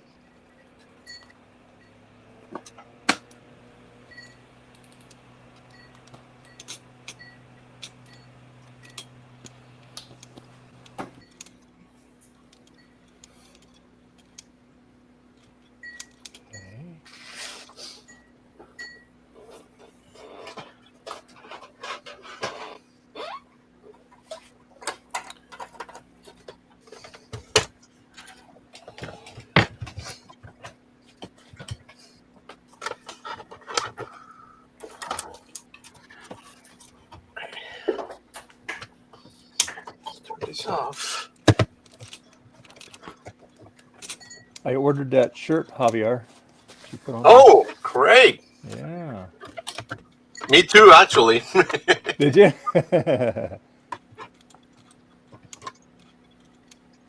So, yeah, because I'm gonna take a bunch of them to BCF Okay. to put on my booth, on my table. Very cool.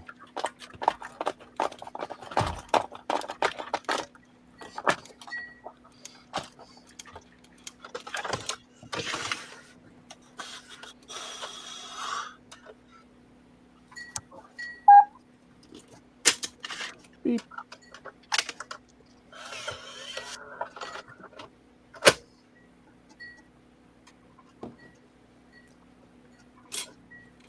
Oh.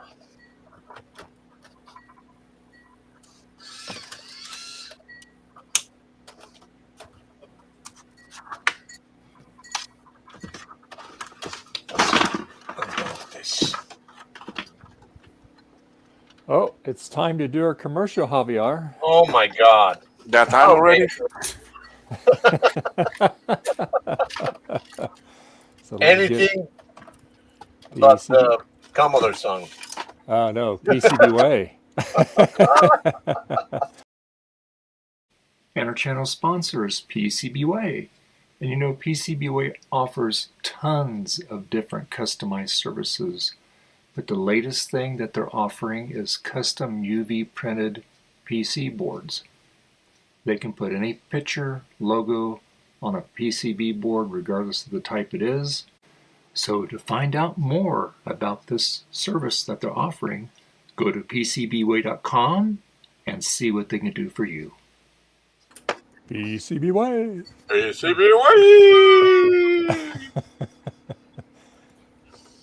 Yeah, I did a just for PCBWay. They asked some of the creators to do a 10th anniversary just for them video. They call it a blessing video.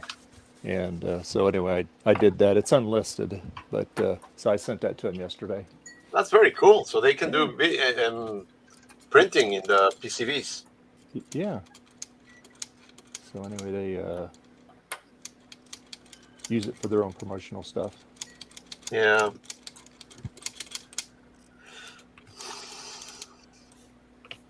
I'm not sure I would like to have a PCB printed out. I like the colors, the different colors, but not just printed. You know what I mean? You could have your photo on there. Yeah. Yeah, but normally the PCBs are something that are not really showing up. But I may be wrong. You could have the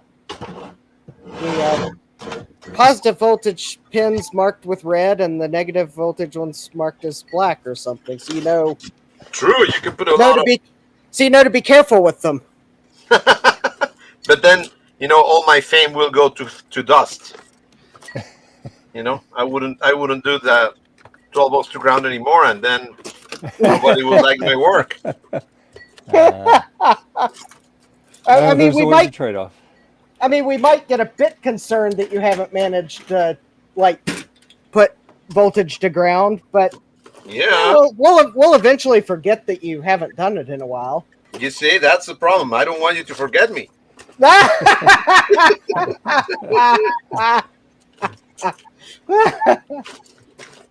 Remember me for what I am. 12 volts to ground. Oh, yeah. Remember me for what I burn. You heard it here. There you go. All right, I am probably going to regret putting away some of these tools, but never. No, this is how I then don't find them during my next live stream when I'm like, all right, where did I put the XYZ?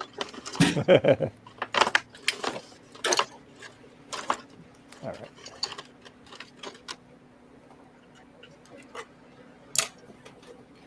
All right, well. All right, well, while this benchmark runs, I'm going to go upstairs and check on the PCB I have in the oven. Okay. It's probably about time to flip it and bake it a little bit. Flip it good. Great.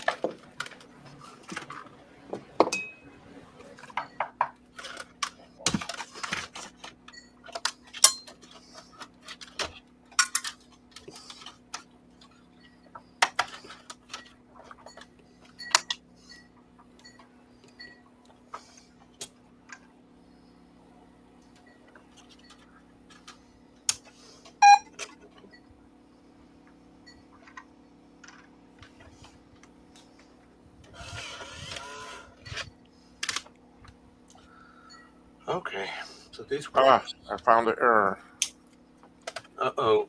in the board design. We did.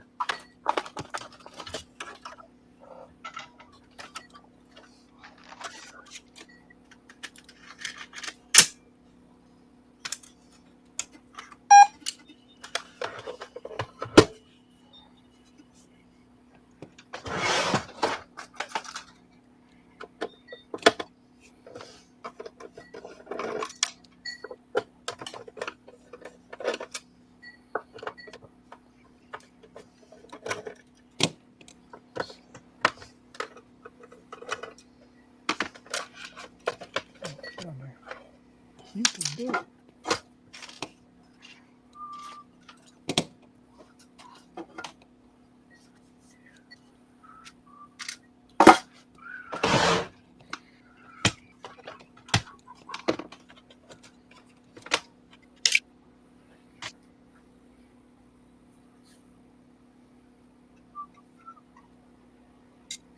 All right, only had to look everywhere to find the CD I was trying to find.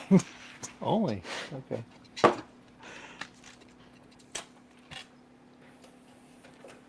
It was the last place I looked, too, that I found Let it. me guess. It was next to the DVD that you're going to send Justin, right? It's on the stack of CDs downstairs. Yeah. That's how they get you.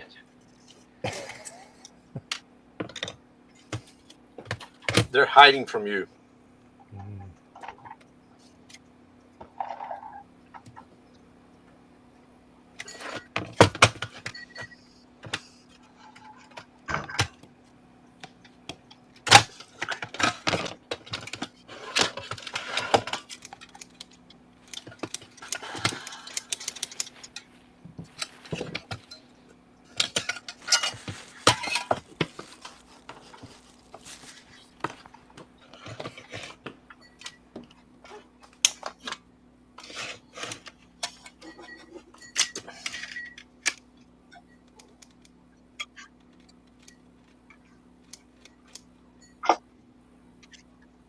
How many kids does Joakim have, Will? Sorry, what? How many daughters does he have? Two girls. Oh, that'll keep Yeah. him plenty busy. Yeah. Oh yeah. Mm. But the Okay. thing is, Joakim helps his father a lot because his actually father is a let's say a nut about actually trains, and I mean I don't mean small size. These are much actually larger collection trains, Mhm. and he helps his father build them and maintain them, and he designs a lot of circuitry for them. Oh, wow. So he stays very busy with actually that too. This is like the 7-inch gauge.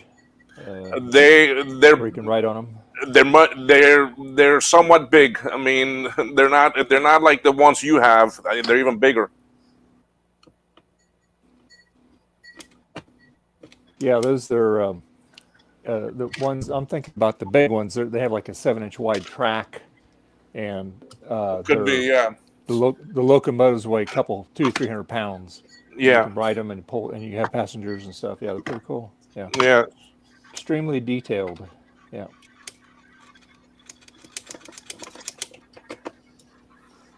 Well, actually, there's one up there in Pine Grove.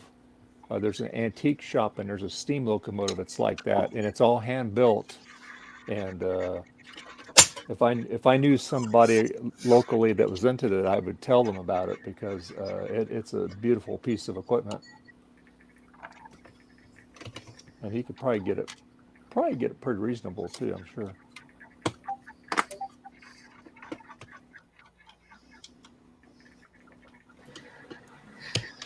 All right, so I flipped the board over and warmed the oven back up so that hopefully the board will be nice and dry and cool.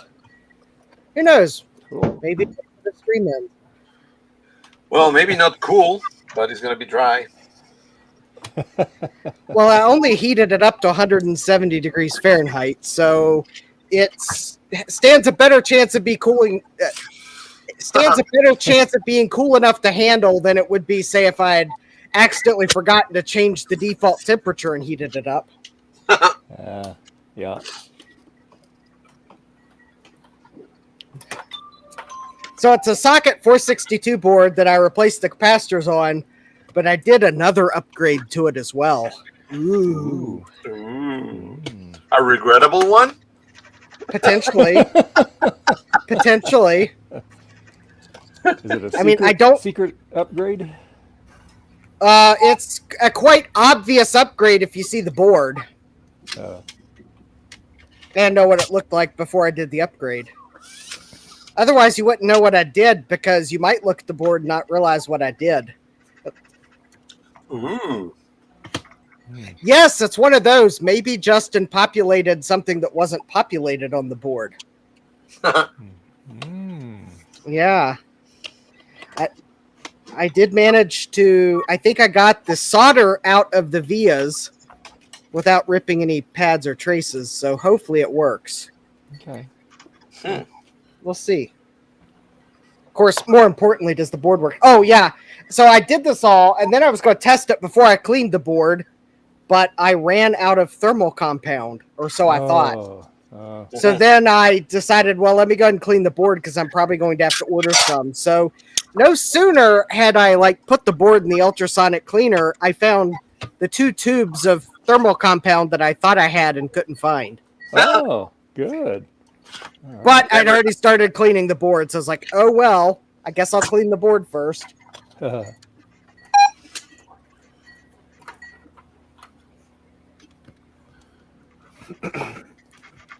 Oh, I guess I could, while I'm waiting for this benchmark to run, because I forgot how long it takes MacBench 4's graphics benchmarks to run. The answer is forever. Yeah. I guess I'll go ahead and clean the heatsink, the North Bridge heatsink off for the motherboard. Again. Because actually the funny thing was I didn't run out of thermal compound until after I'd put thermal compound on the North Bridge.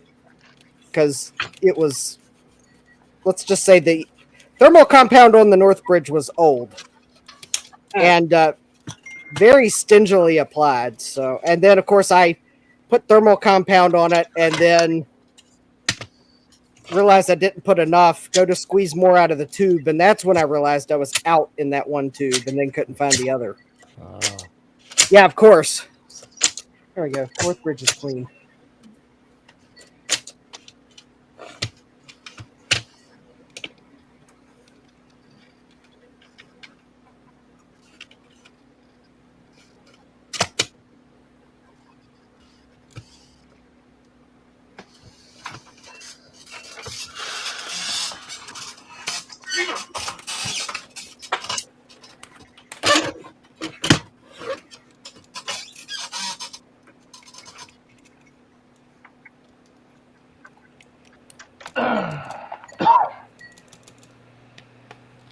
Alrighty, let's see.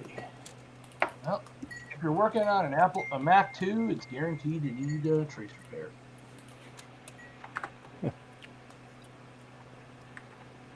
Question is going to be how much? Yes, because not only does the Mac 2 have a lot of electrolytic caps, but it also has not one, but 2 batteries. Yeah. I'm going to replace those with TR2032, but... Good call. Yeah. I was going to... Actually, now that you mention it, maybe I'll replace them with some old Lavardos. But I'll still, they'll be as a decoration. They won't be functional.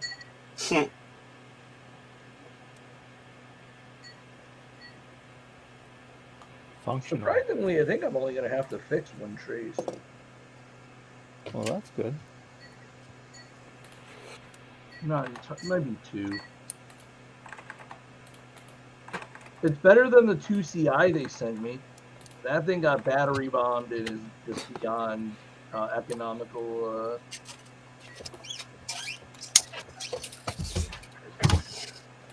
Now, note I said economical, not somebody who's got way more time on their hands and money isn't an issue. Because they're doing it for themselves.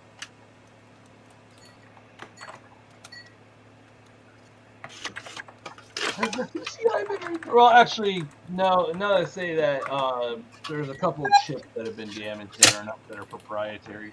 So, yeah.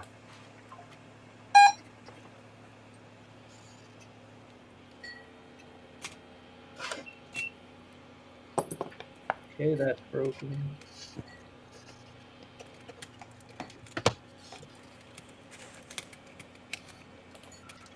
All right. Where's my Bridget wire? Usually it's there.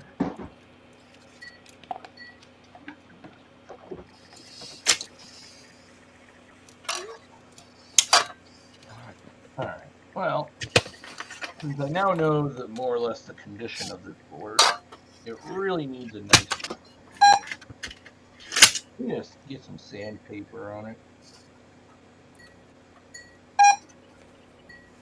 Beep beep. Beepy beepy. Beep beep. I'm a sheep.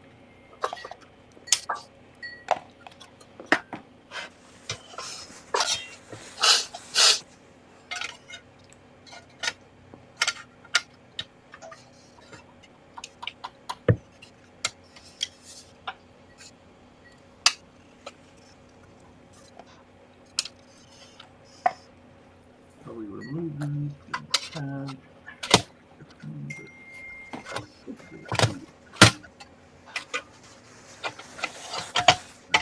get rid of the remains of the battery terminals.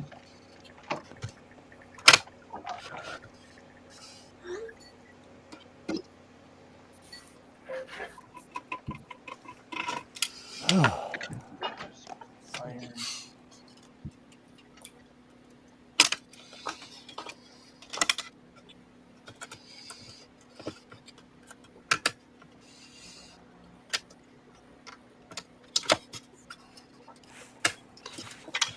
Oh, Dave, dang it.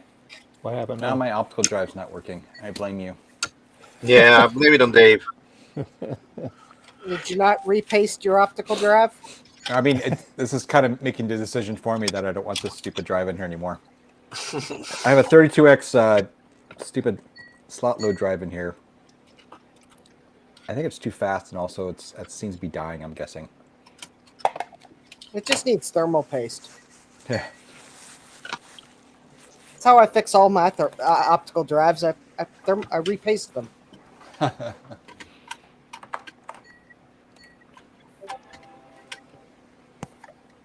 And it works, huh? Well, there is a catch to that. If the optical drive has to have thermal paste somewhere on it to begin with, to Oh. I just repaste squirted it. a tube in it. Yeah. And if optical paste doesn't work, I just use Hellman's. I save the good Dukes for my own sandwiches. I use the Hellman's on my optical drives that I don't like. Out here they Brings call out it the best best, foods. huh? Yeah, exactly. See, I rather have the twang of Dukes on my sandwiches, but I want to bring out the best of my optical drives, so I use Hellman's on them. Disclaimer, probably not sponsored or authorized or suggested by Hellman's. Why not? Because they're killjoys. Oh, They'd rather you only put it on sandwiches. Yeah. I'm telling you, party poopers. I know. Party poopers. I hate putting these little springs on these little floppy drives. Ah, I know. I have to usually spread these things for the top one out a little bit, and then I'll squeeze them back closed. They just keep popping off. Sometimes I can just pop them right under, no problem. And sometimes Pop 'em like they hot. Pop 'em like they hot. Yeah. Sometimes they're cursed. I sent you a cursed floppy drive, Dave. Before I sent it, I held it in my hand and I said 3 times aloud while looking into Squawker's eyes. I said, I curse thee, I curse thee, I curse thee, floppy drive. Yep. And it worked. That's how it worked. And then Squawkers got up and flew around the room for a little bit, and then Hey, I woke up a few hours later and had bird feathers in your mouth for some reason. it was all very confusing. Walker's Revenge. The revenge of squawkers. Oh, Garth, did you see my Apple II power supply, the Squawkers edition? Yes. Oh yeah, that's right. I did see a photo of it. It's rare. That's one way to cover a hole. Yeah, Rare. it's not Okay. Steve Jobs rare. It's Squawkers rare. Right? Walker's Rare.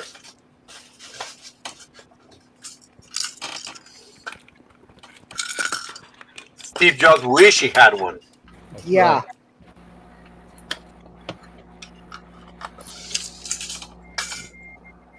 right. Steve Jobs should have known. You got to put a fan in those computers. That's why but Steve Jobs no. never visited Garth, because he was so pissed that he didn't have Squawker. Yeah. He's like, I'm not gonna go and visit Garth. I'm not gonna say hello to him because he has Squawkers and I don't. All right, so I put the AV card in. I decided to not run MacBench because it takes too long to run. I'll run MacBench on the high performance card. What's funny, Justin, I put that card in the 7100, I put it up, switched some modes. I was like, yeah, it's working. I was like, well, I'll run something. And I just happened to have MacBench 4.0 on my hard drive. So I ran the graphics test. And I ran a while, I'm watching. That's running fun. I'm like, all right, whatever, it looks good. It takes forever. It's like... Yeah. All right. Yeah, I mean, you can trim it down, but it still takes a while. All right, let's try something. There we go. Oh, YT, all back together. Try to confirm whether this drive is really just borked. And I think it is. I think it's just marginal. Fuck. It's loud, it's marginal, and requires a special driver. Nope, I'm done with it. Broke. Ah. Ejects quite nicely now. Very good. All right. Now I have to, let's see, what can I put it in here? Can't put it in that one because I still need an analog board for that. I don't know, would that work? Oh, that should work fine without an analog board, right? I should be able to eject it. Just won't be able to see what it's doing. Okay, all right.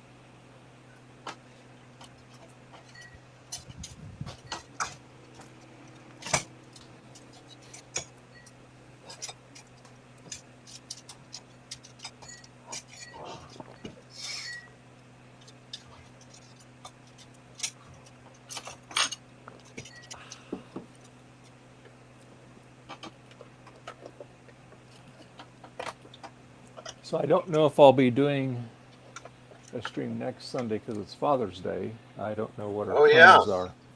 So I don't know if we do one, it'll be a short one. My daughter better celebrate me. What's that? Or else.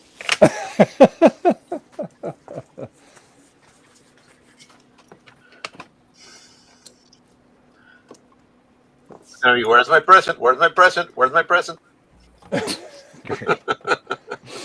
Because here, Dad, I got one of your cool shirts. Hells yeah! Great. Yeah, I switched from spring to fourth wall. Fourth wall? Yeah, I switched to that one. So I've only got just like one. I got like a couple mouse pads up there. That's it. So I have to go through and do a bunch of stuff. But Are you guys gonna like this? Check out my new mouse pad. oh, Bullwinkle. That's nice. Ah. Yeah, Where'd you get that? it's stuck in Moose. A friend of mine had it. He told me, you want it? I said, hell yeah! That's It's an fun. original It's the original. Yeah. from official back in one, the day. too. Stuck in Moose. It's an Apple, a Macintosh in it. Cool. That's pretty neat. Yeah. I'll be back and wash my hands. Get the oil off of them.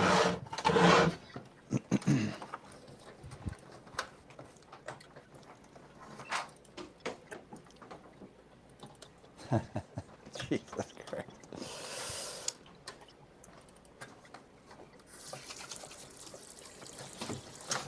Pull it through? Yes, no, that worked. Okay, optical drive. No more. You win, optical drive.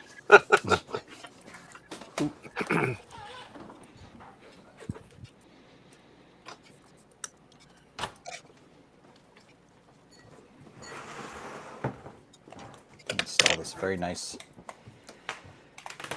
a very nice one here. Okay.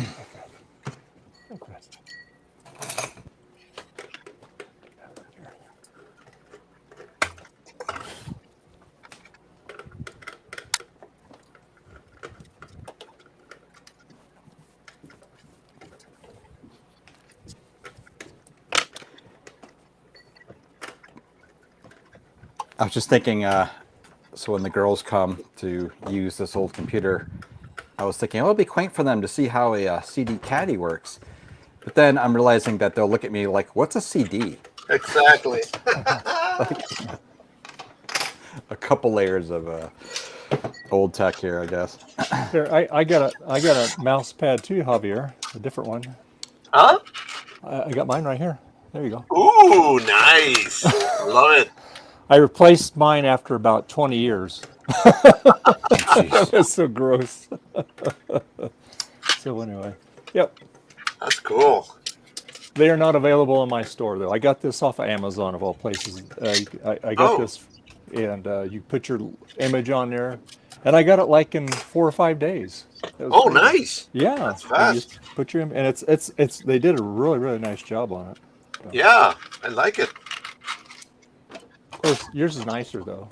Yours is cooler. Anyway, so all right, now I gotta see if I can test this floppy drive. So there's the AV card. It's got. It looks fancier. Ooh, nice. Yeah, it looks fancier. Yep, there's all the DRAM on it. Here's the interesting thing. So Apple never offered the high performance video card with the 6100, and yet. Okay, Jamie. All right, talk to you later. There is a standoff on this bracket, and there is actually a hole in the video card for it. Wow.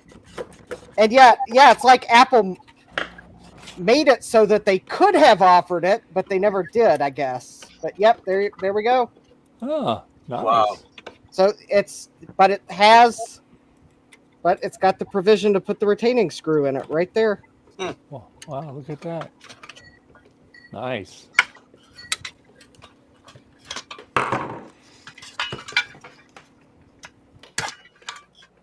When you need the high performance.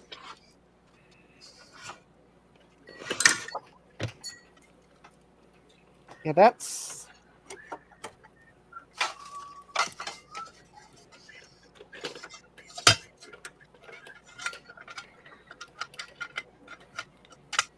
All right.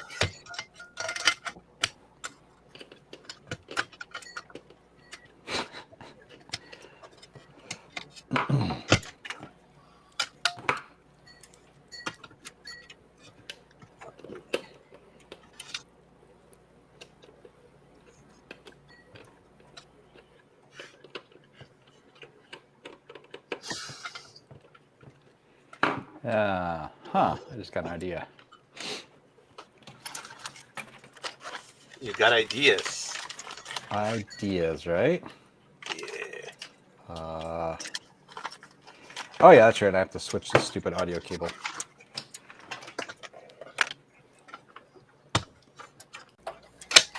Willow's back. Back again. Back with a vengeance.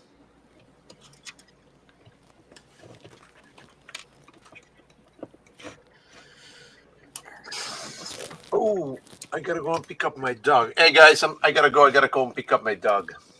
Okay. Rumors. See you guys. See ya. All right.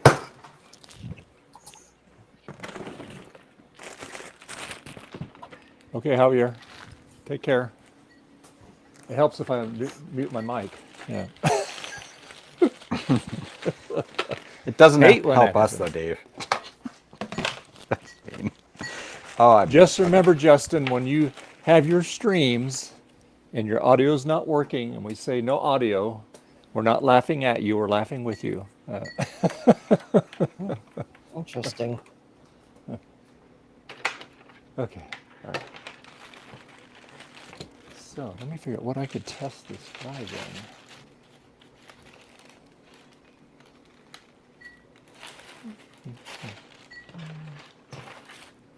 Interesting. I thought the high performance video card just like worked. No? It's not plug and play, huh? So, looks like you get it. Oh, is it trying to use it as like a secondary card or something? It might be. I didn't even know you could even put one in there. I mean, it makes sense. I just never really thought about it.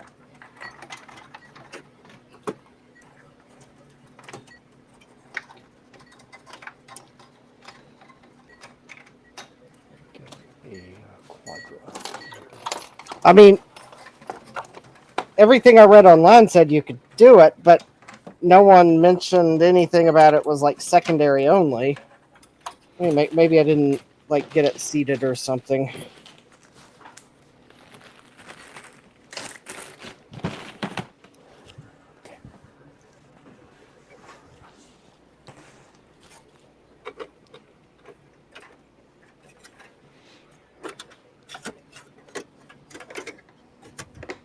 Jeez, this thing is so corny. All right.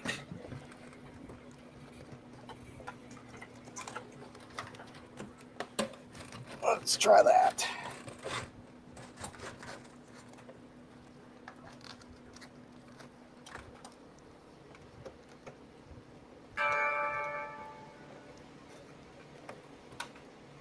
Maybe Zap Purium.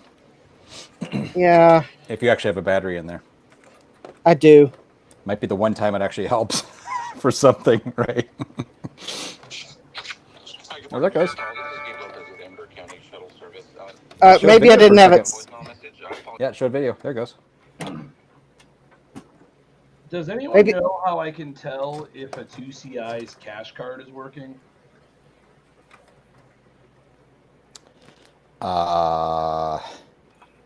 No. Benchmark? You could do, yeah, I don't know if that little cache program works. I don't think so, because that's more like a processor cache. I ended up running benchmarks with and without it. Yeah, I vaguely remember doing that too. Because I think I had like result files on my desktop for a long time. That's about the only way I figured out to know if it was working or not. I mean, if it's not working, you'll probably get like a system bomb, but working, yeah, I run a benchmark because Apple made it like dang near impossible to see that it was in the system.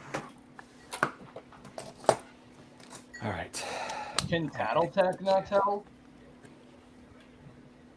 I don't know. Not sure. I don't think I have any benchmarks on here.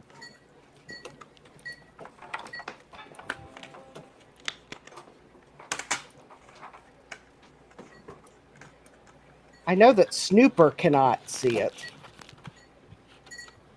Although that's probably hardly earth-shattering.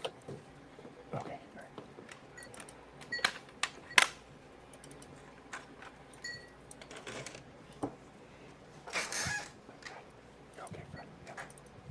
So the way I got this card to work is I put the smaller RAM in the first bank, then put the larger RAM in the second bank, and it booted with the card installed. But if I only had RAM in the first bank, it wouldn't boot off the Blue SCSI as if it wasn't there.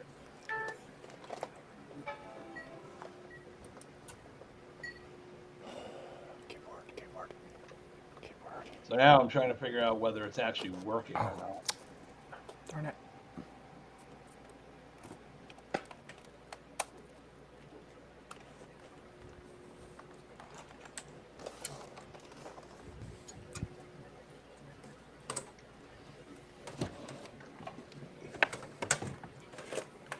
Hi, Fred. Hi, Boo Boo. Hi, Fred. Let's do it this way. Oh, shit. I dropped it. That would not been good.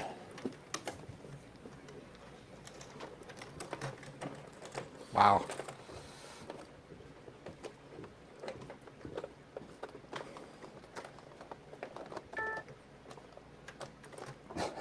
This is so janky.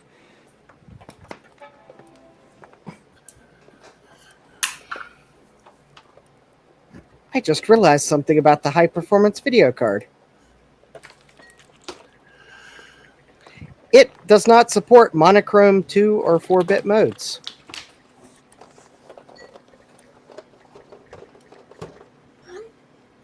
I hate when that happens. Well, guess I need to go and download. What's a good benchmark for checking cache?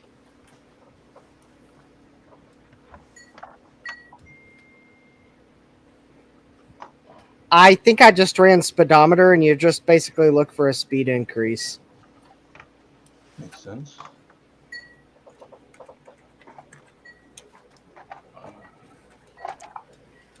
Where's my hurry?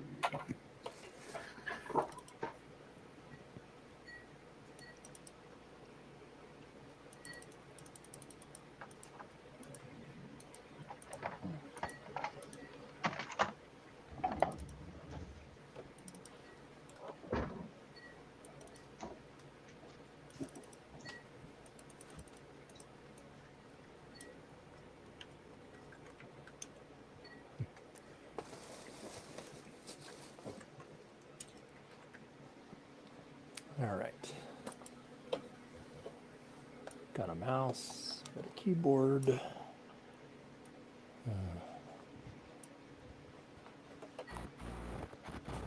see, need a monitor.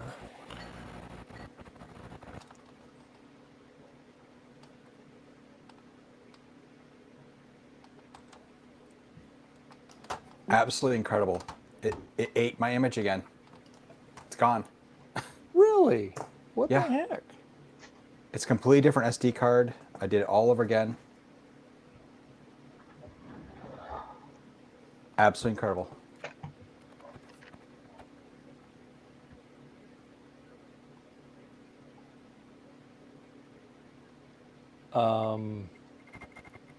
That is, yeah, that's weird.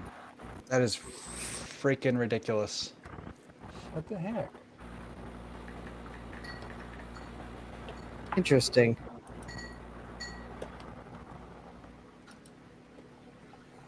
Yeah, the high performance video card's not quite as high performance in this system as I thought it would be. Of course, then again, what should I expect?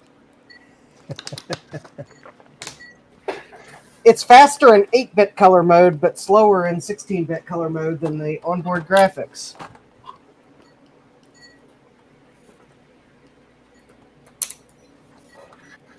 Huh.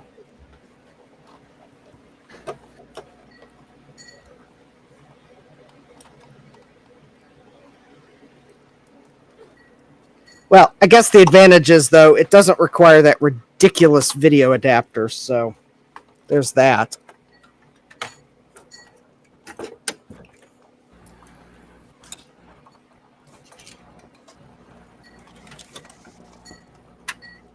All right, so thanks again, Garth.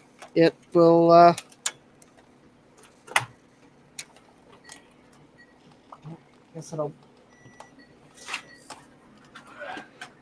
it will live in my Performa until I get a better PDS card.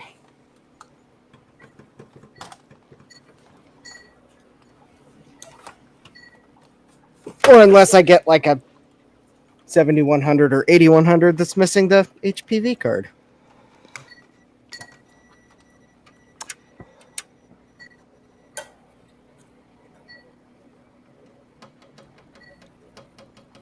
Why did this eat the card? What? Blue Scuzzy ate the card? Deleted it. It's done it twice. So twice now I've had the image on my SD card, right? Basically just disappear. And 2 different SD cards, same Blue Scuzzy, same system, of course. You have 2 it did failing. just crash when I was trying to read off the optical drive. It crashed, right? And it hung for a while, so I rebooted, but it booted up again. And then I decided to swap the drive. And then when I booted up on that, basically then it was just gone. The log files is on there. Actually, so let me be clear. I booted up the log file, it wrote to the log file and just said there's no image, so it was in exclusive mode, whatever, right? And but But yeah, now it shows the space is not on the drive, right? It shows it's like only 23 meg or gigs free, right? So it thinks the file's there or something. Oh my god, what a joke. That is so weird. I had this happen, funny enough, I had this happen recently when I was mucking around with Global Talk stuff. And it was a totally different system. It was a 475, and it happened twice to me. Where I was, running all the software, 7.1, and all the other crap it's running, and I was trying to do a bunch of stuff on it, and then it hung, and I rebooted, and the image was corrupt. And then another time I rebooted, and which makes sense, right? But another time I rebooted, when it had failed, the SD card was just empty. It was very similar to this. So I wonder if there's some sort of bug, man, when you reboot on a crash. Hey Thomas, how you doing? That is weird. That is so weird.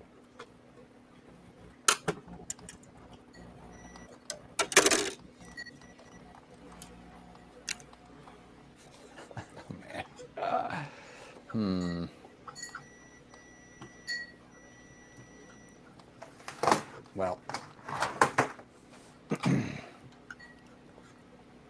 and at that point, I figured it was just because of like I had a bunch of crap running on the system. It was basically running the server software for Global Talk. It was hooked on the network, and I tried to open a what the heck was that? I tried to open an image, I think, in some then opened like graphics converter or something. It was just took forever, and then it hung.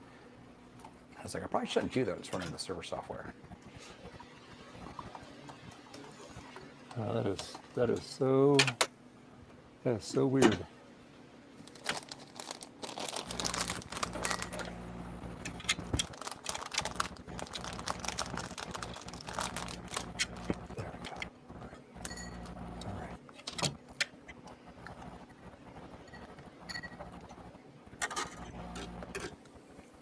It's like that. I had to happen once a while back. I had, and that's when Adam was here, and we were trying to figure out. It was on the Plus, and I was making another image for it, and then when I put it in, it showed that there even though everything copied over on it, when I went to put it in, it showed there was nothing in there. Nothing on the SD card, you mean? Yeah, even though it said it copied successfully, and before I even ejected it, it said that it's in there. Eject it, put it in there, and it wouldn't read it, and it was, and then I put it back in the computer, and it said it was blank. There was nothing in there, just an empty folder. So I don't know. I mean, your problem is stranger than the one I had, but still, that's weird. Did at least back it up. Well, that's good. Okay, I need to get a monitor. Let's see. Oh, I could use my new Big Mess of Wires adapter doodle. All right. Oh yes, I haven't even tested mine. Yeah, I haven't used it yet. I'm gonna give it a go. Plug right in. Try that. I gotta get a monitor. I got one over here. I have plenty of monitors. Oh, I put it up here. There we go. Let's see. I need one with wires on it. Okay, here we go. Oh my God, this thing's heavy. Let's see.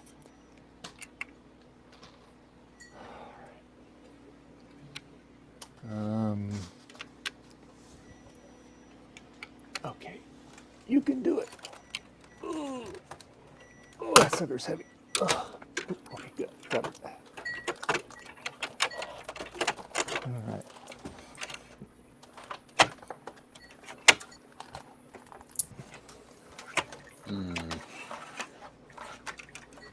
I mean, the only thing I'm doing that's like quote unquote uncommon, I'm using a single image and I'm partitioning it.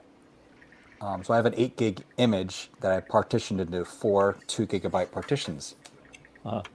That way the HFS stuff isn't, screwy because I have to use HFS on this.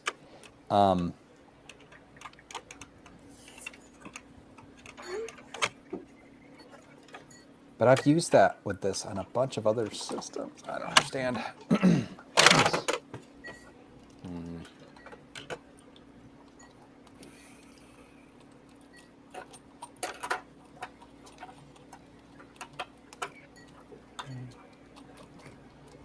Plugged in all the way. That's plugged in all the way.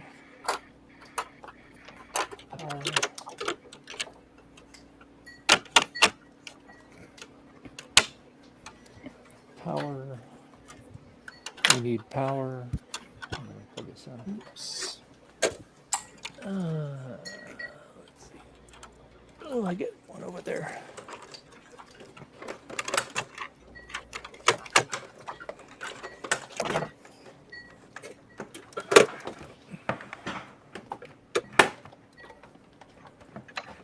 There we go.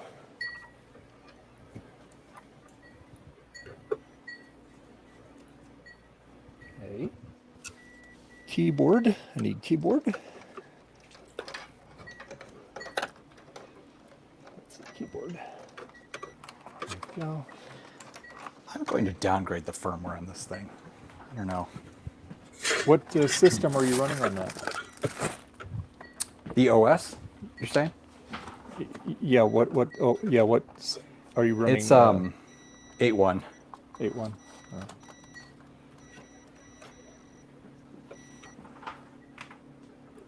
Yeah, it's funny. I'm thinking more. I think about it. I have a series of SD cards, 4 different, or actually 3 technically, but I have 3 different SD cards that are also all set up the same way, and that they're single partition or single image of 8 gigs with partition to 4 drives, basically. Yeah. And I use them for my external stuff, and for those I use in a bunch of test systems where things are always funky. And I'm rebooting like fairly often when things crash and stuff. So Yeah. I'm gonna roll back the firmware and just see if I have any more. Plug this in. Shoot. I don't know. Makes sense. Plug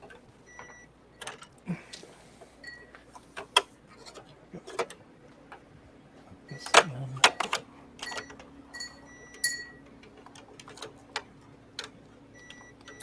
All right. Let's see. I'm using the upgraded. I got the one where we did the upgrade on the ROM on it. Okay, little floppy drive came to life. Let's see here.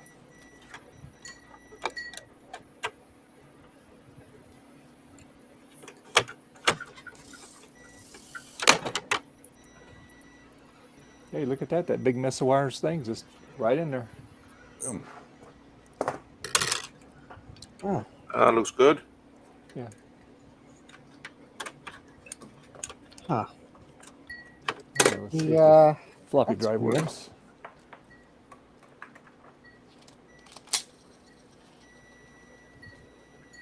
Hey, it's working. Hey, nice. Let's see, which mouse do I use? I got too many mice on the table here. Pick one. Yeah. All right. Let's see if it ejects it.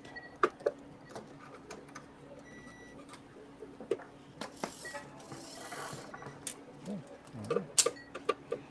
Kind of hesitated there, ejecting that.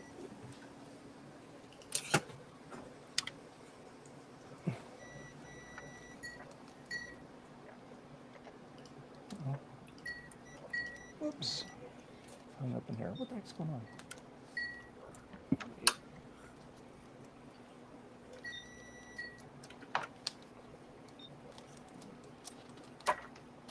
There we go. Let's try it again here.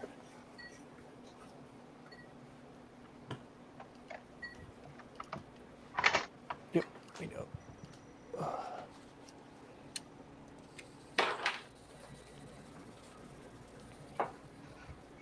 right. Let's try it again here.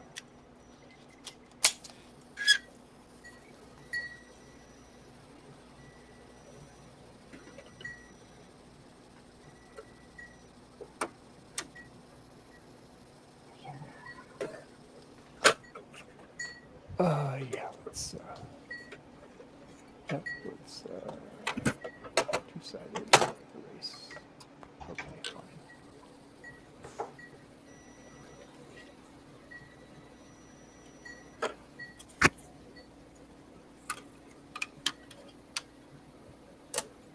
Formatting disk.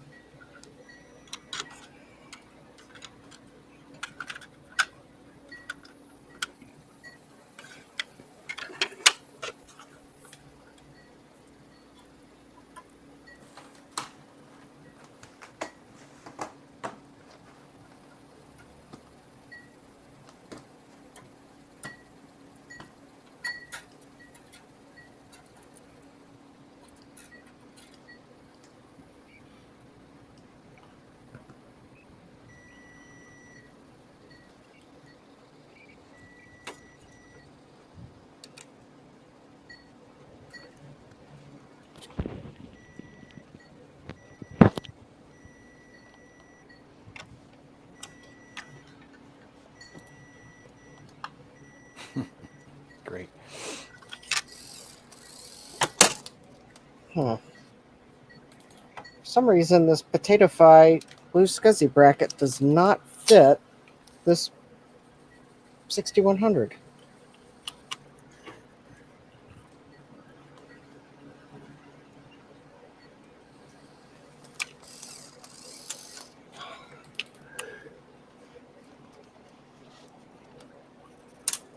No, it does not fit.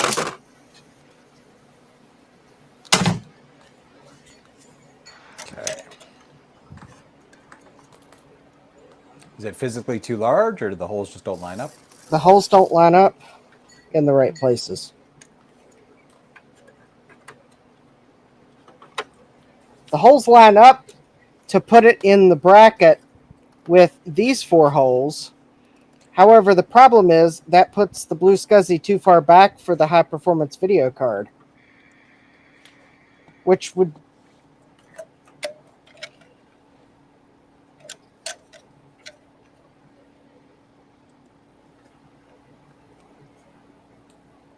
well, it looks like a real SCSI drive would have problems too. That's really weird.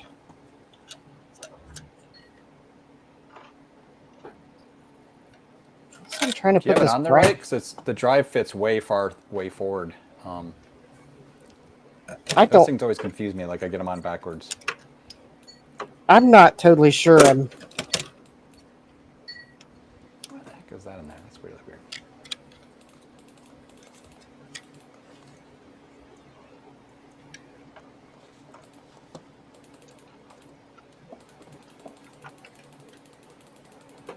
Come on. Let me see if I can figure out which way the bracket goes on, because it's like. What is Well, going that floppy this drive way? works. Yay. All right. No, it does not go on that way. It goes on. Thank you, Garth. Appreciate it.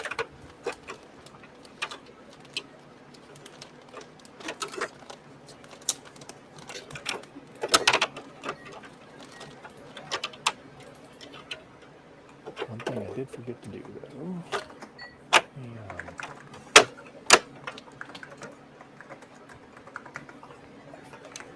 Forgot to put a little oil on that shaft. What were you thinking about it?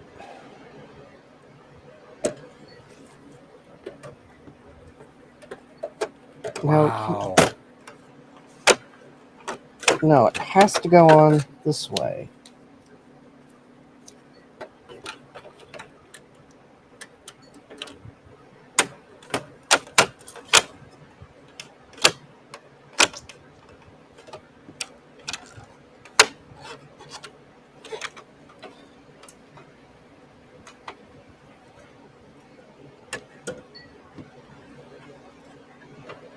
So then this actual SCSI drive goes on.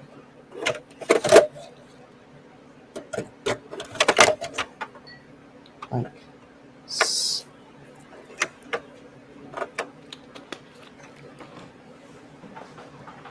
oh, is that the problem? Oh, okay. It's the high performance video card. The high performance video card is actually longer than the AV card. Oh, so it really wouldn't fit then. So no, it would not.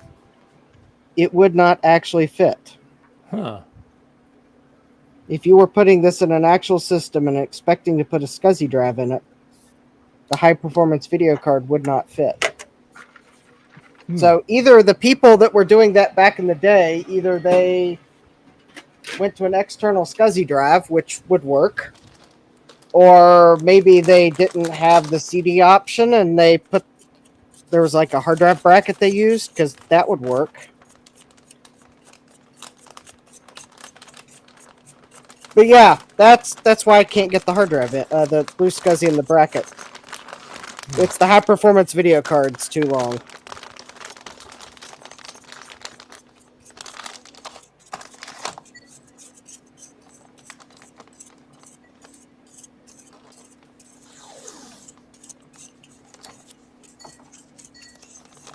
Well,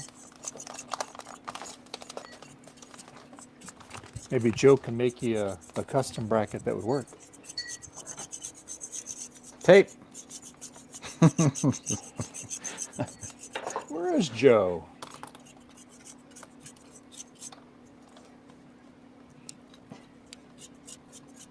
I don't know. Probably busy packing orders.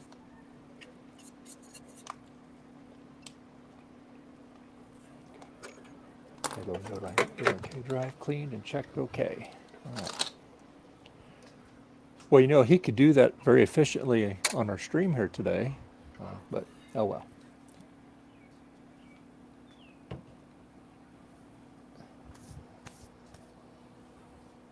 I even said his name 3 times today, and it didn't summons him like it normally does. So, oh well.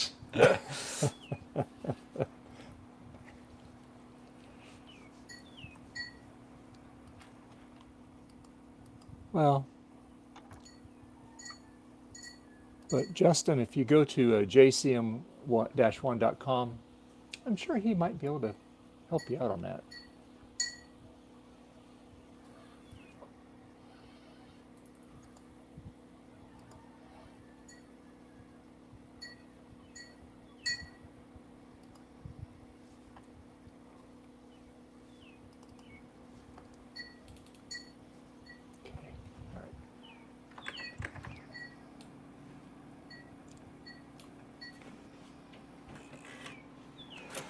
Okay, I am baffled.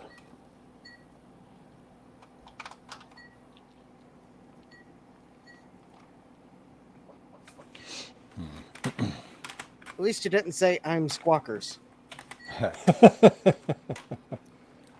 Yeah. Because that would have only confirmed what we've suspected for a long time.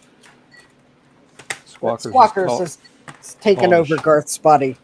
I was going to say, he's calling the shots. There you go. That's Squawkers, I'll tell you. Whoops.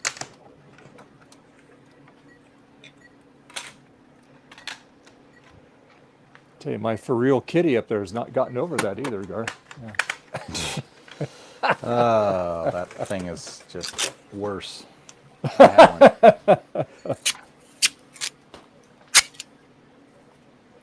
It's funny, I never noticed this before, because it's the one John sent me, but you can, he retrobrighted it, but you can still see the faint outline of the monitor that used to sit on it. Just, I mean, you got to get the light just right. This means I have to get a monitor and put on top of it. There you go.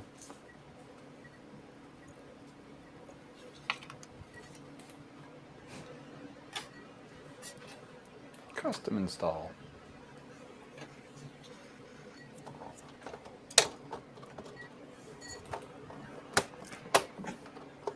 All right. So did you get, oh, go ahead. I'm sorry, Justin, go ahead. No, I'm going to put the Performa 6118 off the bench now. I've done what I wanted to do with it. Okay. Did you get a thing from VCF Midwest about they were asking about people that if they want to do speeches or stuff like that, or seminars to get on the list. Did you get that? I did, yeah. Okay, I was curious. You know what? This system is just whacked, man. I don't know. This is so weird. I mean, one variable I'm using this stupid OS I copied over, so maybe that isn't stable at all even. Well, I know what you need, Garth. This will fix your problems. VEC modem, no. Yes.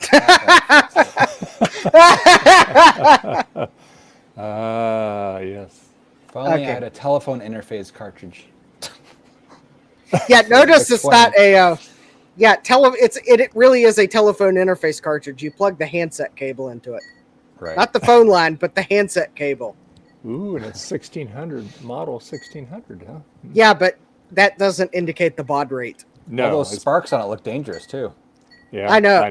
Yeah, very unsafe. Yeah. What is it, like a 400 baud modem? 400? No, it's 300.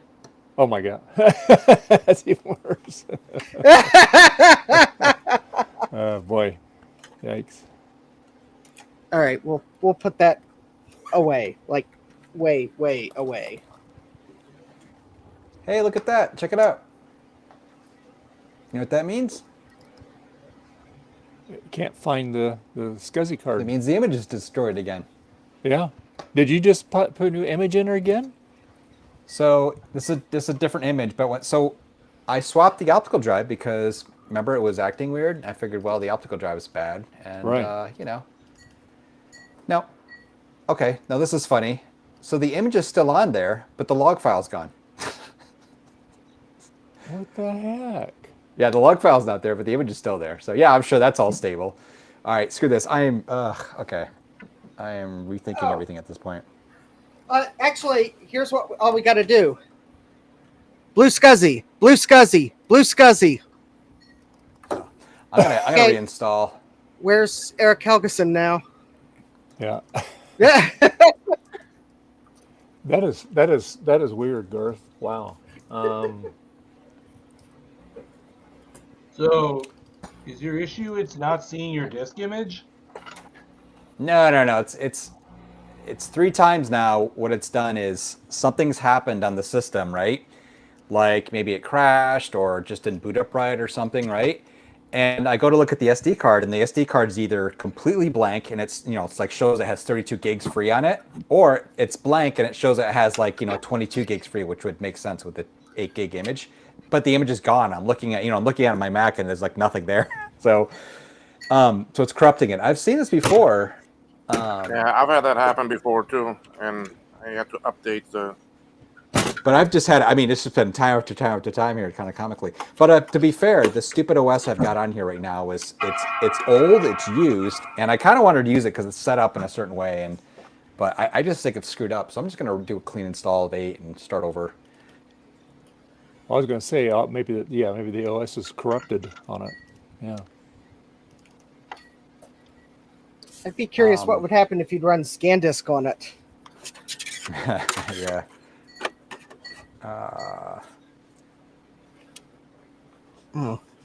Yeah, I'm just going to start over. Screw this. This is silly. I've wasted so much time on this.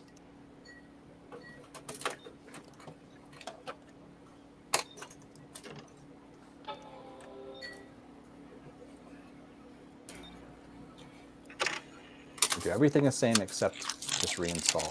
Do the same goofy image and everything.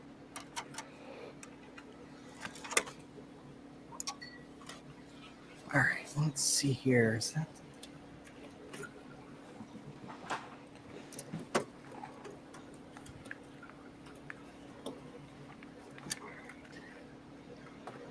Where's the USB? Oh, there it is.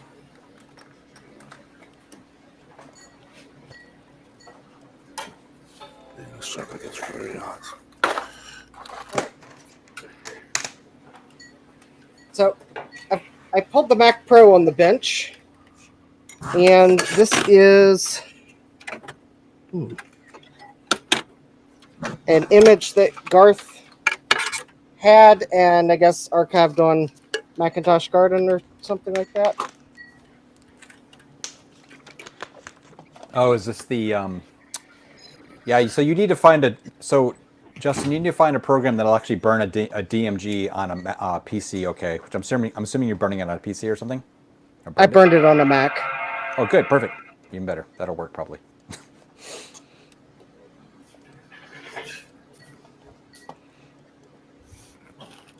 Yeah, I did a test install on my Mac Pro 1.1 using that image. I burned it on a Mac.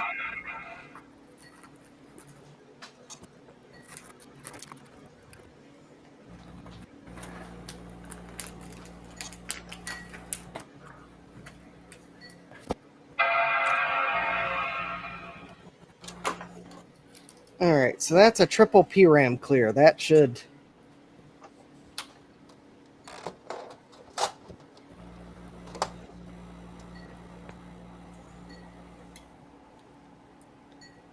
Yeah, I used my MacBook Air with whatever OS it's running, and had to figure out how to burn the DMG from it. But I realized all I got to do is plug in the super drive first, and then the burn option will appear. 286, 614. You might want to reboot and just go into OS Picker. Yeah, I might have to do that. Or in theory, C should work too, but I don't know. All right. Let's just that's start right. over from scratch. Boy. That's right. I probably have to hold the C key, or I'm going to be waiting a while for it to. Actually, these old Macs may not just auto boot the CD. I'm not sure what to do, to be honest with you. I think it should, but for some reason I had a problem in mine, but my stupid Mac Pro has has 4 drives and about a bazillion partitions with different OSs and stuff, so I had to go into OS Picker for it to work. I don't think C worked for some reason. Is this thing booting? There we go. Look at that. Ah, We've got the Apple logo. okay, cool. That's the first disk I've actually managed to put in here and get the Apple logo. And we got the spinny wheel. Yeah, I'm glad I found that because it's actually the last release, so it's already 10.4.11. Probably not all the updates, but you know, it's the main OS.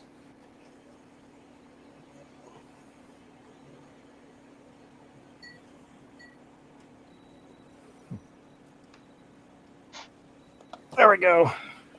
Because I'm sure someone would have provided Dave some channel engagement that the aspect ratio was wrong.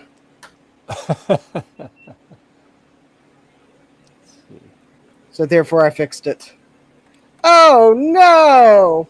Kernel panicked. Uh-oh. Oh man. That your is that your G4, Justin? That's my Power Mac. Oh, your power. The one that I picked up last weekend. Okay.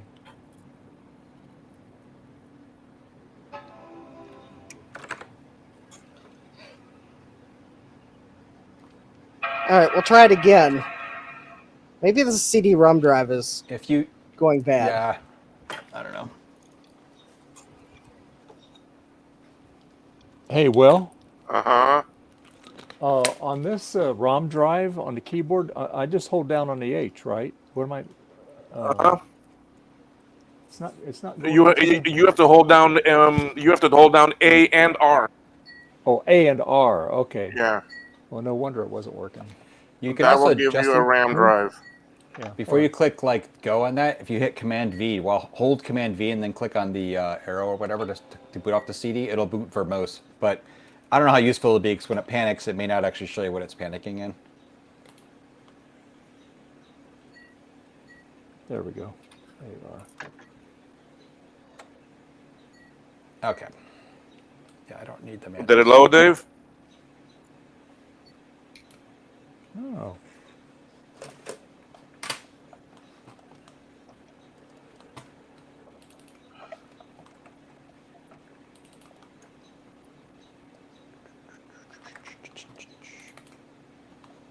Well, I figured it'd give me an idea of what it might be unhappy about. A and R. Start it. Created some RAM disks, setting up some temp stuff, I think.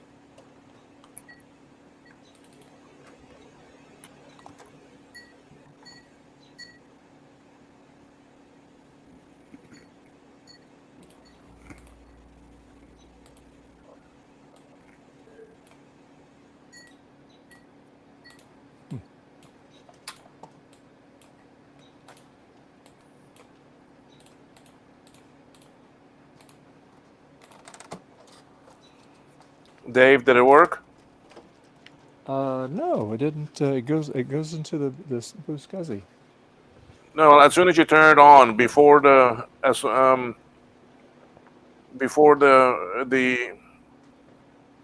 Happy Mac shows up. I mean, make sure you're holding A and R.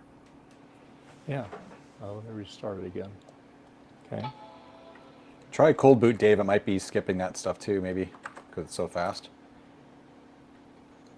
For some reason, the CD spun. It didn't spin down all the way, but it's going slower.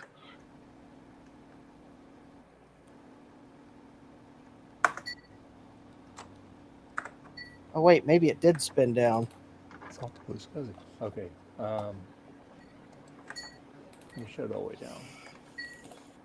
Do a cold boot on it here. Shut down here. Good.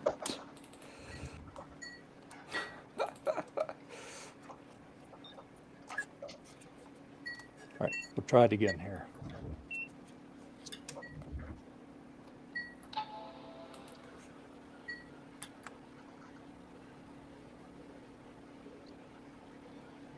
Well, hasn't kernel panicked yet, but something tells me it's about to.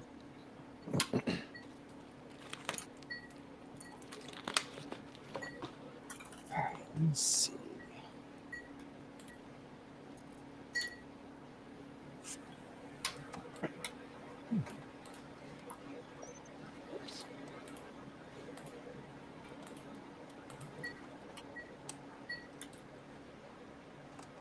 Oh, that's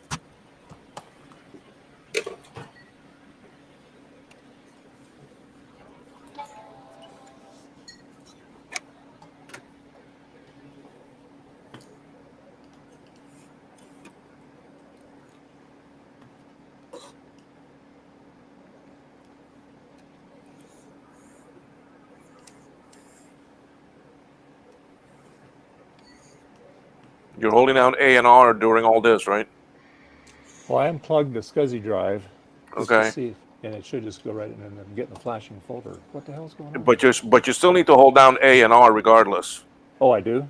Yeah, it won't do it automatically. No. Oh, okay. All right.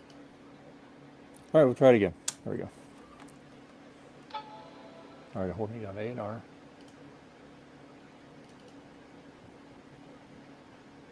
Just hold them pressed until the Happy Mac shows up, the boot Mac.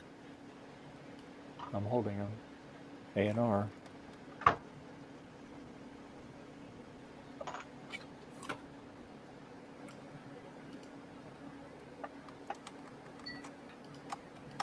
You sure you got the right ROM in there? Because that's taking a long time for that test. Yeah, no, I haven't touched it since the last time we used it. It worked great. I wonder if my keyboard's working. No.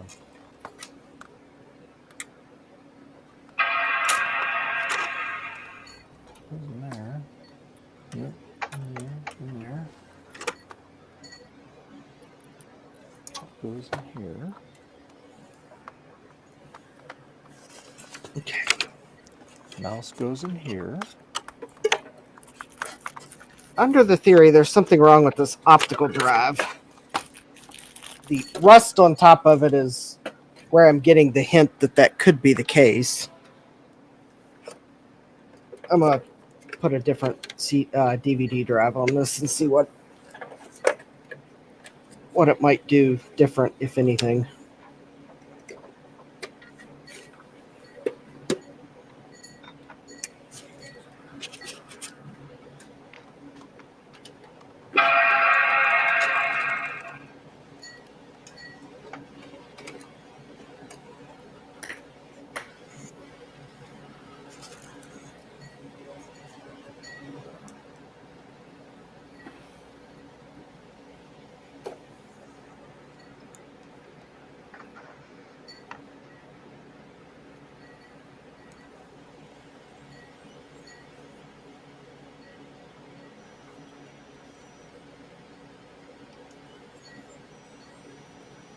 Oh. What happened? He was holding the got the- keys on the wrong keyboard. No, I got the wrong LC down here.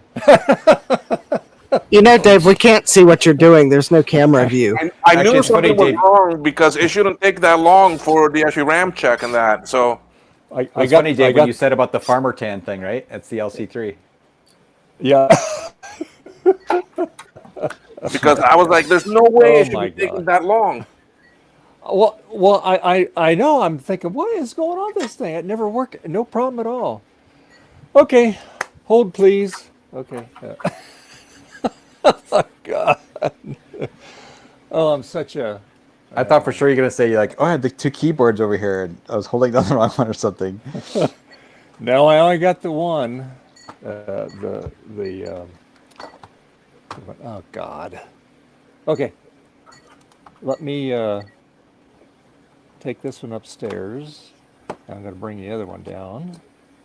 That adapter doodle works great though. That big mess of wires, that works excellent. Because this is a Macintosh 3, and this is the one John did the mod on. I hit the button, it's got it overclocks the processor. Okay, I'll be back.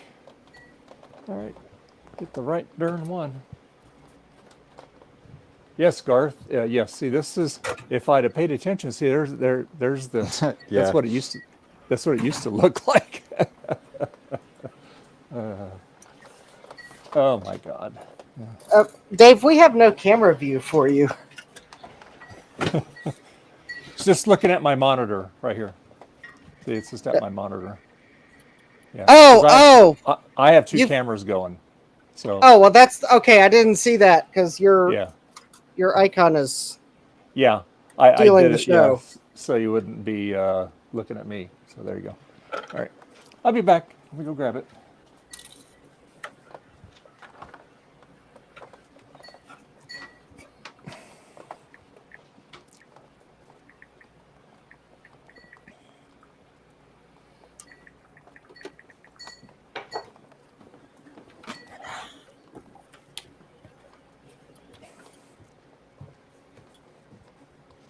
Hi, babies. Hi, Fred. Yeah. Hi, Fred.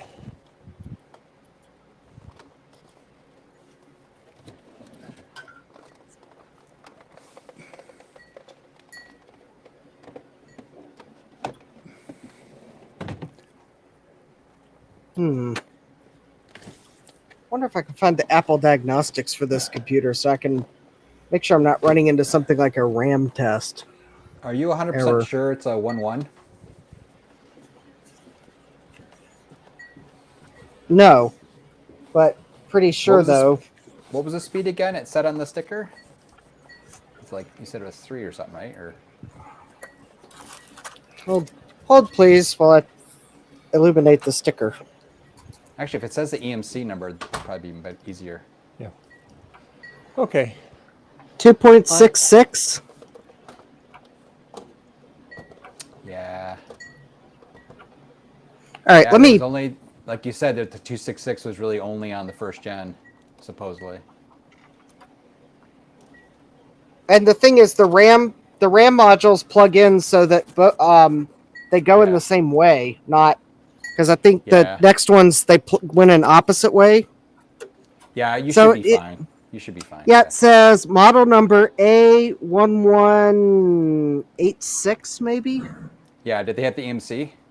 EMC 2113. Yep, that's the first gen.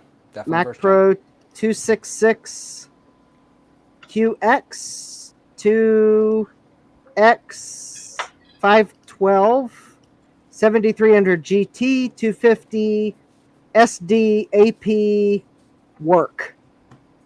Yep, the EMC is definitely version 1. Okay. And your video card. Oh, excuse me. It was the 7300 GT, huh? Yes. Yeah, cool. Yeah, it should work. Yeah, so maybe there's some hardware thing, like you said, maybe optical drive or who knows. Well, I'm trying another optical drive and that didn't seem to work. Let me just try starting it up normally, like without verbose mode. Yeah, Because Garth. I don't verbose know mode, how. Oh. Verbose mode slows it down. Yeah, I don't know how I could have got these two confused because this is the Quadra that we have the mod in, and obviously the case looks different. I tell you, Yeah.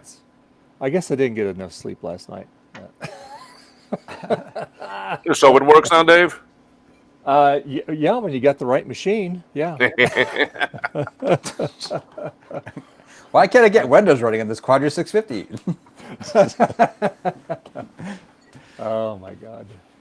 I mean, not really, but that's not sort of. I'll be right back. Okay.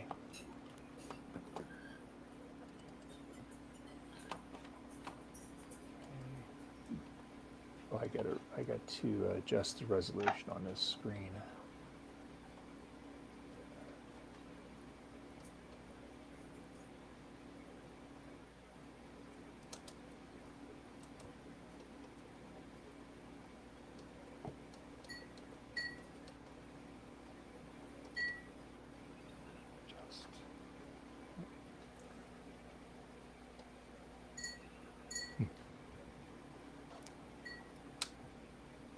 All right. Well, if this doesn't work, I'll pull the hard drive out that I put in it. Oh, that should be a blank hard drive.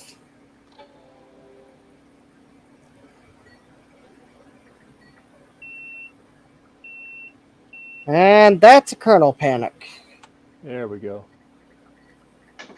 Yeah. All right, let me pull the hard drive out. Maybe the hard drive I picked is somehow not compatible with this system.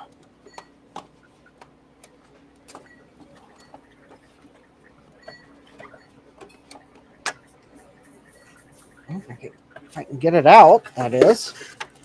There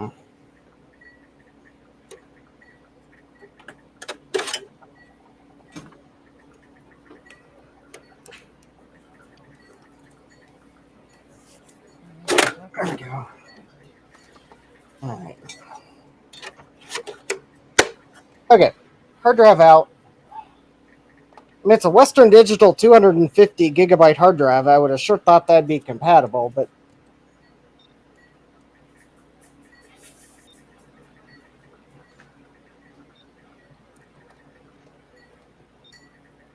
there could be something wrong with it. Okay, let's see if it'll start up without the hard drive installed.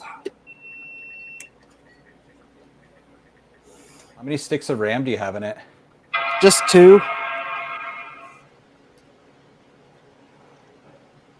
Yeah, you could probably pull one stick and you can just boot with a single stick. I think, just as a test. Actually, I think according to the diagram, you have to install. You have to install them in pairs. Yeah.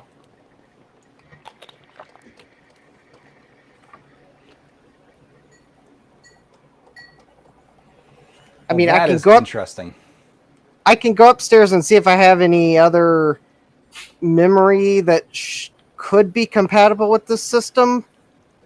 I certainly don't have any memory with the special heatsink. There we go. There we go.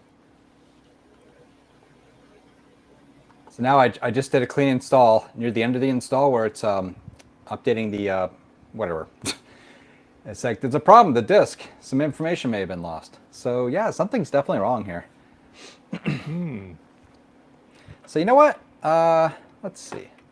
Where's my hammer? Hit it with a hammer. I at this point, I am a little bit confused. I will say every single bit of issue I've had today has to do with this blue SCSI. So maybe you have another blue SCSI you. Oh, I sure do. I mean, I just pulled one out of the bag, you know. Yeah. We'll have to come up with a new mounting system now. Yep. Uh-oh. I double-sided. I've had that happen with them too, and it turned out to be the actually blue SCSI itself. Yeah, I mean it's working, but is there still a fault, right? Yeah, so I definitely should not roll that out. So let's just try that. Okay, so it was not the hard drive.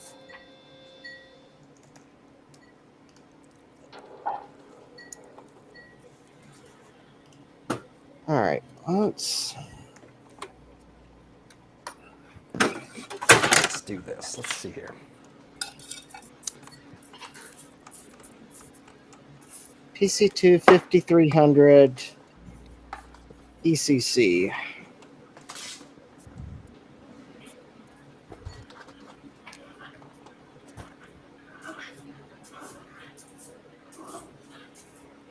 Okay, let me go upstairs and see what I've got. I've got some memory I pulled out of a Dell server of some sort. Maybe it's the right... Oh, perfect. It might be the right type. I mean, it obviously is not going to have the correct heatsink on it, but... Well, if it works, then what's wrong? I've got RAM in mind that doesn't have... It just has normal, like, heatsink, you know, like metal heatsink on it, and it works fine. I figured it probably would. All right, let me go see what I got upstairs.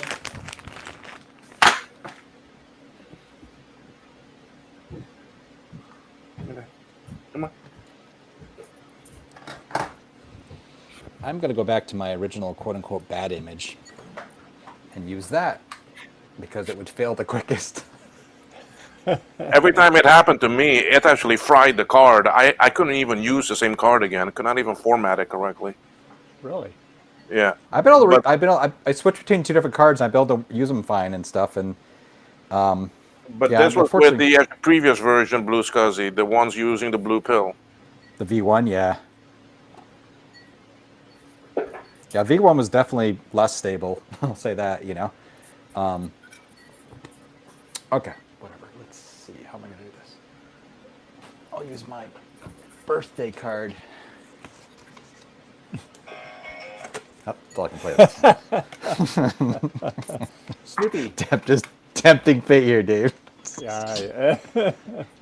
They play a few strings of Vince Garrett. That's a different one now, yeah. It's a totally different one, yeah. But the same card or different card you're gonna put in? I'm gonna use the same card, and I'm gonna use the bad image I was having the most trouble with all day, because it would fail the quickest.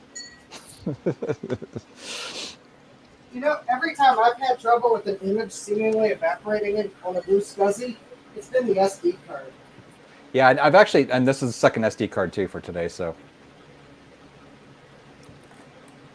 I don't know. Okay, so the good news is Unlucky. It might be Dave's stream. I have 8 gigabytes of PC2 5300 memory from a Dell PowerEdge 2900.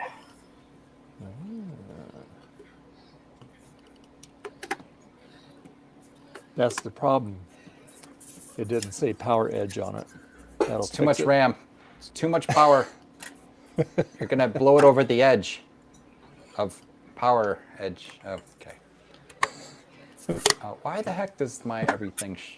Now, because I'm kind of somewhat afraid of what this Mac might do with so much memory, I'm just going to put 2 of them in for now.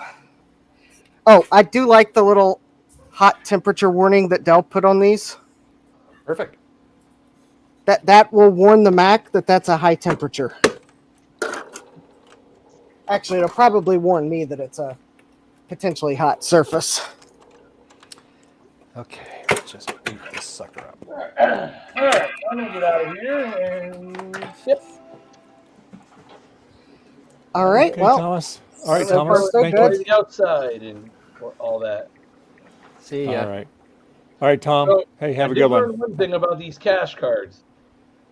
You are not rebuilding them. That RAM is unobtainable. At least the part number that's on there, unobtainable. Really? Wow. It's Okay. like some super fast static RAM, and no one sells it. Not even like UT Source. Wow. It's 4164s, but it's like, you know, really fast apparently, and it's also in a weird package. So Huh. I bet you can't get the tag RAMs either. that is, well, those are the cache modules. I can't imagine the because those are the same style, but those are 16 kilobit instead of 16. Yeah. It sounds like you've tried before. I read a forum post. I think on someone was complaining that you couldn't get the tag rams for something else. Damn. Yeah, that So I sucks. figured it was like a newer Mac that had separate cache and tag rams. And I figure, well, if you can't get the tag rams for whatever they're talking about, you probably can't get them for the 2CI cache card either. Oh, it was the Power Mac 6100. You can't get the tag rams for those. Oh, interesting. Huh. Yeah, because it has a different tag ram than a cache ram too. Yeah, they're separate on the. You see, there's the tag and there's the cache. Yep. Yeah, these aren't even that great. They only give like a 25% boost, so it's like, you know.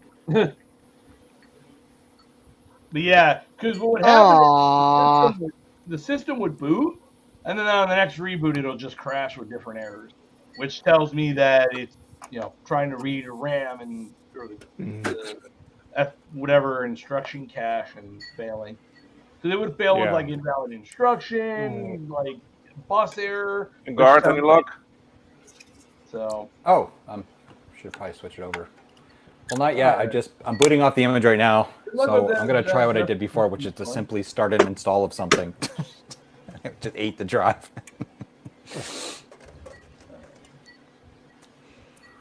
All right. But you didn't get this far with the other Blue SCSI, did you?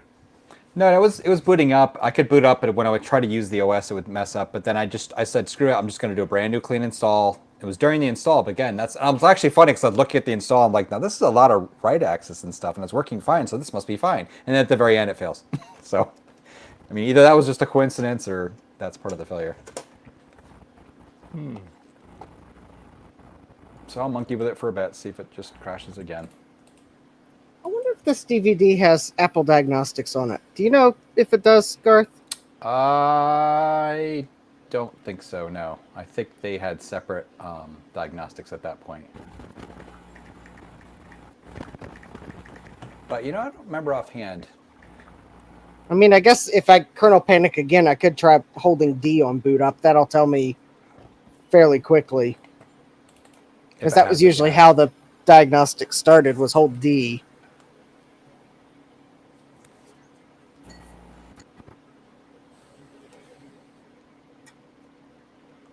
I mean, it's entirely possible this Power Mac was decommissioned because something was wrong with it.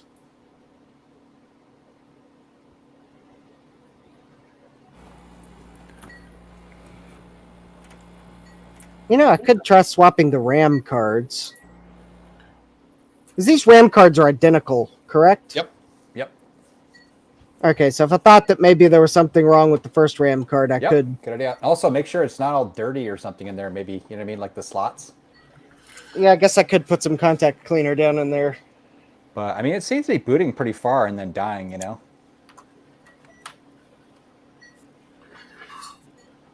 Yeah, almost like...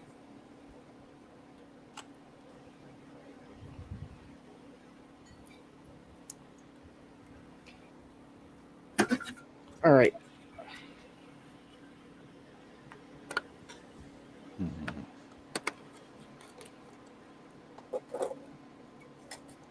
All right, I'm going to swap the RAM cards, kind of under the theory that maybe there's something wrong with that one RAM card. It's certainly easy to try.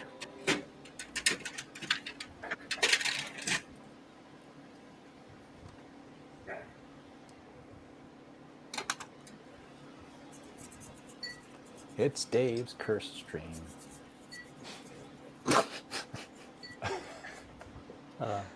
I fixed my curse. Just get the right. Dave's like, everything's fine with me. Yep. So I just did an install of the manhole here, and it's hung. Oh, it did? Oh my God. So it's not completely different Blue SCSI, same SD image and all that stuff. So. Oh wait, no, it's not hung. It's just going incredibly slow. That's great. Well, let's just let it give time, I guess. Oh yeah, see, it's still counting down there. But still doesn't seem right. Well, let it. Well, you'll find out when it finishes if you get an error on it. Right.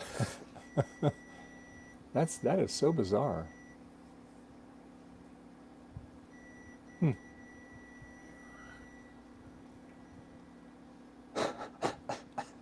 Stupid freaking thing, I swear.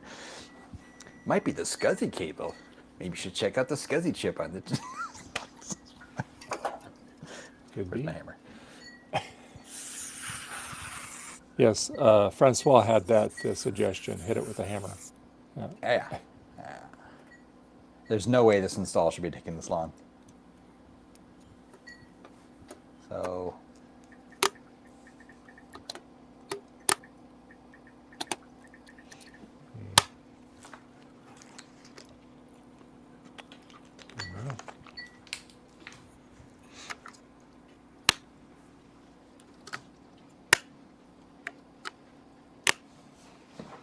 There's that. And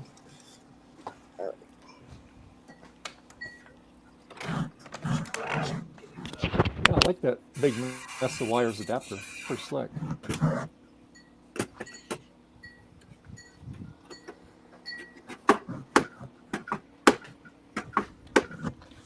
all right.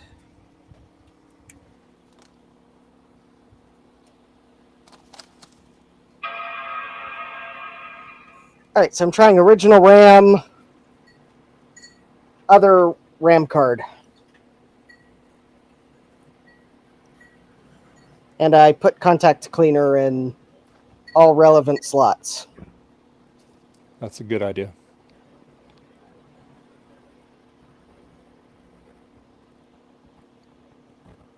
Since the new RAM didn't seem to have any effect, it's the theory of maybe something other than the RAM.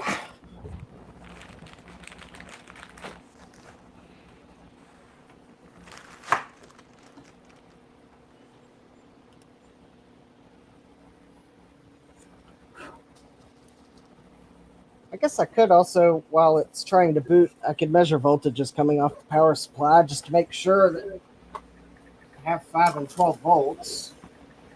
I mean, quite honestly, as far as it's getting, I suspect that is the case, but well.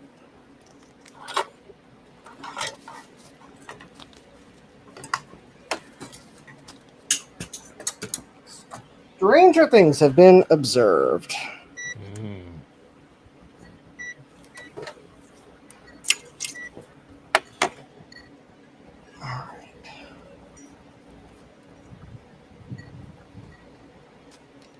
All right, so that's nice 12.14 volts. That's good. And 4.96 volts. Okay, well, that's definitely within spec. All right. Panic. Crap. And a panic. All right. And mine failed the install of Manhole, which is like 100K of crap. So, also, there's the button you click. Sorry, to send it to Steve.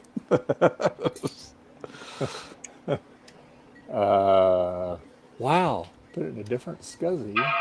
Did the same thing.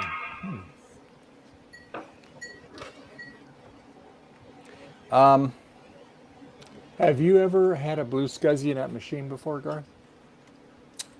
I haven't. This thing probably got so cursed because it's had a SCSI SD in it forever. And I've been using an external one on this thing on and off all day with zero problems booting off it and doing installs from it and, different things. I mean, booting off it at least. Yeah. All right.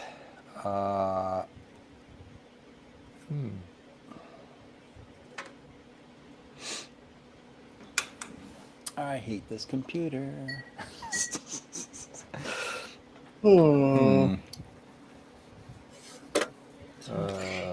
Yeah, I think I need to run Apple hardware diagnostics because this is kind of beginning to smell like a hardware failure of some sort.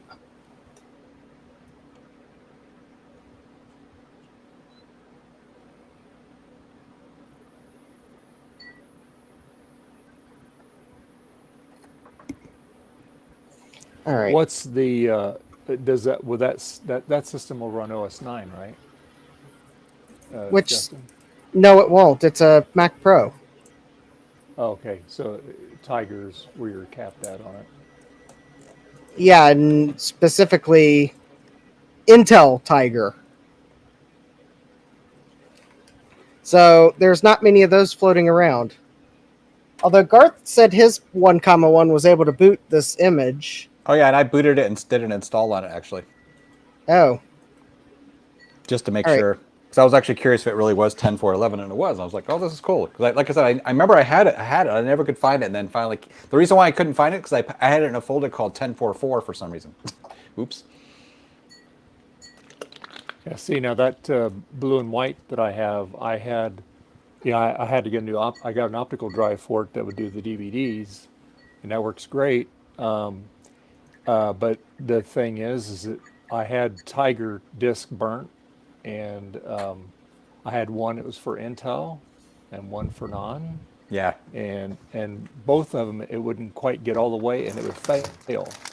So I went online and bought the actual Apple OS 10s, and one's got a Intel, and the other one's got a regular, and right, no problem, loaded right up.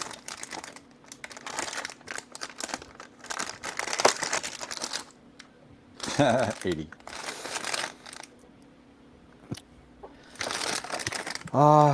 Hmm.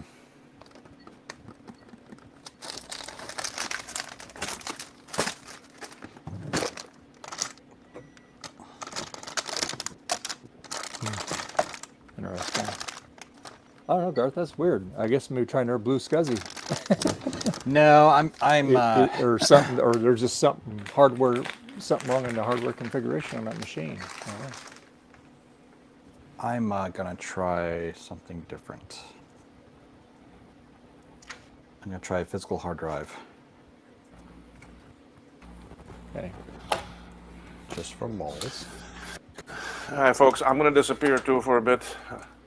Okay. Well. I gotta take out the dog over here and all that. He's dying to go out. Okay. Well. All right. Well. Let's see. Okay, so I'll see you all later. All right. Okay. See ya. Bye, Sounds everyone. good. All right. Well. All right.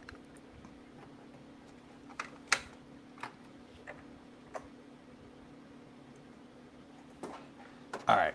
Yeah, I honestly I have a feeling that I don't know. I'm not sure. It's definitely not the blue SCSIs. Likely not the SD cards, though it could be. I've gone through 3 SD cards now. Yeah. Oh yeah. Yeah. And I mean, I wonder if it has something to do with literally the SCSI cable in the system or something stupid, or you know.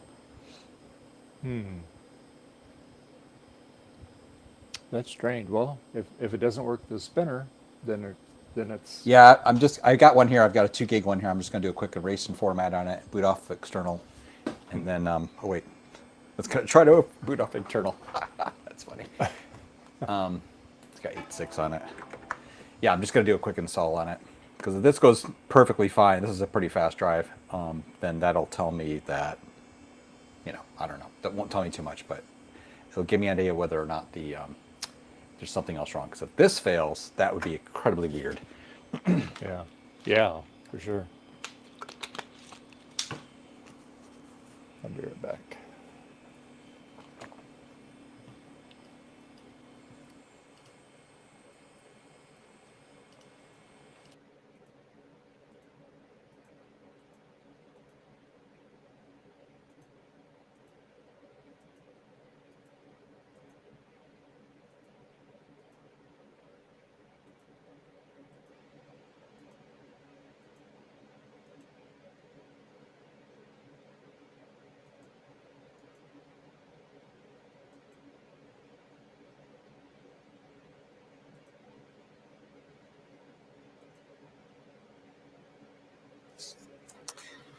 Okay, I guess I'm about to go upstairs and burn. There's like one version of Apple hardware test for Intel Macintosh on the Garden, and I'm about to go burn it on a Mac.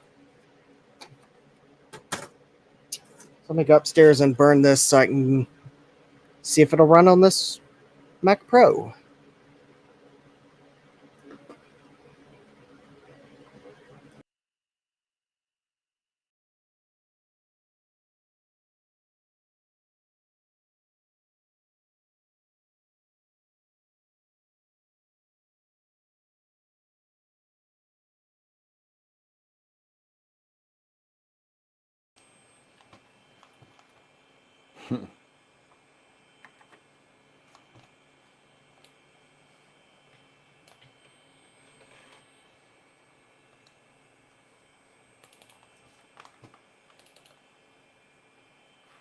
Okay.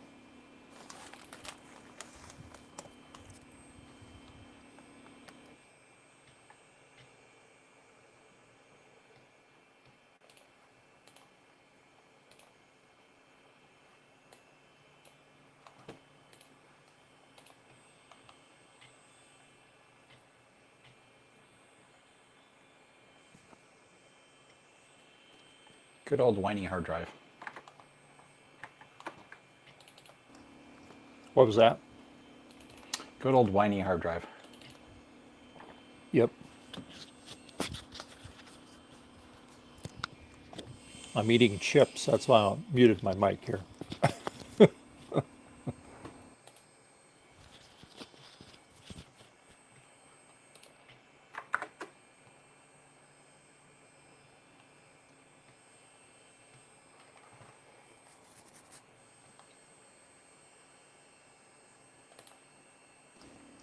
I love this Star Trek After Dark. Very cool. Yeah. The Folian web.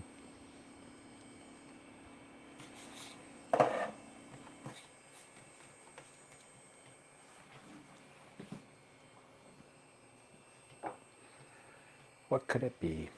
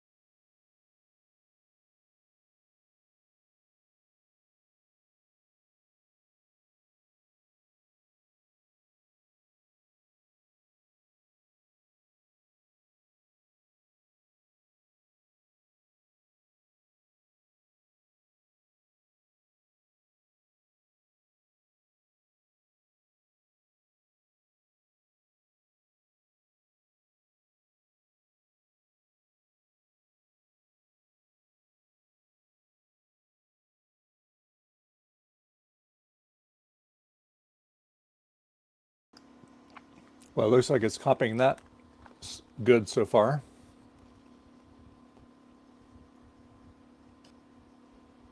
Yep, so far. It got to the very end last time. I'm not sure how reliable this will really be because I did get, well, we'll see. I don't know.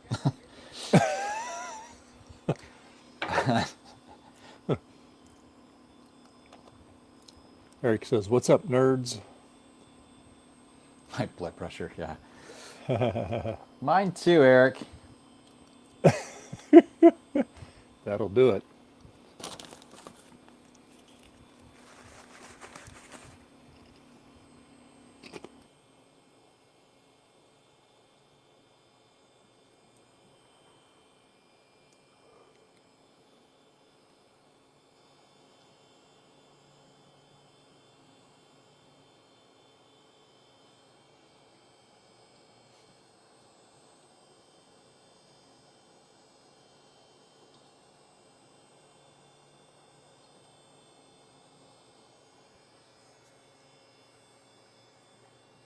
Grilling hamburgers, yum.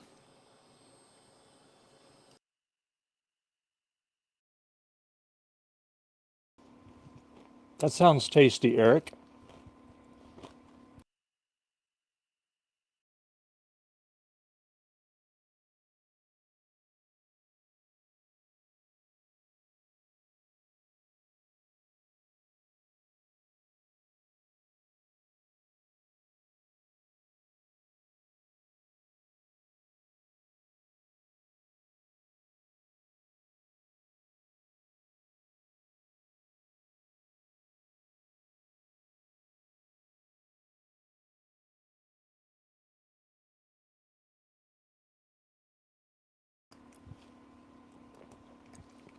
I like meat. Yeah, me too.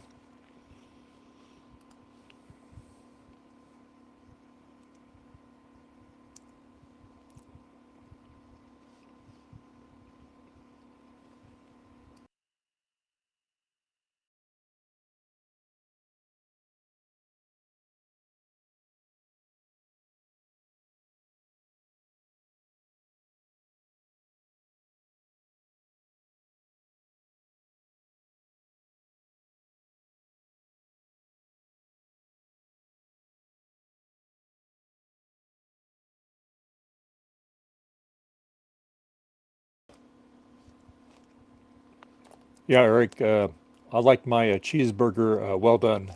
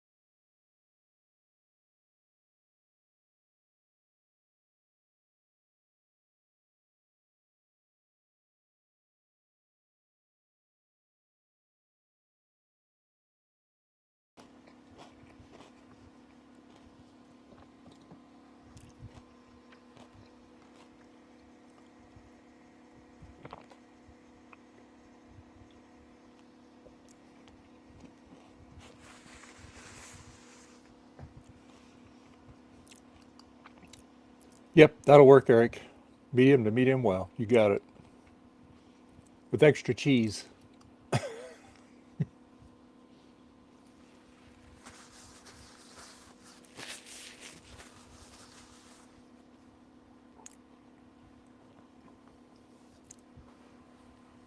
Boy, that whenever you get a spinner drive, Garth, it just takes forever to copy software on that. We are spoiled these days. It's actually not too bad, this one. But yeah, I think it's gotten further, but I'm not sure. I think this progress bar draws a couple times, but I'm not entirely sure. This isn't going to be, honestly, this is probably going to be too, I don't know, conclusive, unless it fails. Because, I mean, if it worked, great, okay, you know.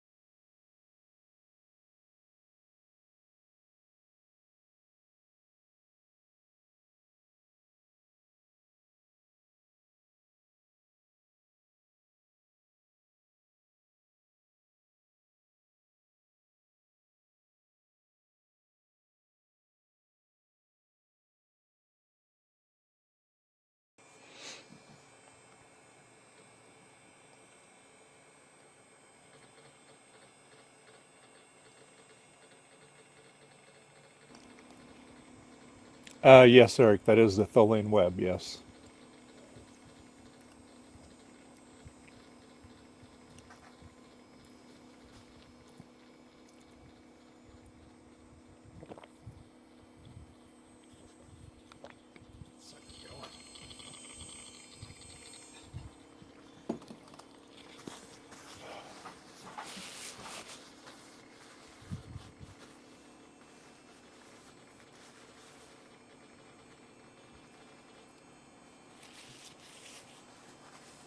Finished.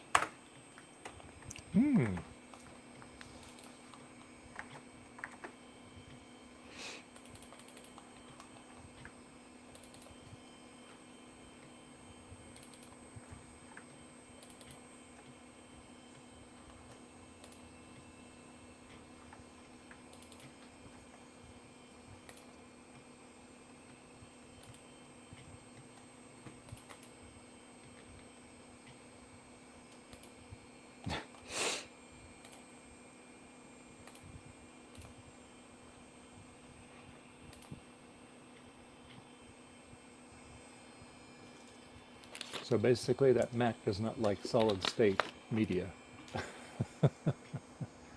I don't know. I really don't know.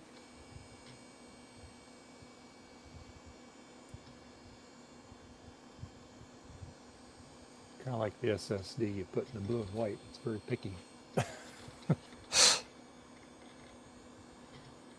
Yeah. Fun.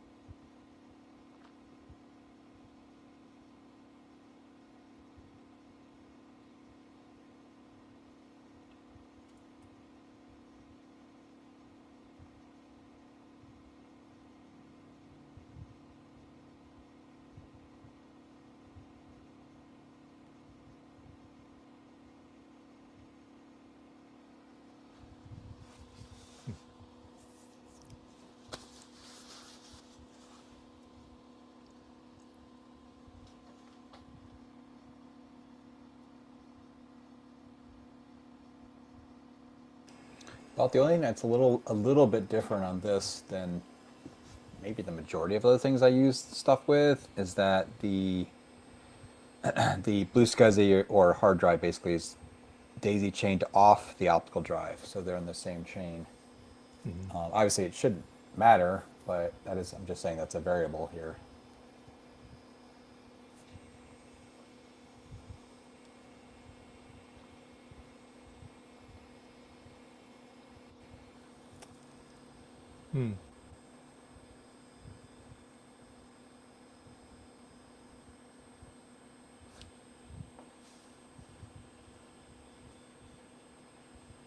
It shouldn't, but weirder things have happened.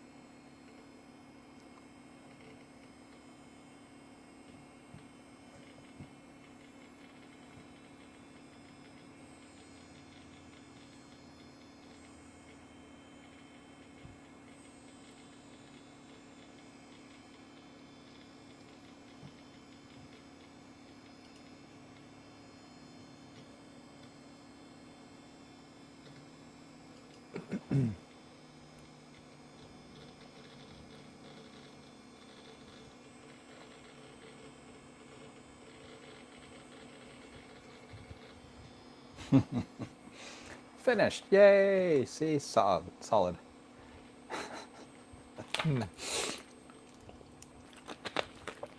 Oh, good. Laser writer software.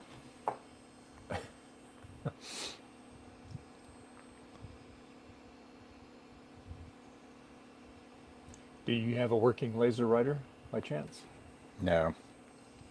Just need to plug that in.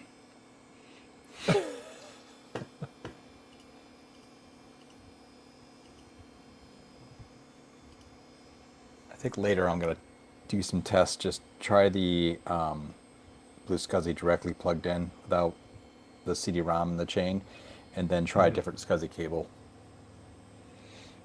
Other than that, yeah, I don't know.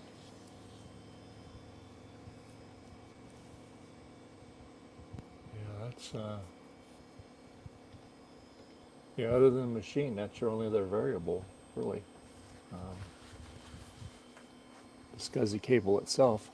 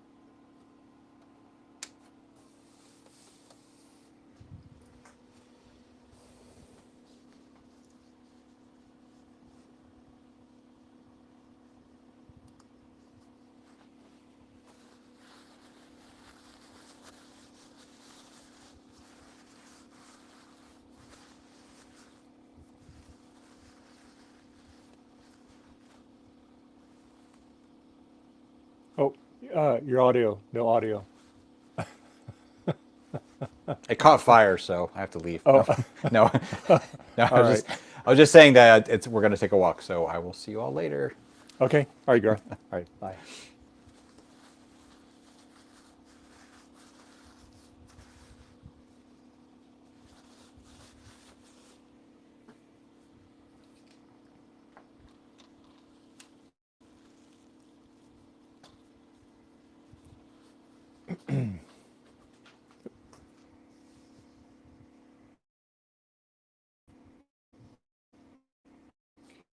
Okay.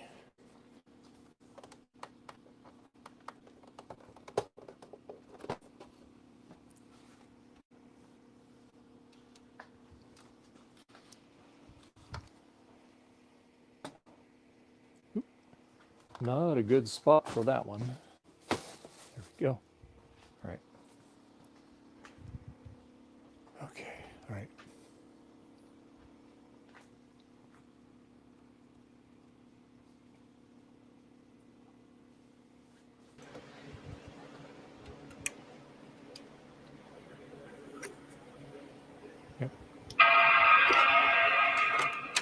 Ooh. Bong. All right. Hopefully, this is the Apple hardware test for this Mac. Okay. Well, because you go to the Garden and there's a page for Intel Apple hardware test, and that there's a D image you download. But what you have to do is open that D image, and there's a whole bunch of other D images in a text file. And you got to open the text file, see which one's for your Mac, and then burn that one to a disk. And apparently, I have chosen wisely. Oh, good. Or at least it's going to start to load. All right. Let's see what it tells me.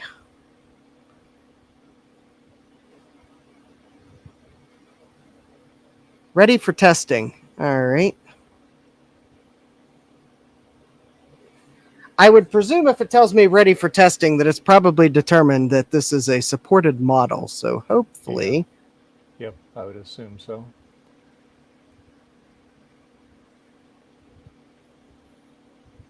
So 3A141 is the one for, I think, the original Intel Macs. Because I was a bit confused because it only called it Mac Pro. But I realized that, well, that must be correct because all the other Mac Pros in the list mention a year. That's the only one that it just calls it Mac Pro. Therefore, and the other models that are also included on the same disk are like 2006, 2007 systems. So I figured, okay, this must be the one for it because it's the only one that's just called Mac Pro. All the others have a year. Yeah. So I'm hoping this finds a problem. I mean, not that I want to have a problem to fix, but that would have... Right. I want to explain why macOS is kernel panicking. Yeah. If it can find like a RAM problem, that might be easy to fix.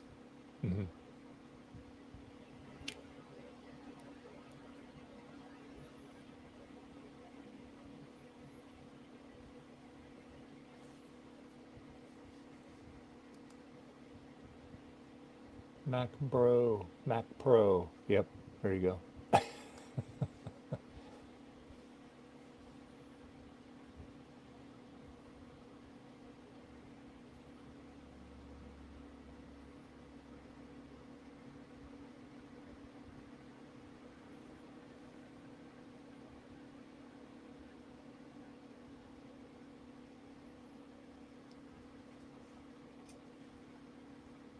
Well, I think it just tested the fans because I heard them ramp up. Okay.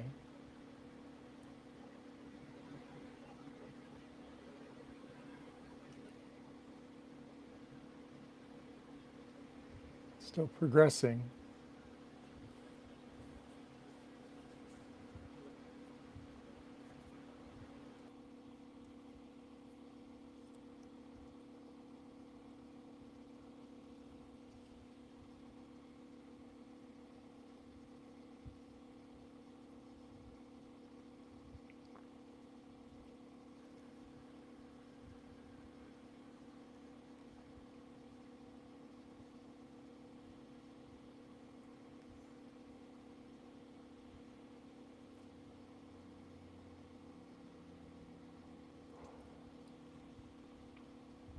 Yeah.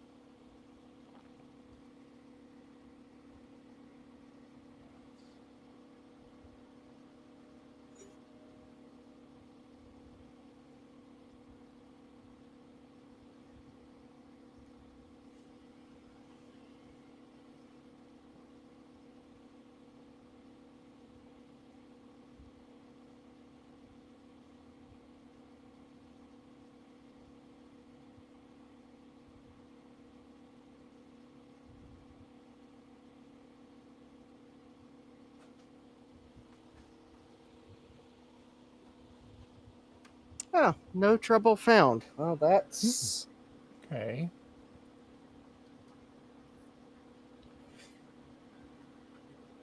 Okay. Confirmed. It is a Mac Pro 1,1. Dual core Intel Xeon. 2 processors, 4 cores. 2.66 gigahertz. Boot ROM version that I certainly cannot read.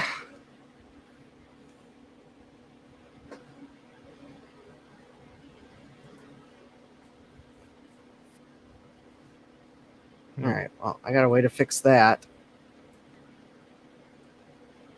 Make it bigger. There you go.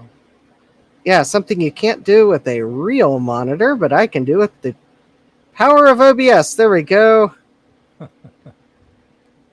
MP11.88Z.005C.B08.070702021.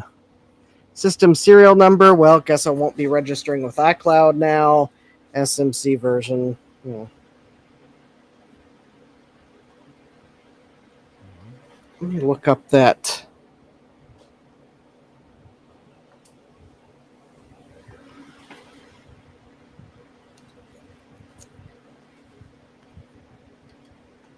Communication. Oh.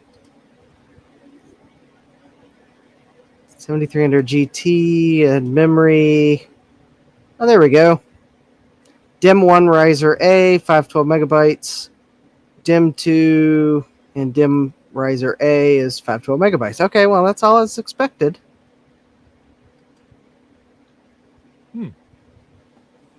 Okay. Well, that certainly doesn't explain why Tiger won't boot.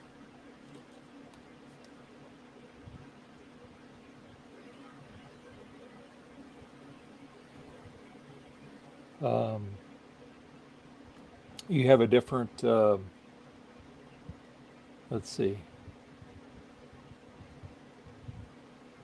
I've tried a different optical You have a drive. spinner drive. Okay. And you get a spinner drive in there, right? Well, I pulled it out thinking that maybe it was incompatible, but that's not it. Mm-hmm. I mean, you know, I guess I could put the spinner drive back in and then rerun Apple hardware test. Yeah. Try that. See if there's a bad sector or something on that drive. Well, but I pulled the drive out and Tiger was still kernel panicking. I know the installer disk should be able to boot without a hard drive.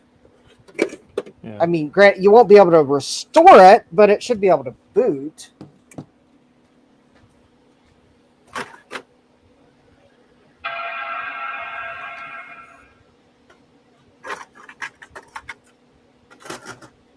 But I guess thinking that maybe there's multiple problems, I'll run Apple hardware test with the hard drive installed. Mm-hmm. Yeah. See if it flags something there. And I guess if that works, I'll connect the original optical drive and try it again. It's possible. I mean, maybe it's still the optical drive. Oh, I guess I can stop holding that.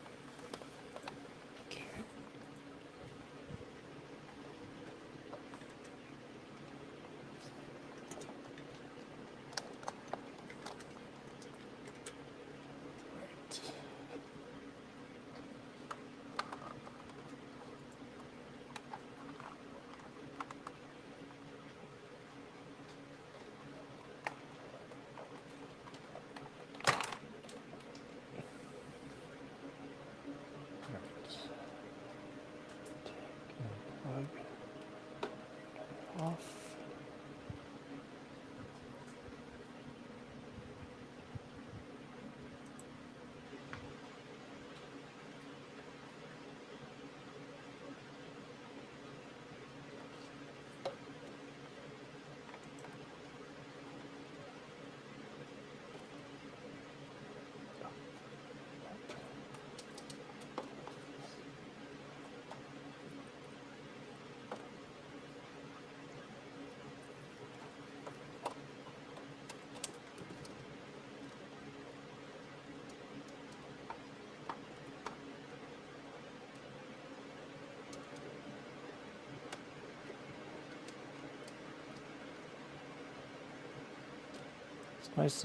Nice that they have the hardware test for the system there.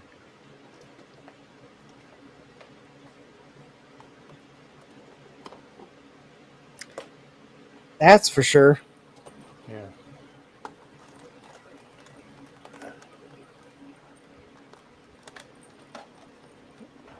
Helps take a lot of guesswork out of it.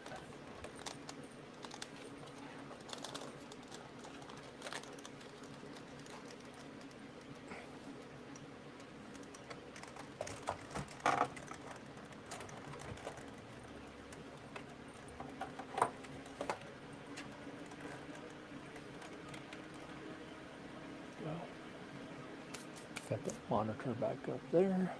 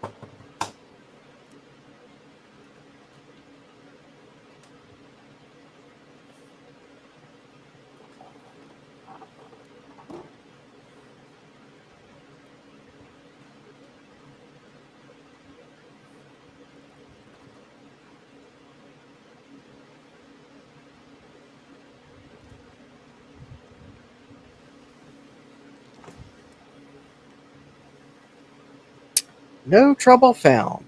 All right. Well, Okay. Well,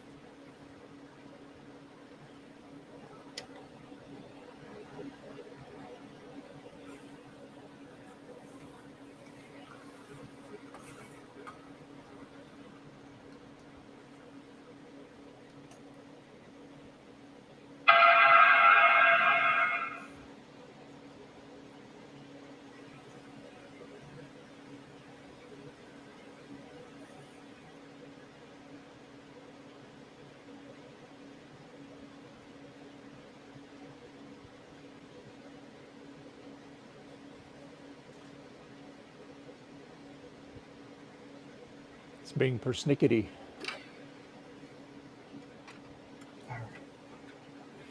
okay. I'm going to put the original optical drive back in Okay. because maybe the third-party one I tried is actually incompatible somehow, Mm-hmm. even though it seems to be working to boot Apple hardware test. Maybe there's still an incompatibility. I'll put the original optical drive back in and rerun Apple hardware test. And if that works, then I will just try booting Tiger again in verbose mode, and I will just wait longer because maybe I wasn't waiting long enough. Yeah. Because I don't know how much longer it should take to boot. All right.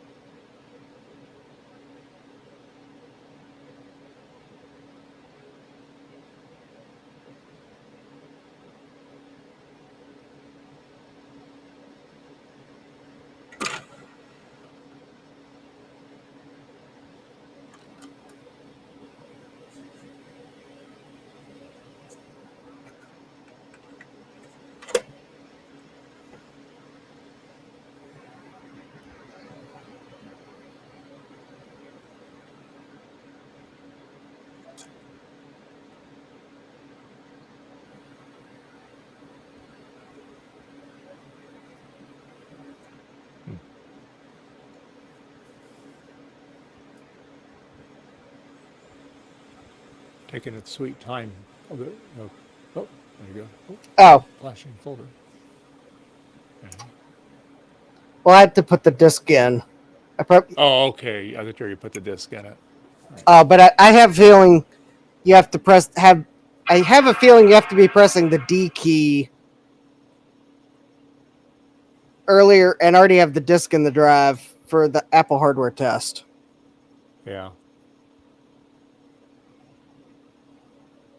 But now the disc's in, so hopefully it'll pick up that I'm holding D.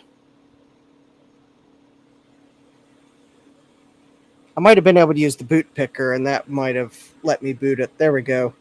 Okay, so this is the hard drive's in. This is the original optical drive. And if this doesn't show a problem, I'll put the Tiger disc back in, and I'll let verbose mode go a long time. Mm-hmm.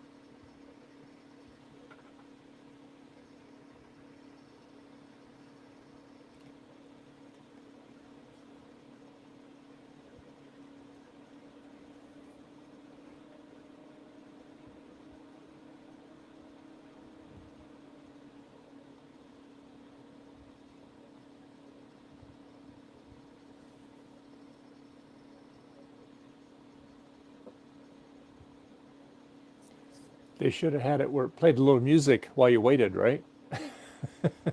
Oh, that would be nice. Mm-hmm.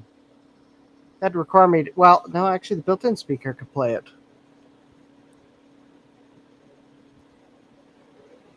Like a little bossa nova. Yeah. Or even maybe the Apple Care hold music would be okay. There you go.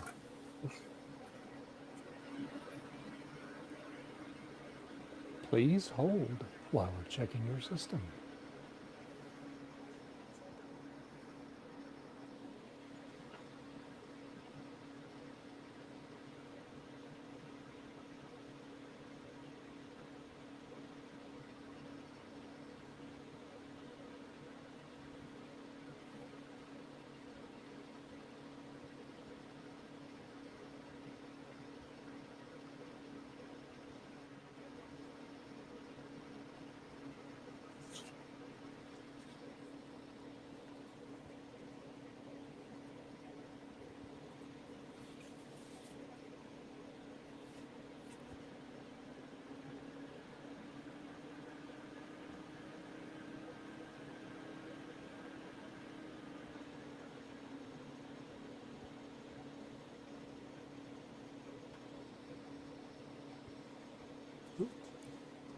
Headphone up.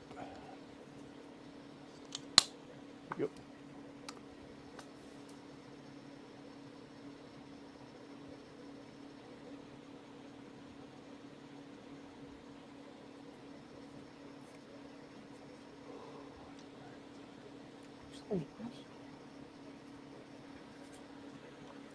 Oh, there it is. All right.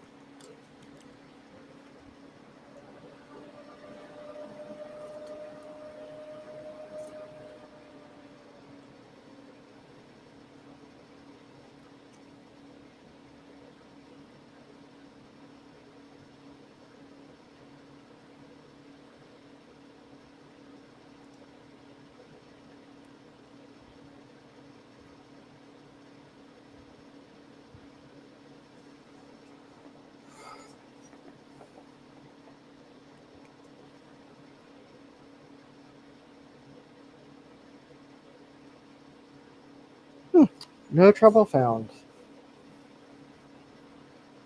All Let's shut down.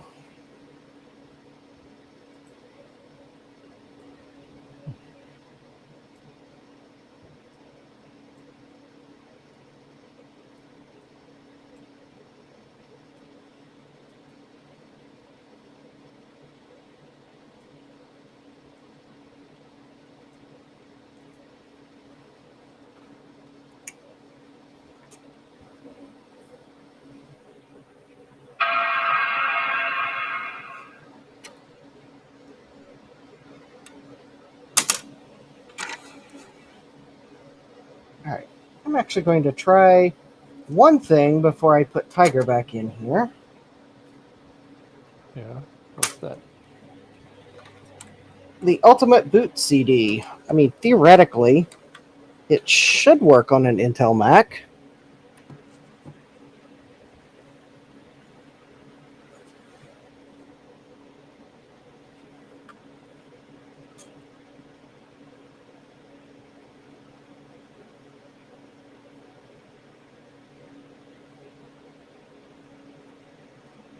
Because I can run maybe a more thorough memory test.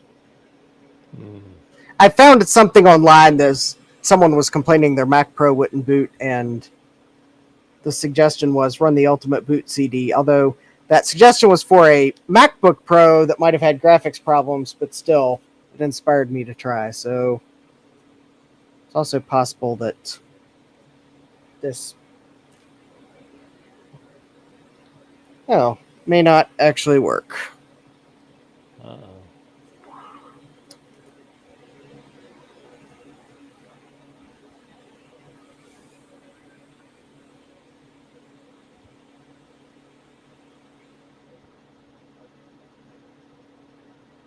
All right, well.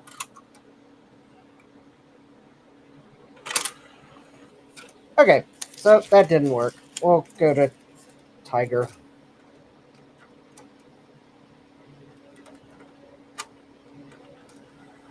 Well, I mean, it might have actually worked, but it put the computer into a resolution that it doesn't like. That's the other possibility. Yeah. Or a resolution my capture card doesn't like. Yeah. Oh, yeah. That could be it too. Oops. I don't have a widescreen monitor handy enough to plug it in.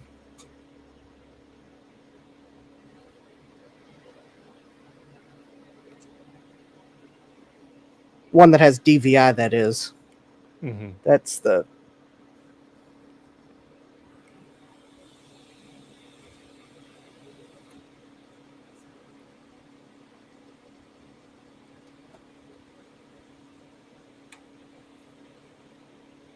All right. Verbose. Okay, I'm going to let this go for a while. Yep.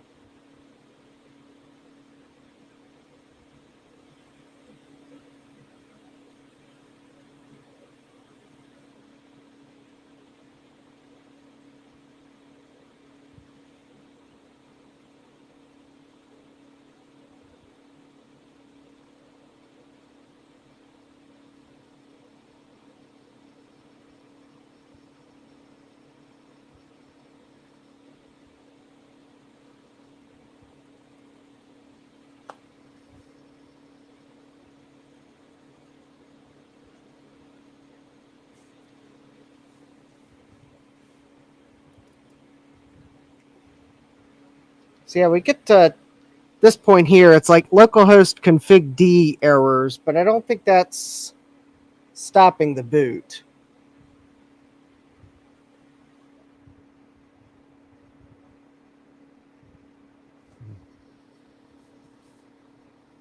Okay, well the disk just spun down, but I don't know that the lack of boot messages after it spins down is necessarily a sign that it's failed. It's just could be a sign that it's doing something.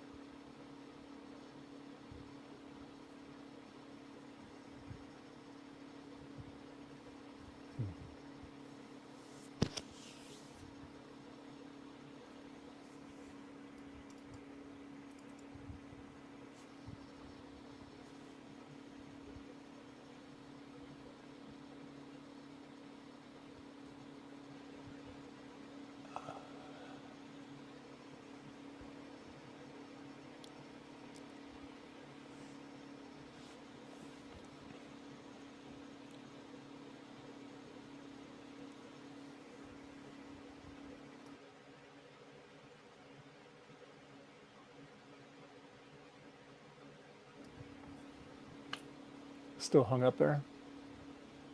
Yeah. I'm going to let it sit here for like 10, 15 minutes. Yeah. I want to see if it's truly hung or if it's just taking a long time to do something. Remember, it was kernel panicking, not in verbose mode. I was expecting that I would get a kernel panic in verbose mode because I've done nothing to fix it that I can tell. Yeah. So I'm going to let this Yeah. run for 10, 15 minutes, even if it doesn't seem like it's doing anything. Mm-hmm.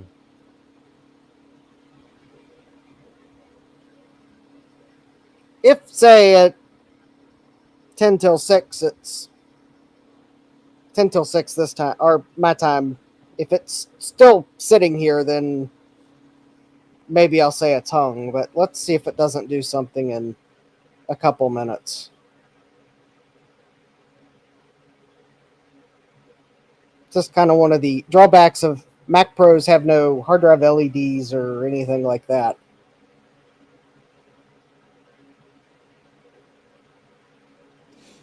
Yep. Doesn't give you an indication. Yeah, exactly.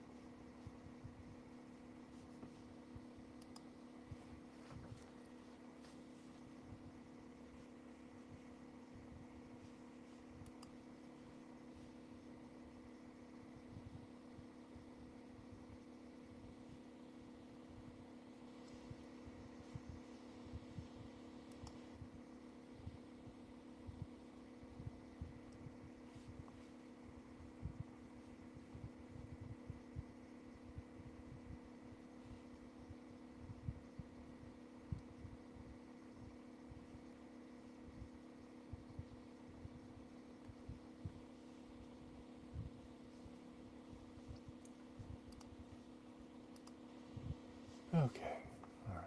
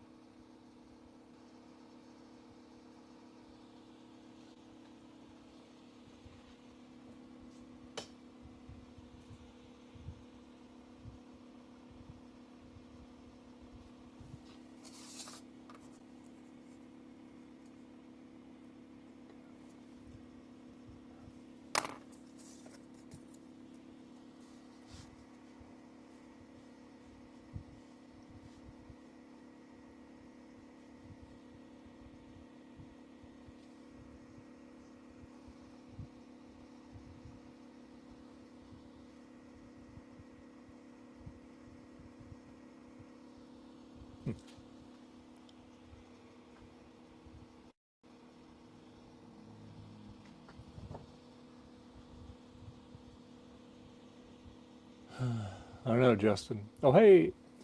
Hey, Rudy. How you doing? Hi, Rudy. No, no, the stream's not over. It's got about 6 more minutes before I give up on this boot attempt. Yeah. I was going to go 15 minutes because I've seen verbose mode go really slow. Yeah. Yay. So you at work today, Rudy?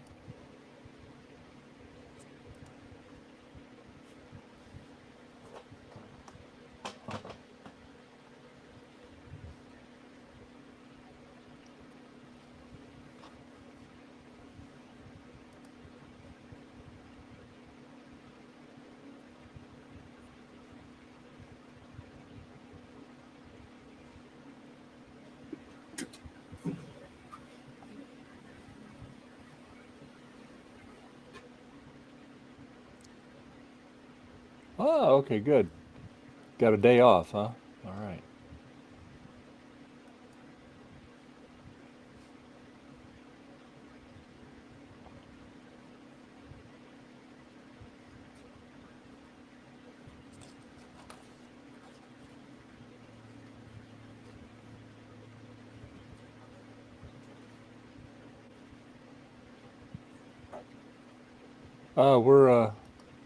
We're doing fine, Rudy. We had Thomas here, Will, Garth, Gut Bomb, Aviar, Joe Kim from Sweden, one of Roll's friends, and then we have me and Justin.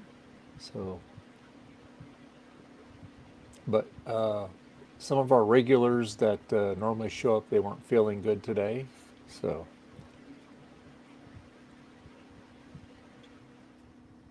So we got about an hour and 15 minutes of the stream left.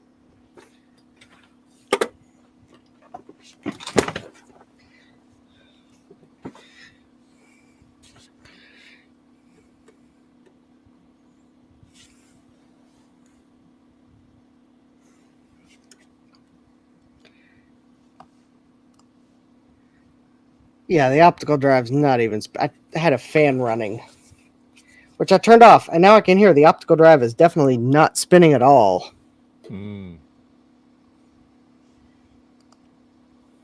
Oh, thank you, All Rudy. right. That's very kind of you. All right. I'll give up on that. All right. Also going to try this.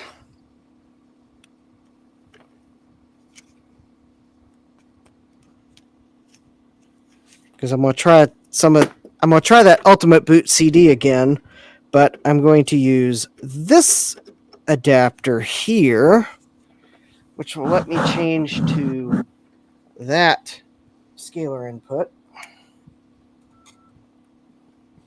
Yeah, I got to change mics here real soon.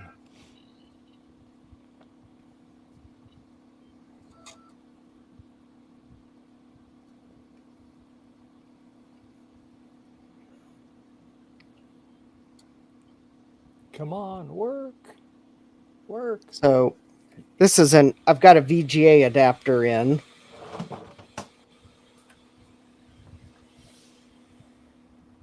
And the reason I'm going to use that is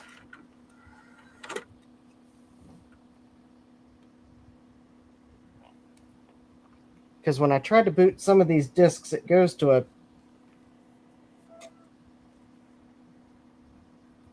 potentially unsupported by my DVI input on my scaler resolution.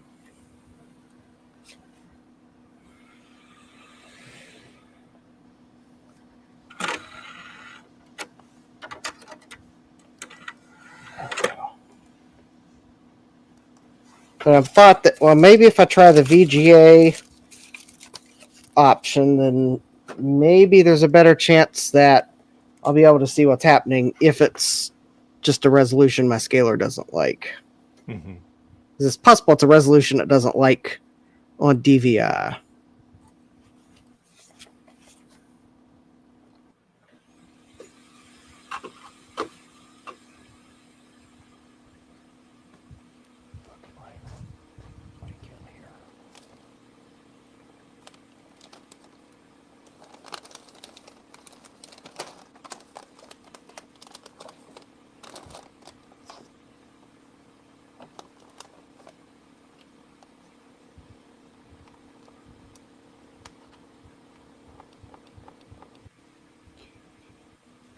Switch microphones here. My Rode mic's just about done. Oh. There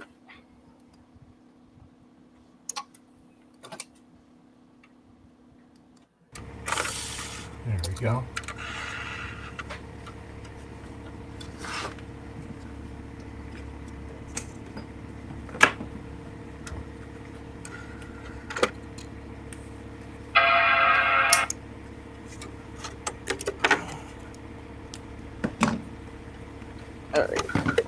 Gotta switch optical drives. The Super Drive does not support DVD plus R discs. My Ultimate Boot CD is a DVD plus R disc, and I am not going upstairs to burn a -R version of it. Not when I can put this other drive in, and it can read the disc just fine.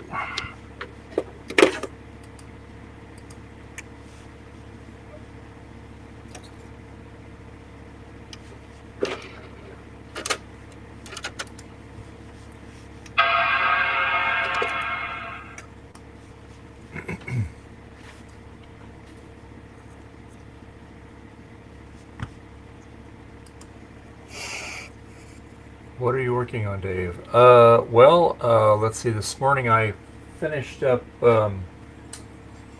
working on the IBM keyboard. I finished retrobrighting it and put it back together. I was trying to test it, but it doesn't. I don't have any. I don't have any PCs that'll work on this. But anyway, it's all retrobrighted. It's all nice and platinum color. So yeah, it's all nice. And then the other thing I worked on is Garth sent me, forwarded the stickers that Justin sent me and the buttons. Well, look at that. Mac Pro does boot the Ultimate Boot CD. Just, oh, okay. it didn't, yeah, must have been some incompatibility with the, It's not working perfectly, but that's close enough. All right. Let me see what's And under then, system.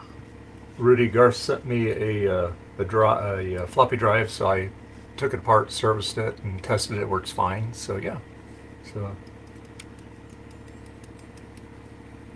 yeah, the keyboard came out really good. Last week I did the compact keyboard, and again I didn't have anything to really test it on, so hopefully it works. But it looks fantastic. So yeah. I know what the problem is with the system. Ah. The video card is bad.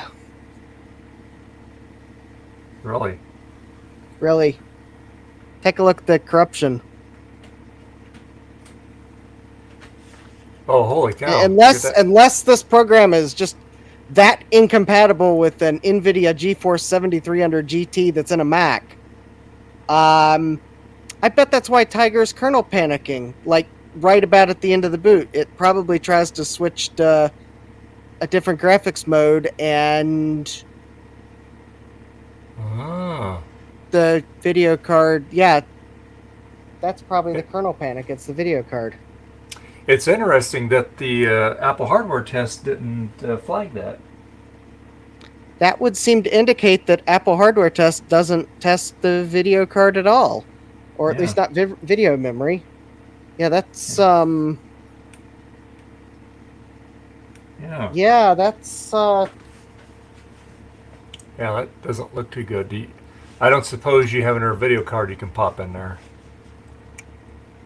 I don't know what video cards I have that might be compatible with the Mac Pro. I don't have any other PCI Express Mac compatible video cards. Yeah, looking good's half the battle. That's right. No, Francois, I don't think a Trident would work in there. Yeah. No, a Trident card will not work in a Mac Pro. It would really complain about it if you tried it. Yeah. I mean, I would have to use so much conversion technology, it would make Action Retro's projects look like a walk in the park. In fact, I think now I know why this menu looked so weird. It's because the video memory's got problems.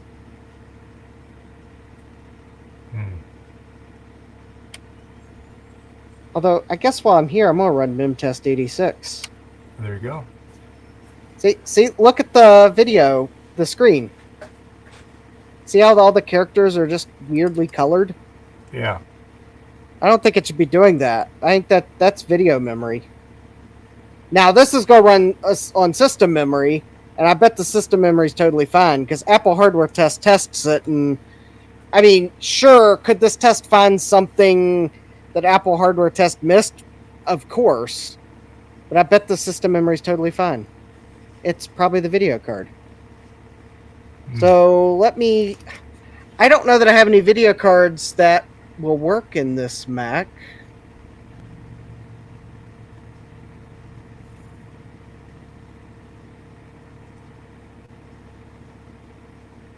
Because it would need to be something that Apple shipped that I could load Mac firmware onto, and that, I believe, I have 0 of. Bummer.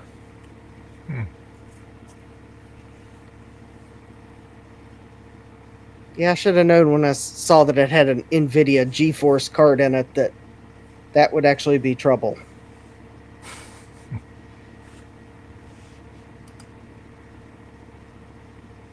Yeah, I forgot to remember. That's right, Forgot Rudy. to remember, yeah. Yes, absolutely. But that would do it. Mac OS does not like bad video cards.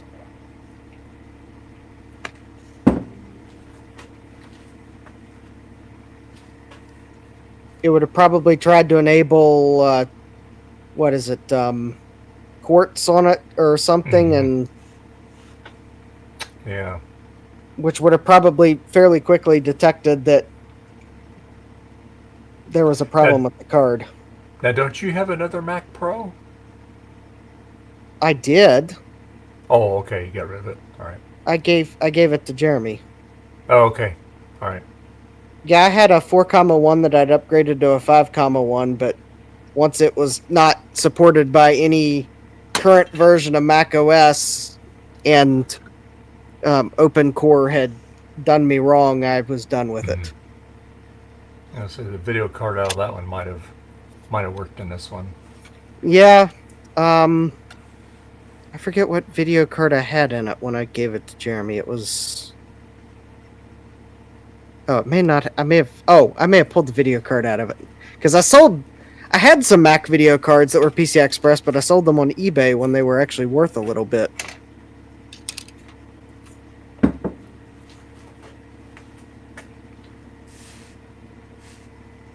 eBay regrets can also go to the selling things because you need to sell it, but now wish you had it because you could use it as a spare part. Yeah, it's kind of a no-win situation, right? So I guess I'll have to go on eBay and find a Mac video card. Unless someone happens to. Okay. All Rudy right, asks, well- Dave, do you recommend progressive eyeglasses when reading without glasses? Good. It's a retro topic because I'm getting older.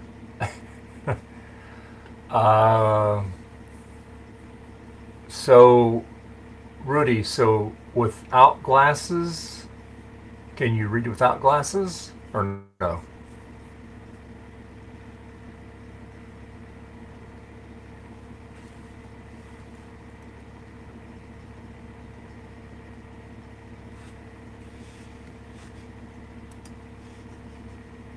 Yes. A bit close.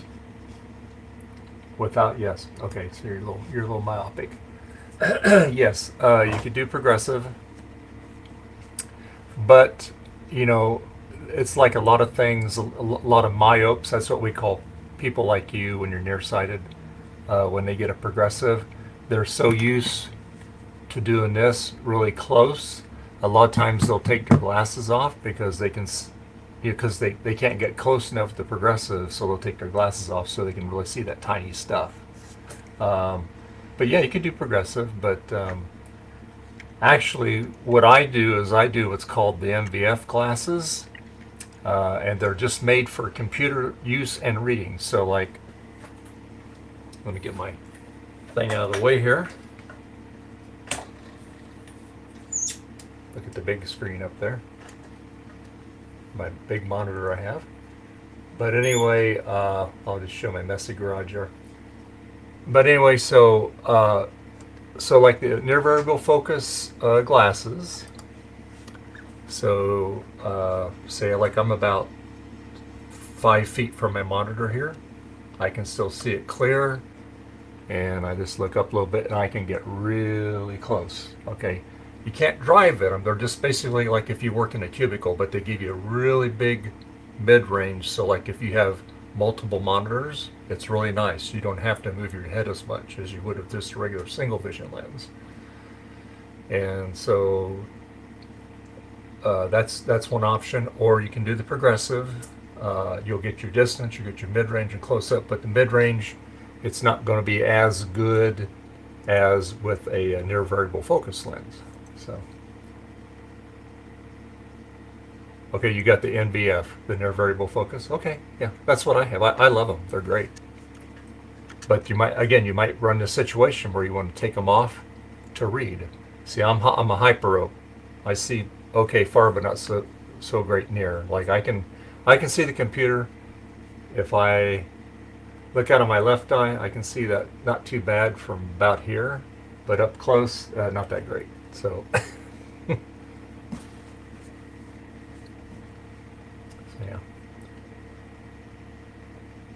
And I have contacts too, but I'm lazy. I just throw the glasses on. You're welcome, Rudy. Oh, there we go. But yeah, there's no perfect solution, Rudy. You can have 1,000 pair of glasses, and you're always going to find a specific niche in there that they don't work as good as you'd like it to. So that's why I tell patients when they haven't worn glasses before, I always tell them there's no perfect solution. Progressives are going to about 85%, 90% of your needs, but then you're always going to run into a gray area that they don't perform as well as you'd like it to. So. Okay, yeah, that's fine. Yeah, use the contacts. Okay, yeah. And some people wear the multifocal contacts, and that's the thing. What works for me might not work for you or for Justin. it's a personal thing because there's so many different things to address. And what we try to do is, the thing with multifocal contacts is you have a choice. You want your reading a little bit better. If you do, then your distance is going to be suffer a little bit. If you want your distance a little better, then your reading's not going to be as good. So it's a teeter-totter. So you always try to get you where you feel comfortable with it. Yeah, a lot of times they don't work for people, and then some people, no problem. And like when I wear my multifocal contacts, if I get to a computer, I'll throw a pair of just +2 readers over it, and I can see the screen just fine. If I take it off, everything else is usually pretty good. But I just use the glasses. I'm lazy. I just throw them on. Although I do a lot of the contact lens training and stuff. Yeah. Oh yeah. Yeah. That's kind of important, Rudy. Yeah. Hey, Nate. How you doing? Wonderful. How you doing? Good. Good. So yeah, just glad you were able to hop in. Yeah, I enjoyed watching you guys yesterday. Fantastic. It was good having you. I think you steered the conversation just because, you know. Sorry about that. Wanted to or not. No, it's fine. So there are no like rules, like we can't, like, as long as it's vintage tech and open source related. So that's no, Linux tech and open source, not vintage tech. Linux tech and open source. So that basically encompasses everything. So okay. And thank you, Rudy. I don't know. Yeah. Should I be more picky about things? Maybe someone might say that, but I don't care. It's my show. There you go. Well, it's like my streams. I don't care. Most of us work on Apple stuff, but people work on Commodores, Amigas, different machines, waffle irons. Not saying any names. Just. You get one of those. One's already thinking. Ron Popeil, fix it and forget it. Pasta makers. I got pasta maker. Rotisserie. I have to fix mine, so maybe I'll do that on the stream one time. Oh, so yours, you set it and you can't forget it because it's not working right. Well, it's actually it's more mechanical damage. It's not electronics damage. Oh, okay. Yeah, we have one of those. We've had it for years. It works great. We throw a turkey in there. That's the only time we use it, doing the turkey. Yeah. Yeah, it's pretty awesome. Yeah, it's a great thing. It works fantastic. You literally do set it and forget it on that. Yeah, you really do. Oh. So what you playing with today, Nate? Anything? Ew. So I was listening to you guys while I was working on. I installed a security light on my barn, so that at night, motion sensor light. There was one there at one point in time. I didn't use the existing wiring because it looked like it was fabric. But the issue is, I didn't put in a switch, and I thought, well, I'd like to tie it in with Home Assistant anyway, so I'm going to take one of these sewn off things. I'm going to flash Tasmota on here, and then integrate it in the Home Assistant. I could just use this as it is, but like, I don't know, this thing's probably going to phone home, and I'm one of those like weird tinfoil hat people that like, I don't want anything extraneous going out of my network, so. Yeah. I'm one of those people. Okay. This card looks weird. Take a look at those capacitor pads.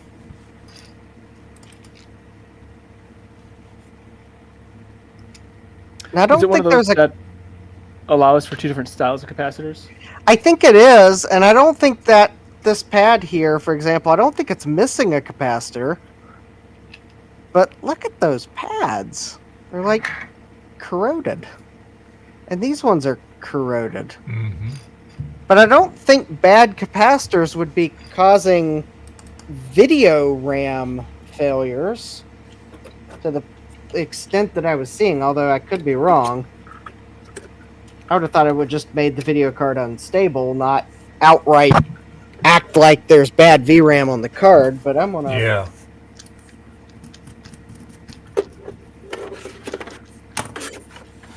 I'm gonna pull the... Well, first I'm gonna move the Mac Pro off the bench, but then I'm going to pull the heatsink off that video card because I want to take a look under the heatsink. I'm wondering if... Because there are some signs that this Mac Pro had some moisture in it, although the logic board looks great. Other than like one spot at a screw. But I don't see any signs that the logic board got moisture damaged. I mean, granted, if I really got into it, I might find something, but I think the logic board's fine. I think the problem's the video card. Could be. I'm going to pull the heatsink off the video card. Yeah. But I don't want to spend too long on it because I'm pretty sure folks would like to see the motherboard that's been drying in my oven because it has built-in Trident graphics card. A built-in Trident graphics card, and that really sells. Not really. It gets all the ladies knocking on the door, huh? Oh, yeah. When people They're find like- out I fix vintage computers, they think I can fix anything. Oh, yeah, ready? Yep. Yeah.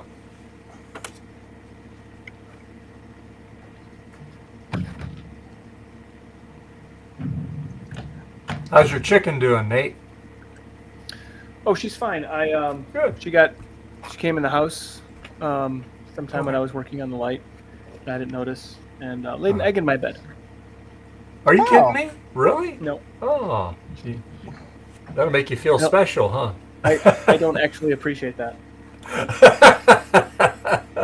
I have to agree with Nate. I'm not sure I would actually be that appreciative of an egg in the bed because if chickens are the way I think they are, then they'd be liable to do that again and again and again and again. Well, she's a lot like a cat, Yeah. except she lays eggs and has feathers. So It wasn't a golden egg, huh? Yeah. no. I wouldn't be so fortunate. I do have geese though, and they don't lay golden eggs, but they will bite you, and I don't think I like geese. Oh, yeah. Isn't there like a sticker that multiple companies make that has a picture of a goose like running at someone and the caption is "I choose violence"? Yeah, that's how geese are. They choose violence. It's just, just how they're made, just how they're wired. Yeah. Oh, yeah. Yeah, there's geese at work, and depending on how close they are to my preferred exit door, I'll walk around the building. Rudy says your chicken wants attention. Yeah. Yeah, she does, and it's kind of funny because she likes peanuts. You'd think, okay, and so she'll come in and she knows where I keep the peanuts, and she'll wait right there by the cabinet. I'm like, all right. Well. I should probably video these things more often and maybe put it on social media just because people might get a kick out of it. Like in the shell peanuts or already out of the shell? Out of the shell. I mean, Yeah. she likes them split too. She doesn't like them whole. Okay. I gotta She's a get. spoiled chicken. Yeah. Well, Nate was saying just like a cat, cats have their preferences too. Oh, yeah. Trust me, I have 5 of them. Yes, we all know when you talk to Betty Cat. Yeah. Esther, she spends a lot of time outside. So.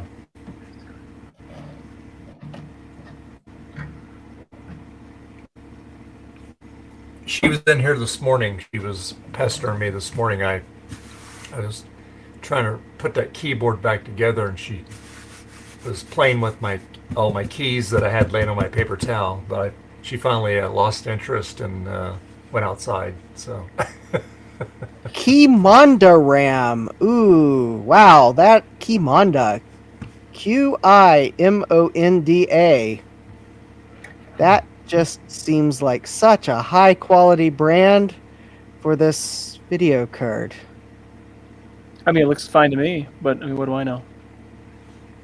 What's Well, that? Thanks to a Linux, thanks to the Ultimate Boot CD, I know that there's apparently a RAM error on the board. Well, I don't see anything on the board that might say that the problem is something else, so I guess I'll just start looking for a upgrade video card for the Mac Pro. Yeah. Because I suspect one of those RAM chips probably is bad. I was hoping that maybe I'd pull the heatsink and maybe like see something that might point to, oh yeah, I just need to clean some corrosion off the board. But Yeah. I bet one of those RAM chips is bad, and this card it's the low end card. It's probably not worth me replacing the memory chip. Well, first of all, I don't have the ability to. Oh. Actually, the side of one of these RAM chips actually does kind of look funny. Although maybe it's just the way the edge looks.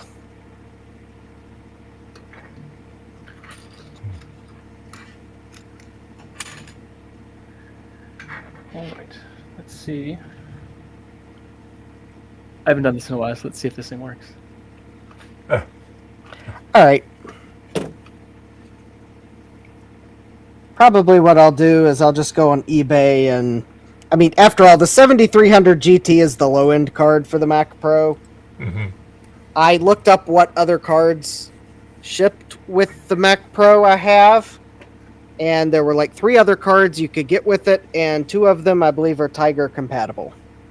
So I'll probably just get one of the upgrade cards. I think either the...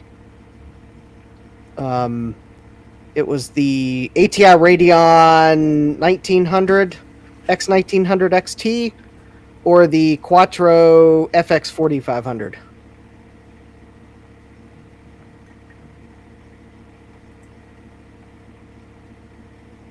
Actually, I might have a Quattro FX 4500, but it's not going to have the Mac firmware on it. I'll check and see what this NVIDIA card I have is. It'd have to be flashed. I'd have to flash it, but let me see what the card is. Because I have like an NVIDIA card or 2 that I got from somewhere, and I want to see what it is. So let me see if I can remember where I put it. That's step number 1. Yeah. Yeah, I would have joined in, Nate, but I was working outside and stuff, so I wasn't. That's what I was doing today, so I don't blame you. Yeah. So maybe next time I will. Yeah, you know, we're just a bunch of friendly nerds. That's all. I should, in case nerds offensive, tech enthusiasts. A bunch of. Well, I love your opening. That's great. When you do your shows. Yeah. Well, thank you.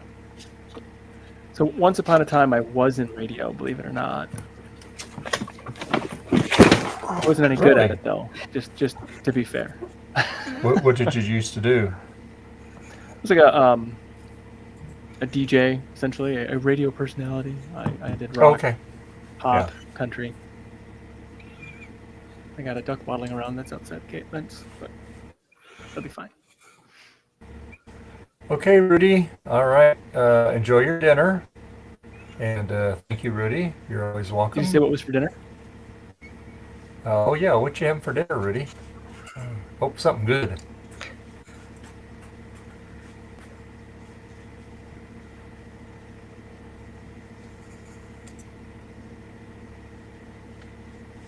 Oh, he might already left. Oh. Oh, yeah, that's not chicken. Sorry. Oh no, it's okay. I still love chicken too, just because I have chickens. So to be fair, my chickens and I, we have an understanding. They know at any point in time that I'll eat them but they also know that if I keel over out there, they're going to eat me. So it's kind of a turnabout sort of play. So it's okay. Do you really eat your chickens? I don't have any meat chickens. These are all egg layers. They're not good for. Oh, they're not okay, good good. for meat. All right. So it's like it Yeah. would take a lot of. Yeah. Maybe I'd have to be really hungry and really desperate. That's what it is. Yeah, the egg laying chickens aren't the type you'd Yeah. eat. Yeah. I mean, you can, but it's Well, not, yeah. All right. Good night, Rudy. Good night. It's yeah, that's true. It's not like you let it lay an egg and now it's toxic, but it's like I think it might be due to the hormones and everything. It makes the meat taste different or tougher or something like that. So, I mean, we have no hormones. These are all like free range. Well, The natural hormones of the chicken, not. Oh. I'm not saying you're feeding them hormones, but the hormones involved in accusing chickens me laying eggs. Yeah, no, I'm getting like way into the biology, so. Yeah, so you can. So a lot of people, what they'll do is they'll have like utility chickens that are you can use for both. They'll let them lay for a while, then they'll but the meat's still not gonna be as good because once they get old, at a certain point the meat is kind of tough. So the only thing you can do is crock pot them, which is again why like you have to really real desperate. But like I have like Americanas and Isa Browns, and they don't have much meat on them, and some other like random things. So they're like they're just not. I mean, sure, if things go real south, like real sideways in the world, yeah, I'm fine. I can live off my chickens if I really have to. But the geese, the turkeys, and the ducks are gonna go before the chickens.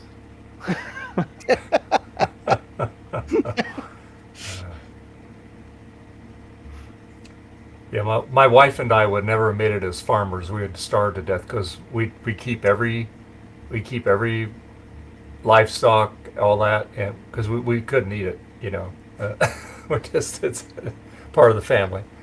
Oh no, I totally get it. Yeah, it's Yeah. It's just that I'd have to be pretty desperate. Like it's got to be. I think things have gone real bad. Yeah, if I were raising things like that for food, I would have to like disassociate them from being cute, cuddly animals.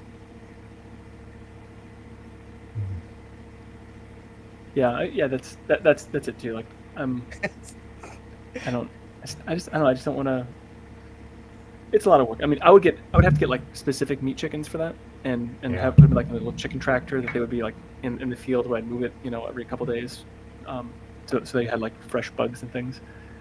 And that because they only live for 6 weeks, if you raise meat specific chickens. So.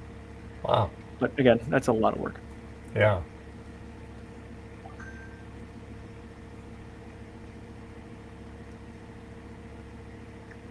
Yeah, I grew up on a farm-ish, so like hobby farm basically. We had fruit trees and grew gardens, and I hated it. I hated the whole process. Now I want to do it myself, so I don't know. Okay, I'm gonna go get the motherboard I have in the oven. Let's try something completely different. Because I think I just need to get a video card for this Mac Pro.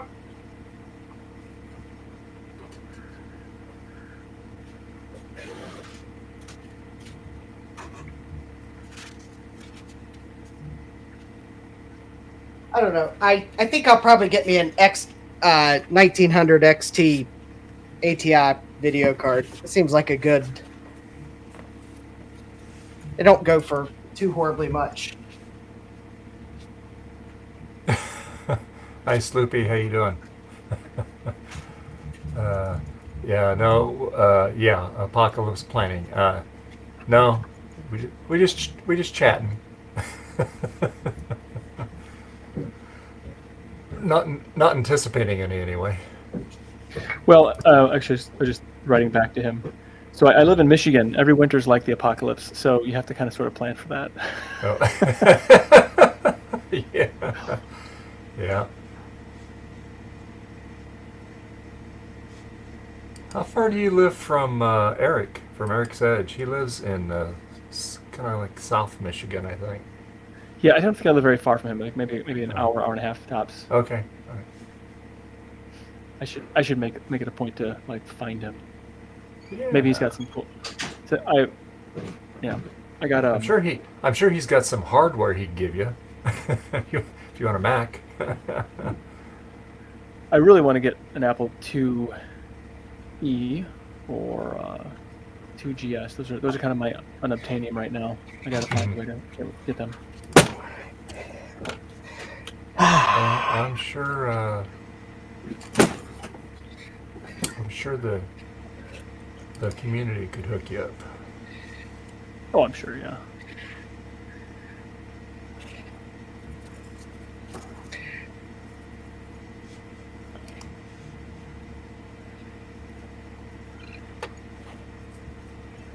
All right. And now, Dave, it's time for channel engagement. Okay. Did you find something?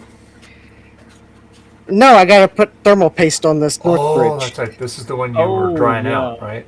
It doesn't matter what you do. You're not going to please everybody. Yeah, no.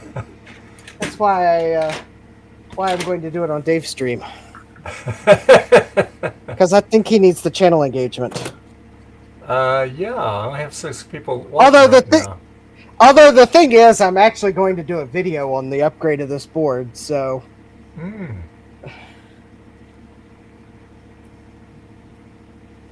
Yeah, I know that's probably too much. That's probably too little. It's probably the wrong brand.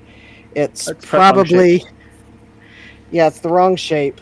I'm not using a Sam's card. I'm not using a BJ's card. I'm not using a. I know there's another warehouse club if I could think of it. Costco. Yeah, I'm using a Costco card. Someone will probably be mad that I'm using a Costco executive card. It doesn't bother me. I used to work there for many years. So.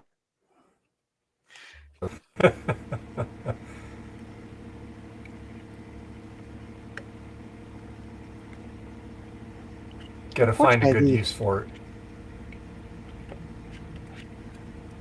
Fortunately, the placement of the capacitors is kind of not helping spread the thermal compound, so I'll see if I can't maybe spread some on the heatsink too. Oh, there you go. Yeah.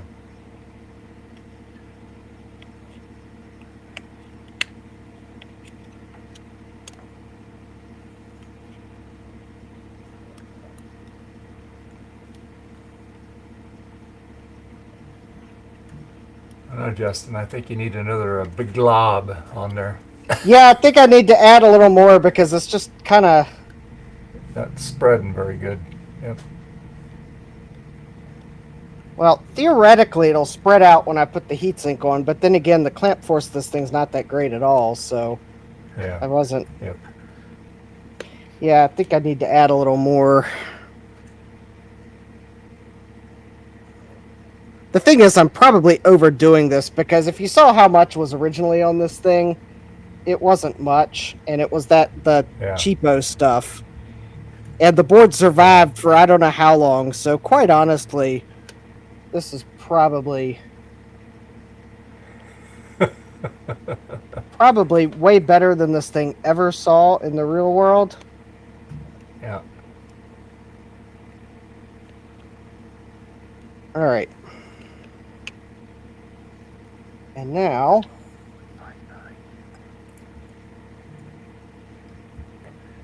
you know, I cannot remember what the username and password is for my MQTT thing. Don't you hate that when that happens? Yeah. Yeah, I'm a little. As I said, I just wanted to know a switch to look at it.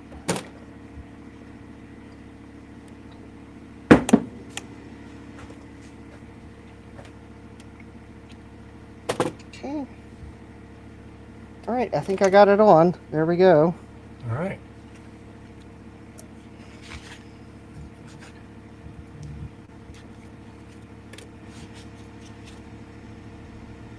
The thermal paste I got on the side of the heatsink. Let me clean that.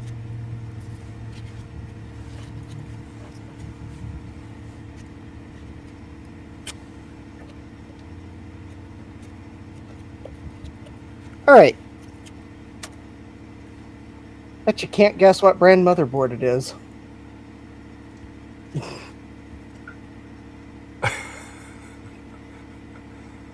All right, and actually now we'll see if anyone can maybe guess what upgrade I did to this board, because it might be hard to tell just by looking at it. All right.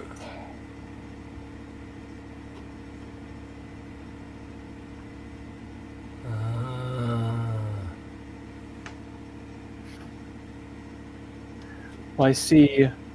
Looks like AGP, 3 PCI, and what is it, an ISA or ISA? How do you say that? ISA. It's usually the preferred, I believe. Oh, that's not AGP. That's actually an audio modem riser. Oh. It's one of those fun little cards. I don't think Linux really liked those cards that well, so. All right, now I'm sure I'm really going to overdo it. Snippy said, "Is it an ASUS board and you added FireWire?" No, it is an MSI board, and I did not add FireWire.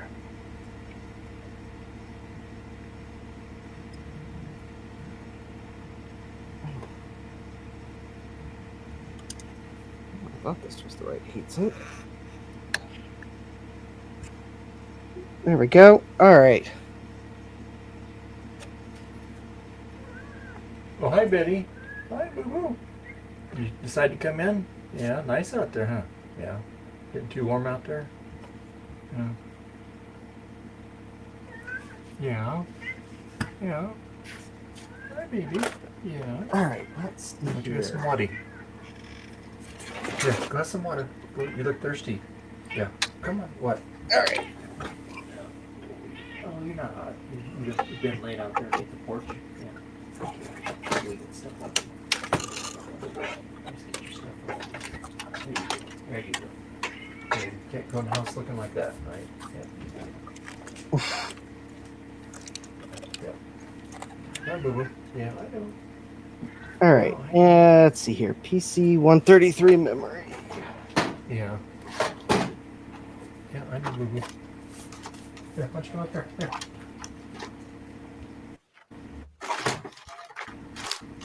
You paper? You can ask for something to eat. You can have some cat crunchies. There you go. Right there. Oh, there's some what to eat. Yeah, there you go. Should come in to have a snack. There you go. All right. Well, might as well add the 40 cents to this board. Because I know every time I watch Mike Tech, he's always commenting on the 40-cent battery. Yeah, the 40-cent battery, yeah. So there we go. I've put the 40-cent battery on this board because the one that was on it was definitely dead. Now let's see if I can find a PC 133 module of any size.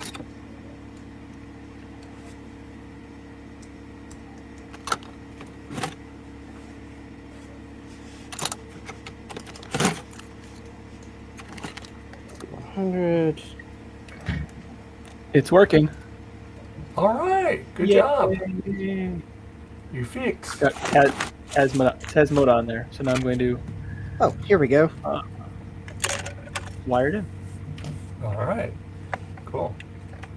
It's a 32 megabyte module. That should be enough memory to test the board.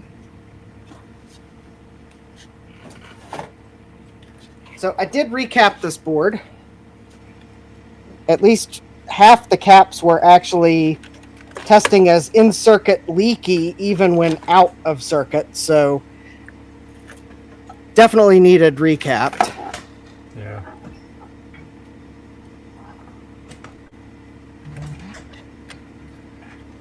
So I'm just going to plug in power, RAM, and the onboard video. And 3, 2. Uh-oh, I don't know which the power switch is.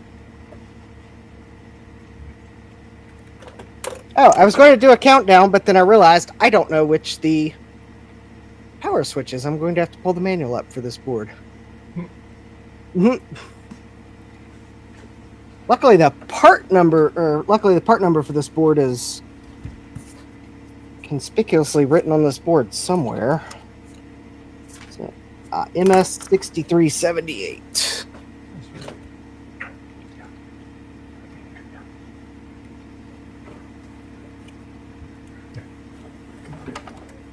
Version 3. If anyone's curious, I will put the link in the chat. Because maybe that might give someone a hint as to what I did to this board.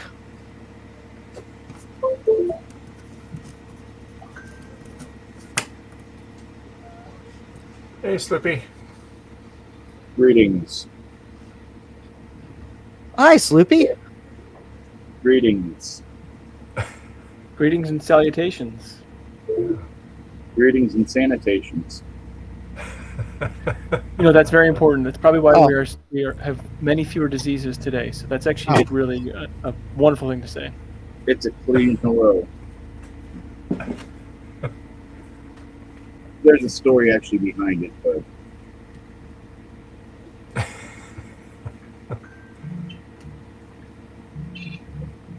Oh, that's... hey, question for everybody. Yes. Do you have an Apple II or 2 Plus or 2E? I have a 2E. Then you need an A2 VGA. Oh, I have Joe's VGA thingamajiggy. That's awesome. Hey, looky there. All right. Yeah, I have a couple myself. Yeah. No, it's an awesome, just plug and play. It works. And you can do up to 7 heads on one machine.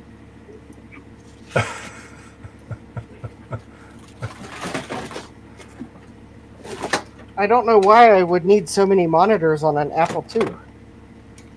To make a wall. Yeah, there you go. But the thing is, we told Mr. Gorbachev to tear down that wall. Why are we trying to build more walls? Nice. Because we all want to glow from the electroluminescence of looking at screens. There you go.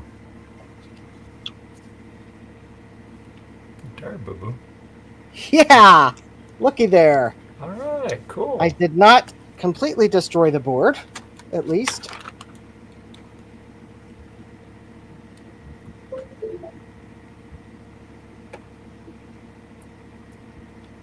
So you're saying it works? Well, it appears to work so far. I'll put a boot device in it.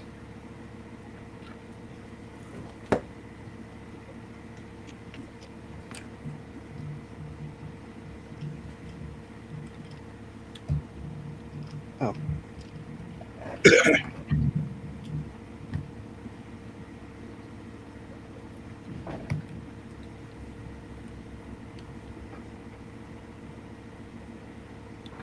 Yeah, I'm putting the Apple II firmware on these. Oh, okay. I don't actually have an Apple IIe. I have a 2 Plus. Okay. So I have to put the 2 Plus firmware on it to test it, and then put the 2E firmware on it to ship it. Gotcha. I have a 2C. Does that count for anything? No. You need at least a laser 128. Something with a slot. Okay. But does it count for anything?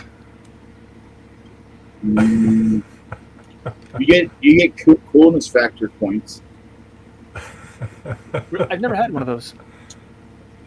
And if you have a 2C plus, then you're just awesome.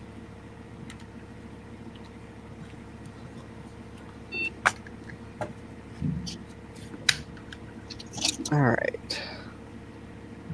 Sweet. Oh, Gut Bomb's wanting to know what you're working on, Justin. I'm working on a motherboard that I did something to that no one has managed to guess what I did to it yet.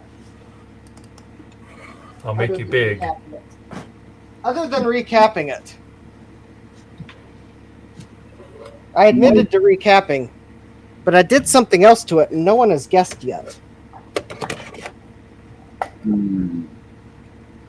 You baked it. You reset the CMOS BIOS. No, I actually did something to the board. I made a mod to the board. The board has been modified. You upgraded the CPU.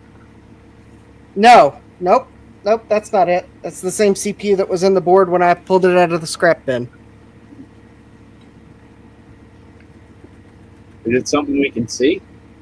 Oh yeah, you can see it. Did you put a couple extra slots on the board? I did not put a couple extra slots on the board. You put the ISA 16-bit slot on there. Sloopy just guessed it, yes. Okay. I put one slot on the board. The ISA slot was not populated, and I populated it. Okay. That's because you're a populate guy. It's because I want to see how bad this board will run with an ISA Trident card. Ah. No, actually, it's so that I could put an ISA sound card in it, perhaps. A Pico Gus?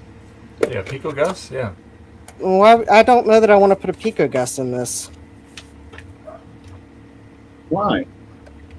Because I only have one, and I don't know that I'm going to put it in this board. Well, then, you know what you do?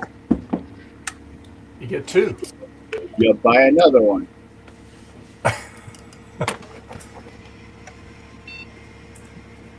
That way Well, you have now- a backup. You're going to have to tell me why I should put a Pico Gus in such a fast board, when most games that are be suited for such a fast board are not going to support the Gravis ultrasound. Yeah, Gut Bomb says, yeah, this is too new for a Pico Gus. I'd probably rather put a Sound Blaster 64 on it.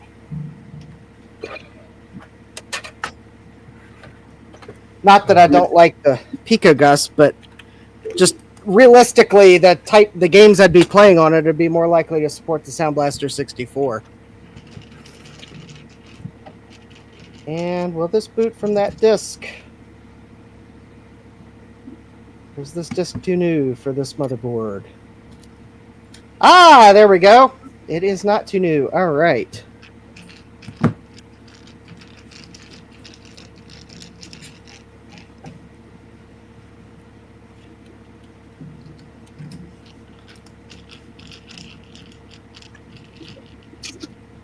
Okay. Hello, Gut Bomb. There we go. There you go. Bomb.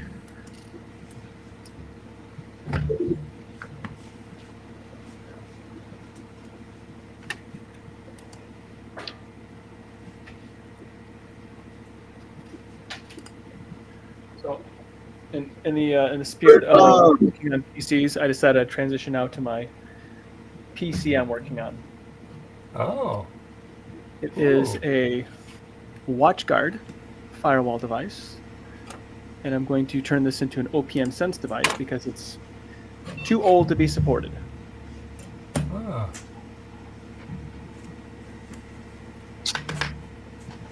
And my IP Firebox is failing. It says, looks like 2 gigabytes of DDR2. A whopping 2 gigabytes, huh? Yeah. Well, it's headless, so. Oh, okay.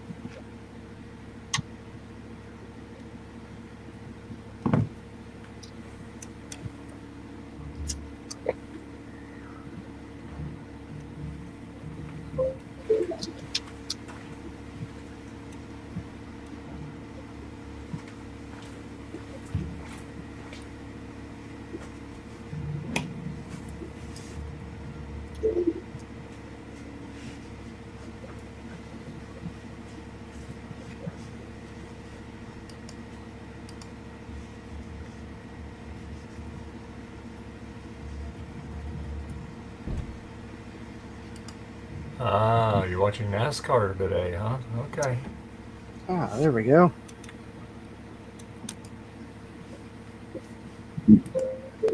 Go fast, turn left. Go fast, turn left. There we go. For anyone that was doubting that this Sonoma. had, Okay, yeah.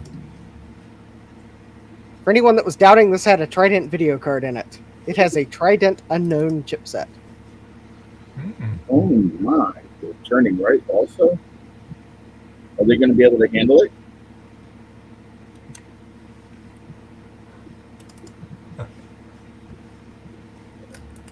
They're turning right today. Yep.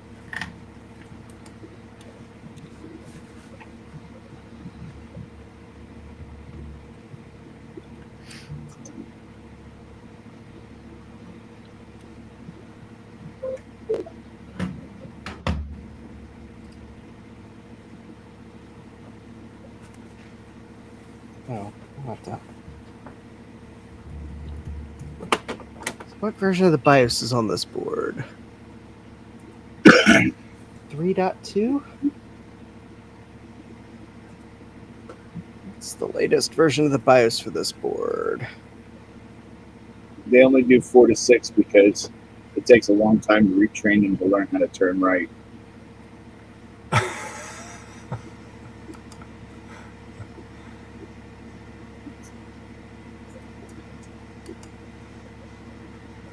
So I guess for the person that grew up in the always turn right camp for racing, well, they wrecked on the first turn, I guess, today.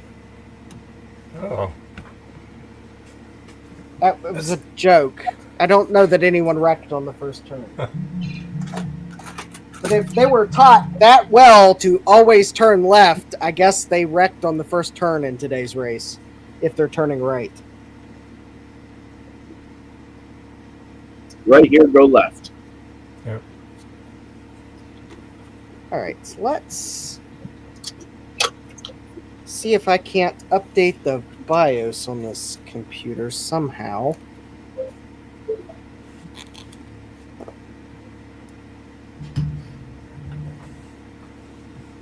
Yeah, Gut Bomb, you weren't here today long enough to give us your dad jokes.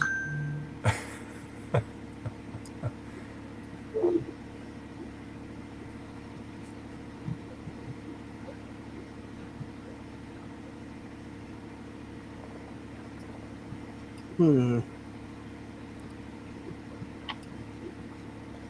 course, the other thing I could do is try to find the CPU I did buy for this board, because I did actually buy an upgrade CPU for this board, but I haven't installed it yet,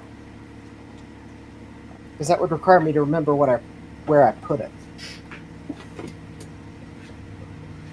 I'm going to guess you put it over there behind you. That's what I'm guessing too, but that's not a guarantee.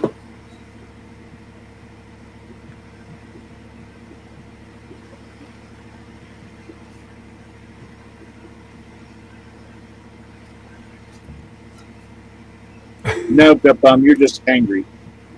Go eat something.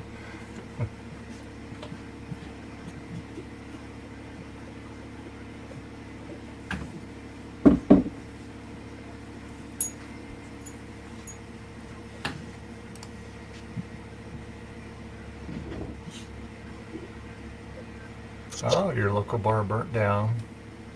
And but it's reopened today. Okay. It's a dad joke. Yeah.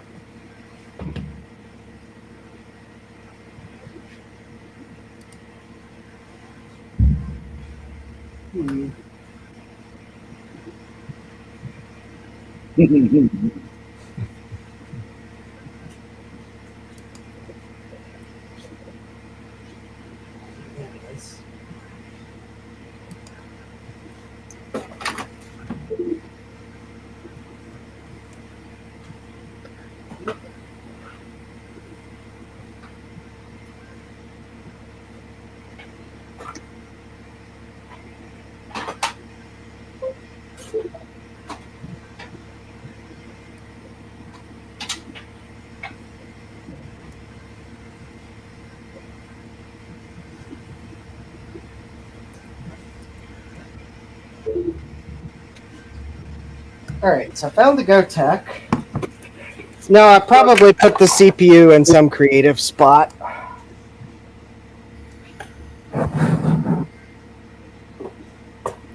Like somewhere where I said, I will not lose it if I put it here. Put it there. And I lost it. Oh, yeah. I started to count my tools at 10 p.m., but I stopped after the 7th because it was too late. Yeah. Oh, boy. You didn't have to read it. It was bad enough to have to read it. Bad enough to read it, let alone have to hear it.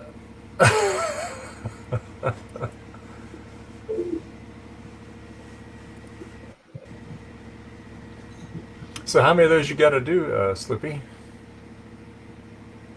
Literally, they're all done except for putting the 2E firmware on and putting these little screwy things on.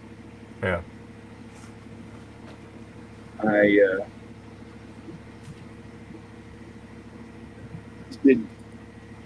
was supposed to do 100. I did 98.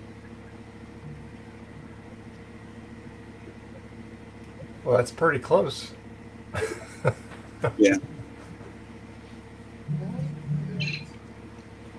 I ain't gonna name names, but some part supplier gave me only 98 Ecos instead of 100.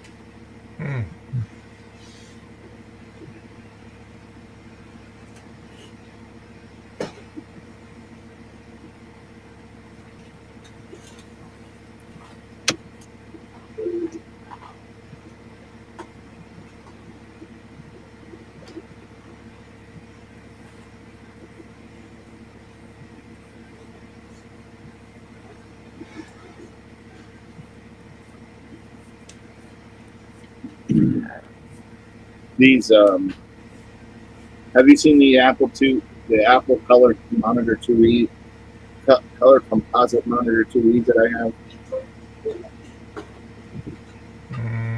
I don't think so. I used to have like 12 of them. Uh-huh. And when my desk was the other way around, I actually hooked them all up and took a picture of them displaying something. Mm-hmm.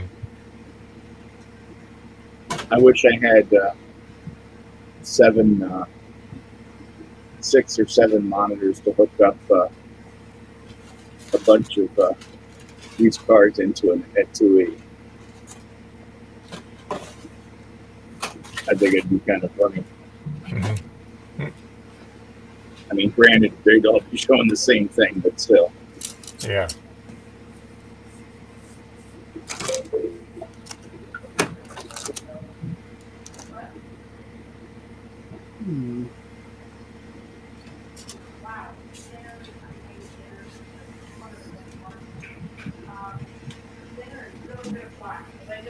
I was on the porch out there, and I kind of took a little bit of a head start.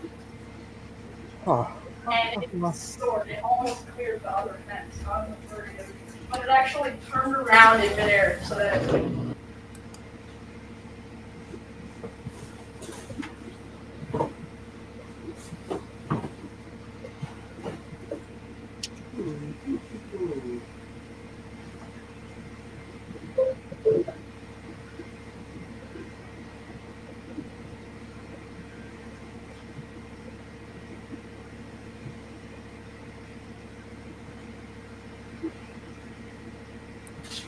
All right, don't know what I did with it. I guess I'll move along and come back to that. Sounds cool.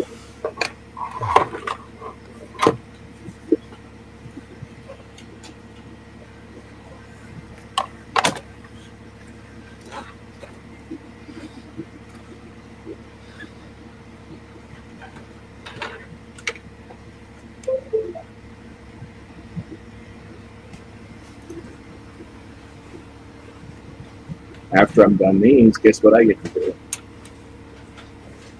Get to flash them? No, I'm flashing them now. Oh, are you? Okay. You get to package them. Yeah, but after that. Next project to work on. Oh, Pico Gus? Nope.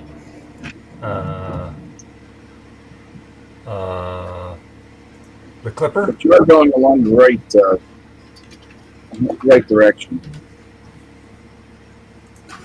Raminator? Nope. Mario Marshmallow? Nope.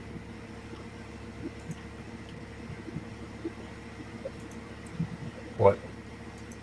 I'll give you a hint. If it's not red, it's not green, it's blue. Exactly. Oh, Scuzzies. All right. Yeah. Okay. Well, let's see. You work on everything. Yeah. Not Pico Gus's. Okay. Just got Bob That's and good. Joe's working on those. Yeah. Yeah, it's because Step Bomb did them all. Yeah.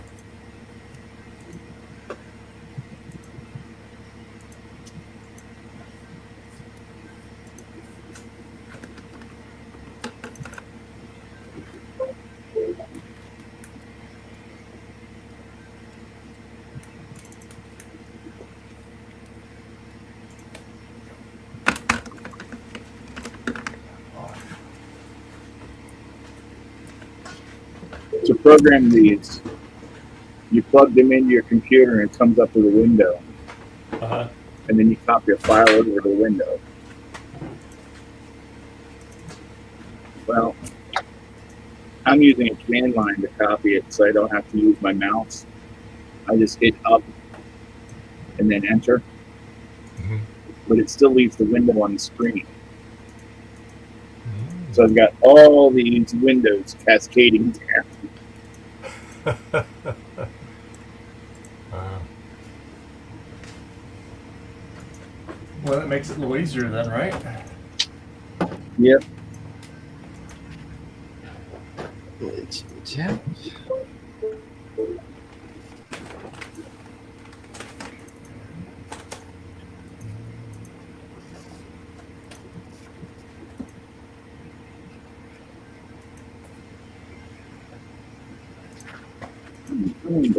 All right, let's see if that'll.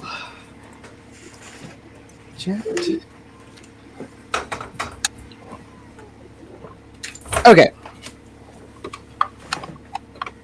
Now I have on my GoTech boot disk that has the flash utility for this BIOS,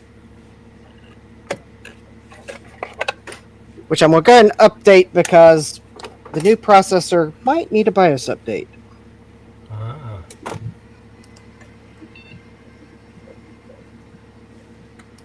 Also, I'm stalling for time. I haven't found the processor yet. Ah. Well, you got about 4 more minutes to stall, and then we'll be wrapping up the stream. So. Aw, where does time go when I can't find the part I'm looking for? Well, I'd better hurry fast. Time fries if you're having egg foo young. There you go.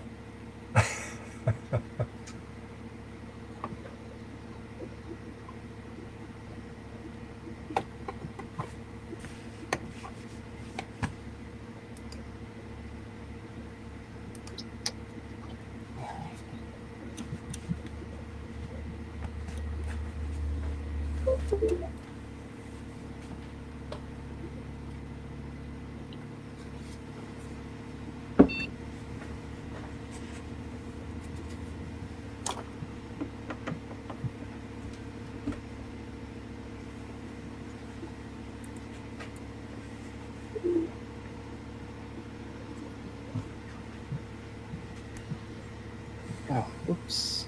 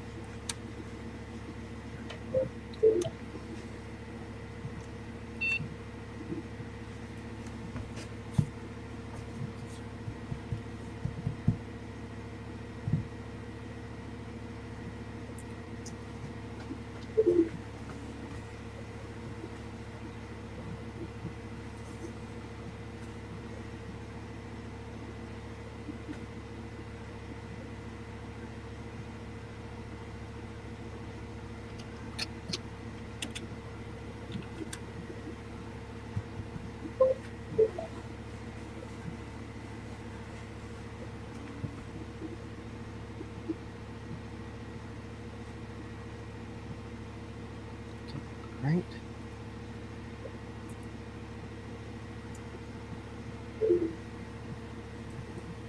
Oh, let's see. AWFL 823 W6378 VMS.350. For some reason, I thought this was a Phoenix BIOS. But it's not. It's an award BIOS. I looked at the sticker wrong. No, I didn't look at the sticker wrong. So what award does it get?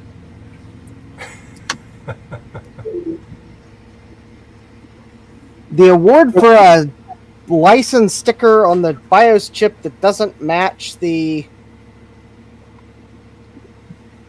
BIOS that came with it.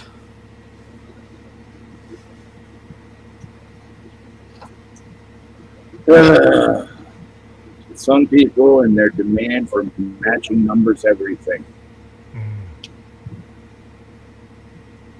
Well, I don't care. I'm not the IP lawyer for Phoenix BIOS, so.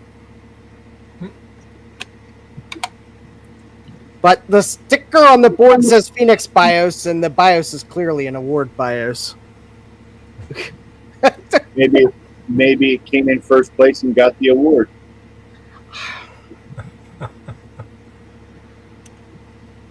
Well, it's 4 o'clock my time, and it's time to wrap this up for today. And I want to thank the people that were in and out of the show today here. So we had Thomas, Will, Garth, Gut Bomb just for about 60 seconds. Justin, Javier, Joe Kim from Sweden, he joined in. Will invited him in. Nice seeing him. Haven't seen him for a while. Nate, and of course our special guest Slippy. So thank you very much, you guys, for hanging out with me today. I didn't have a whole lot to do today, but I did get everything I needed to get done, so that was good. And yeah. So anyway, let's see, Justin, where can people find you at, sir? Well, you can find me on YouTube at JDMCS. You can also find me at X or Blue Sky at JDMCS, Mastodon at JDMCS at bitbang.social, Instagram and Threads at Justin D. Morgan. You can also find me here in my basement live streaming Tuesdays and Thursdays, starting at 8 and 9 p.m. Eastern, respectively. And I do have 2 live streams for this week, and I'll be scheduling those as soon as I get a chance to, and we'll have some fun this week with some old hardware. Sounds good. And Sloopy, where can people find you at? In my dungeon. But if they want to see my pretty face more, they can catch me on the Coco Nation live Saturday at 2 p.m. or the Coco Nation Game On Challenge live Thursday nights at 8 p.m. all times Eastern. Check local listings for your time zone. You can also find me on Discord. You can find me on YouTube. You can find me on Blue Sky. Just look up Sleepy Malibu. I'm the only person that was dumb enough to choose this name, so it's easy to find. It's a fine name, sir. And Nate, And where can Dave. people find you? Uh-oh, I think. And Dave, where can people find you? Well, That's funny you important. should mention that.